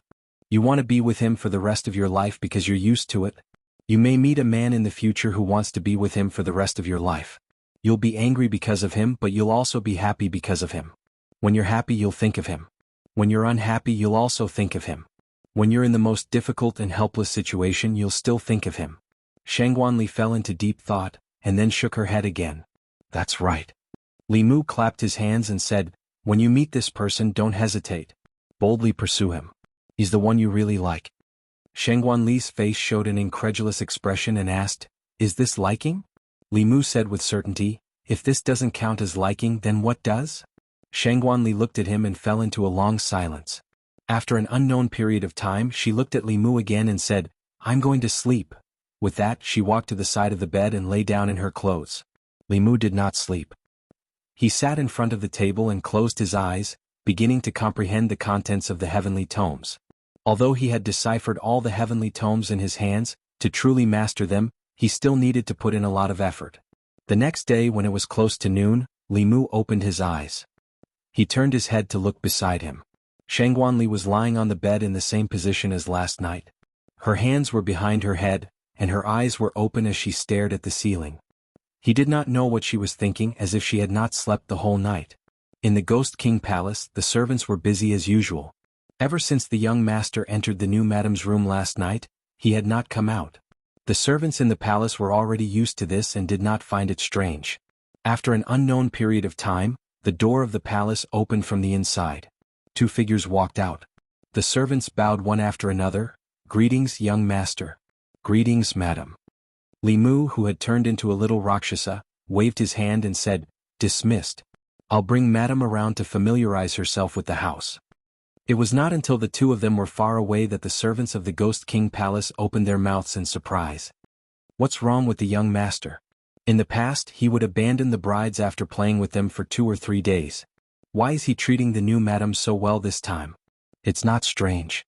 I heard that the new madam is a human expert, and her cultivation is no weaker than the young master's. She was personally captured by the Ghost King. Of course, she's different from the previous ones.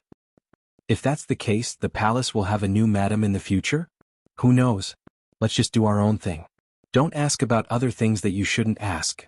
Li Mu wandered aimlessly around the Ghost King Palace with Shang Guanli.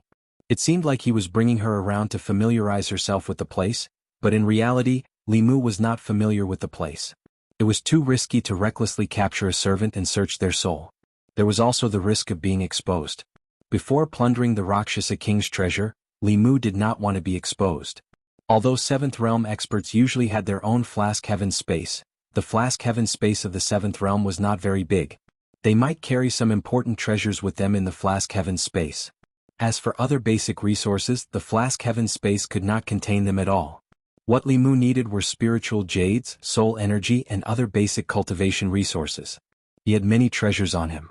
The Dao Bell for defense, the sky-piercing spear for close combat, and the sun-shooting bow for long-range attacks. As for other things, he was not interested in them at all. After passing through another door with Shang Guanli, a 3-story palace appeared in front of Li Mu's eyes. The palace's entrance was heavily guarded.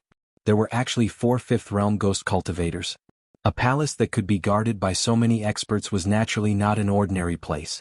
Just as Li Mu walked forward, another ghost cultivator cupped his fists and said, "Young master, Lord Ghost King has ordered that no one is allowed to come near this place." Li Mu glanced at him and said, "Of course I know. I don't need you to remind me." Then he looked at Shang Guanli and said, "Madam, remember, father doesn't allow anyone to come near this place. You shouldn't come near in the future either. Otherwise, if father blames you, even I can't help you." In order to cooperate with Li Mu's act, Shang Guanli could only accept this form of address. She nodded and said, "I know." Li Mu left with Shang Guanli. After passing through another door, he said, "Give me your hand." When Shang Guanli heard this, not only did she not do as she was told, but she also took a step back.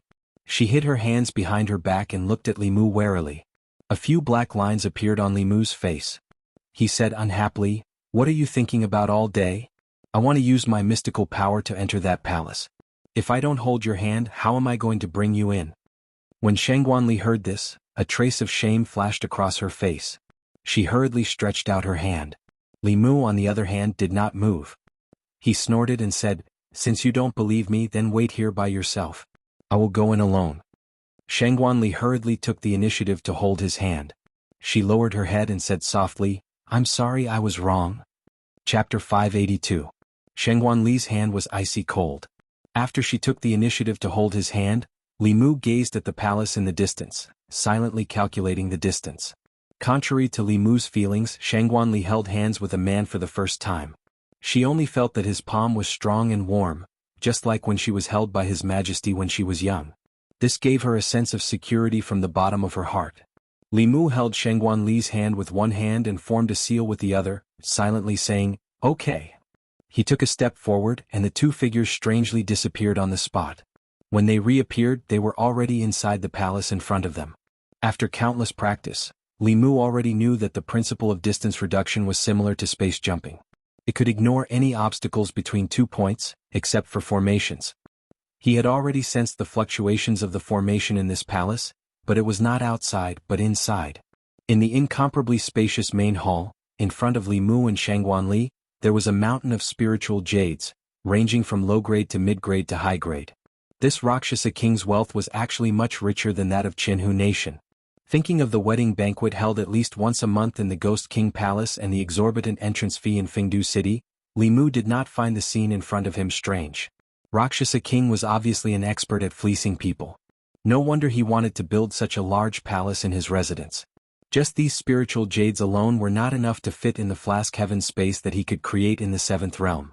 Li Mu's 9th realm abode was more than enough to fit these spiritual jades. However, outside this mountain of spiritual jades, there was a protective shield that was filled with faint black fog. He let go of Shangguan Li's hand and carefully observed this protective shield. With the warmth of her hand still lingering, Shangguan Li felt a sense of loss. She raised her head and glanced at Li Mu, then quickly looked away. At this time, Li Mu discovered that this barrier was a defensive array formation. Moreover, its grade wasn't low. After deciphering the Spirit Array Faction's heavenly book, Li Mu's knowledge of array formations was extremely rich. After carefully studying the array formation for a while, Li Mu fell into deep thought. It wasn't that he couldn't break this array, but it would take a long time. There wasn't enough time for him to slowly break the array. Of course, other than techniques, one could also use brute force to break the formation. The formation in front of him was only a matter of a few spears or arrows, but in that case, the commotion would definitely be earth-shattering. It would alarm the guards outside and Fengdu City's Rakshasa King's subordinates, and things would become incomparably troublesome. Li Mu thought for a moment and took out a paintbrush. Back then he had learned the art Dao from the Empress for a long time. Not only had he flirted with the Empress, but he had also truly learned some true skills. However, the art Dao was a special ability. It was very difficult to directly use it in battle, but it couldn't be more suitable to use it here. Li Mu held the paintbrush in his hand and held his breath. When the tip of the paintbrush touched the barrier, his entire person entered a strange state. His arm moved slowly. Very quickly, a door appeared on the barrier that was surrounded by faint black fog. Li Mu walked through the door. The array formation wasn't touched at all. Under Shangguan Li's strange and shocked gaze, Li Mu waved his hand. The mountain of spiritual jades in the hall disappeared into thin air, leaving only an empty ground. After that, Li Mu walked out again. With a light stroke of the paintbrush, the barrier returned to normal. Done. Li Mu put away the paintbrush and slowly flew up to the 2nd floor. The 2nd floor was filled with countless wooden shelves. Countless soul bottles were placed on them. In the cultivation world, spiritual jades and soul power were the most basic cultivation resources. Who knew how much the Rakshasa King had accumulated, but at this moment, all of them were in Li Mu's pocket. The 3rd floor of the hall was filled with spiritual herbs. Li Mu did the same and didn't leave a single stalk for the Rakshasa King. Although this kind of behavior was somewhat like that of a bandit, the Rakshasa King was the bandit first. Moreover, Li Mu wasn't a good person. The principle he adhered to was that if people didn't offend him, he wouldn't offend them. If people offended him, they wouldn't be able to settle it without paying a price of hundreds of millions. Just as Li Mu had guessed, there wasn't a single precious treasure in this treasury. Presumably, the Rakshasa King had taken it with him. However, he could only leave these spiritual jades, soul power, and spiritual herbs produced in the ghost realm at home. Inside the Demon Emperor's cave, the little Rakshasa King, whose cultivation was restricted and tightly bound, was thrown into a corner of the space. At one moment he saw a mountain of spiritual jades in front of him, and then dozens of wooden shelves with countless soul bottles. After a while, spiritual herbs produced in the ghost realm fell like raindrops. His face was filled with shock and his heart was filled with bewilderment. What were that adulterous couple outside doing? After ransacking the last hall, Li Mu extended his hand to Shangguan Li. This time she didn't say anything and obediently placed her hand in Li Mu's hand. Li Mu took a step forward and the two figures disappeared on the spot. Outside the treasury, several Fifth Realm ghost cultivators were still conscientiously guarding the place. Li Mu, who had returned from a rewarding journey, held Shangguan Li's hand and took a leisurely stroll in the Ghost King manor. The ghost servants in the manor kept bowing to them. "Greetings, young master and young madam." Li Mu's expression was cold and arrogant as he ignored these ghost servants. The little Rakshasa king was usually this arrogant in the manor, so it wouldn't attract any suspicion. If he could avoid conflict, it was best not to. He wasn't afraid of the Rakshasa king, but once his identity was exposed, the devil path might send experts to capture him. If it was someone like the Yu and Ming elders, Li Mu wasn't afraid. If he couldn't win, he could always escape. However, if there was another 10,000-year-old monster like Blood River and a Devil Path Elder, his situation wouldn't be optimistic. Returning to the side chamber, Li Mu first kept the 4 bamboo guard spies in the Demon Emperor's space. Then he planned to leave with Shangguan Li directly to the land of the fallen gods. When the Rakshasa king returned, he would find that his treasury had been emptied by Li Mu. When he walked out of the side chamber, a figure floated in front of him. It was an old man. When he saw Li Mu, who had turned into the little Rakshasa king, he didn't show much respect. He just cupped his hands and said lightly, "Young master." The little Rakshasa king had a 6th realm cultivation. Li Mu couldn't search his soul, and he didn't know the ghost cultivator in front of him. In this situation, it was better to say more. He glanced at the old man and said, "I'll bring young madam out for a walk." The old man didn't think much and stepped aside. Watching the two of them walk away, he just shook his head. For someone like the little Rakshasa king to be able to cultivate to the 6th realm, it was all because he had a good father. This time he found a human 6th realm Dao companion. His cultivation might be able to advance even further. To think that he had cultivated bitterly for 100 years to reach his current realm. In this world, there was really no comparison between ghosts. Li Mu and Shangguan Li held hands intimately and walked safely to the entrance of the Ghost King Palace. About 10 steps forward, they were outside the palace. At this moment, more than 10 figures suddenly rushed in from outside. These were all female ghost cultivators. They were quite good-looking and their cultivations ranged from the 3rd realm to the 5th realm. When they saw Li Mushi, these female ghosts rushed over in a flurry. "Husband. You haven't been to her place for a long time? You can't forget about your old love just because you have a new one." Surrounded by these female ghosts, they wanted nothing more than to press their soft and perky bodies against Li Mu. More than 10 pairs of hands touched his body naughtily. Li Mu instinctively pushed away the things on his body and took 2 steps back. This feeling of being surrounded by strange female ghosts and touching his body made him extremely uncomfortable. However, this action caused a female ghost at the peak of the 5th realm to change her expression. She had been with the little Rakshasa king for 10 years and was one of the people most familiar with him. The person in front of her looked like the little Rakshasa king, but he felt very different from the little Rakshasa king. She stretched out her arms and stopped her sisters.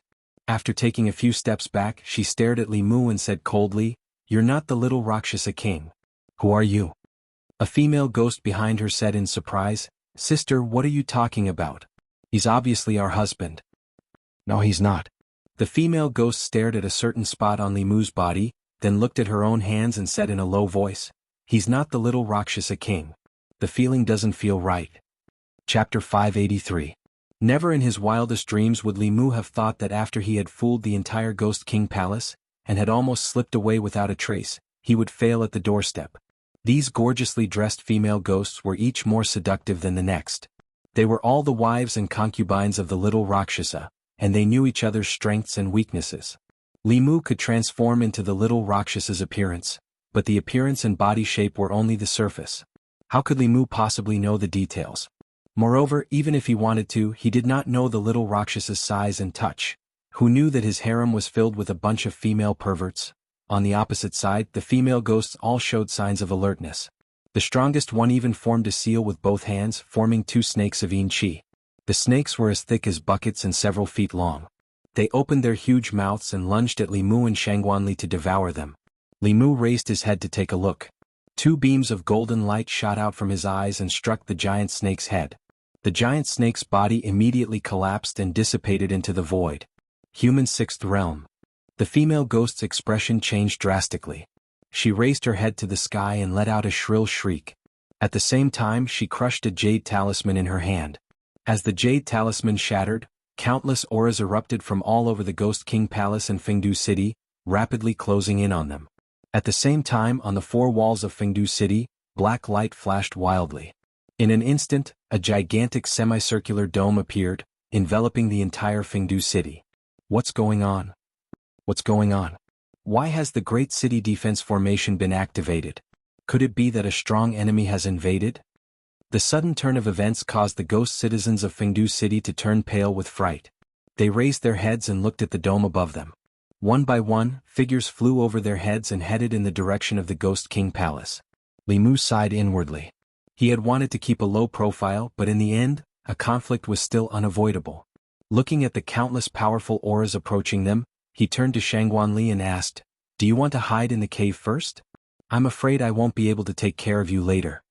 Shangguanli snorted and moved closer to Li Mu. She stuck close to him and said, "Don't look down on me. You just advanced a few days earlier than me. I can protect myself. You just have to take care of yourself." Her eagerness to excel was carved from the same mold as the Empress. Furthermore, she was even more outstanding than the Empress. Li Mu did not say anything more. His figure slowly rose into the air.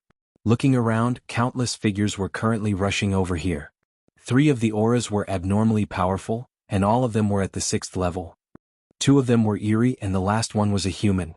3 6th realm powerhouses surrounded Li Mu and Shangguanli from 3 different directions. The female ghost below said sternly, "Lord Consecrator, capture them.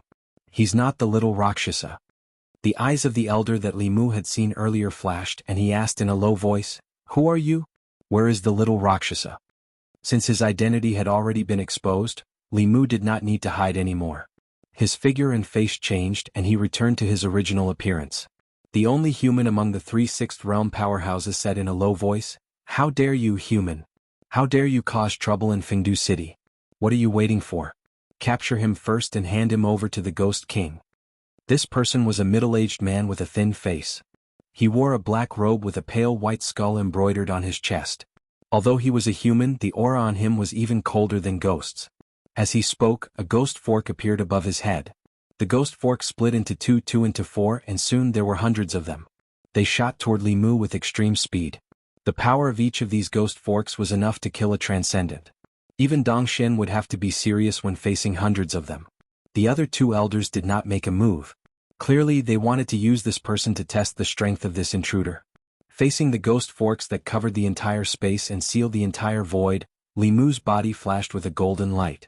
The shadow of a bell enveloped him and Shangguanli. The ghost forks pierced the Dao bell and dissipated. Only one of them let out a deafening sound and broke. The middle-aged man's body trembled, and his aura weakened slightly. He was shocked and blurted out, "What kind of Dharma treasure is this?" This ghost fork looked ordinary, but it was a treasure in his hands. He had used it to kill countless enemies, but it was broken just like that. While his heart ached, he looked at the shadow of the bell, and a trace of fire appeared in his eyes. He quickly approached the bell and used all kinds of spells to bombard the bell. However, he could not break through the bell's defense. To be more precise, there was not even a splash. The middle-aged man was shocked and angry. He said sternly, "Coward, don't hide in the bell if you have the ability. Come out and fight me fair and square." As soon as he finished speaking, the bell shadow around the person in front of him slowly disappeared. The middle-aged man was delighted. This person was indeed young and could not be provoked. A blood-red long saber appeared in his hand. He raised it with both hands and slashed down fiercely.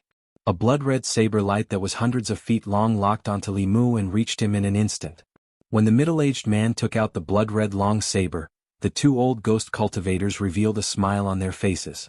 The cultivation world was incomparably cruel. Giving up one's advantage because of a little provocation was undoubtedly a very foolish action. Being locked onto by the blood-red saber, there was generally no suspense about the outcome of this battle. If they were in the young man's shoes, they would also be seriously injured. The middle-aged man floating in the air also thought so. This blood-red saber had drained 70% of his magic power. He looked at the young man under the blood-red saber and waited for him to be split in half. Suddenly, a cold light appeared in his eyes. The moment the cold light touched the blood-red saber directly collapsed. However, the cold light became even more intense. The next moment, a long spear appeared in front of him and pierced through his body. His body was pierced, and his primordial spirit was also severely injured. He had no chance to react at all. A golden rope was wrapped around his body. With his remaining strength he could not break free at all. Li Mu held the long spear in his hand and stepped on the middle-aged man's body in the air. The world was silent. Bloodsaber, Lord Bloodsaber pays his respects. He defeated Lord Bloodsaber in one move. Is this person a powerhouse of the upper realm? It's over. Lord Ghost King is not here. With such a powerhouse invading, Fengdu City is going to welcome a big change. There was a lot of discussion in Fengdu City. The expressions of the two Sixth Realm elderly ghostly cultivators changed drastically. After looking at each other, they joined forces to attack Li Mu without hesitation. They were no match for the Blood Saber alone. Only by joining forces would they have a chance. While the two of them attacked Li Mu, the dozens of Fifth Realm ghostly cultivators near the Ghost King Palace set their sights on Shangguanli. In Fengdu City, many powerhouses took out their Dharma treasures and flew towards Li Mu. Facing the two Sixth Realm ghostly cultivators who were rushing towards him, a bow appeared in Li Mu's hand. He knocked the bow and casually shot an arrow. Wherever the arrow passed, a black line appeared in the air. The speed of the golden arrow was so fast that it was impossible to dodge. It pierced through the chest of an elderly man. At this moment, 90% of the Densine energy on his body dissipated. Li Mu reached out his hand and grabbed at the air. A large illusory hand appeared in the air and grasped the elderly man's extremely weak soul. As long as he clenched his fist lightly, this Sixth Realm powerhouse's soul would scatter. This was the result of Li Mu being merciful. If he had increased his transcendence energy by just a bit, this ghostly cultivator would have died under the power of the sun-shooting bow. One should always leave a way out. Li Mu had no enmity with him. There was no need for him to be calculative with a worker ghost under the Rakshasa King. One spear and one arrow. Out of the three Sixth Realm powerhouses in Fengdu City, one was under his foot, and the other was in his hand. The entire Fengdu City suddenly quieted down. The other elderly man's figure that was flying towards Li Mu stopped abruptly. The yin energy on his body tumbled, just like the shock and fear in his heart.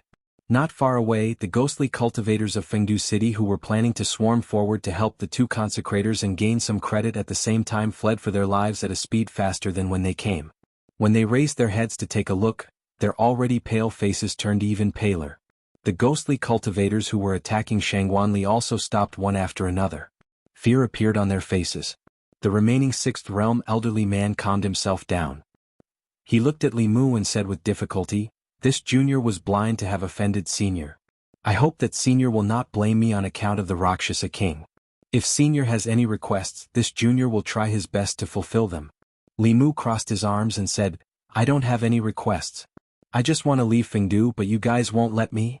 At the entrance of the Ghost King Palace, the flirtatious female ghost knelt on the ground powerlessly. Her face was full of regret. If she had known that this person was an old monster who had concealed his cultivation level, she would have pretended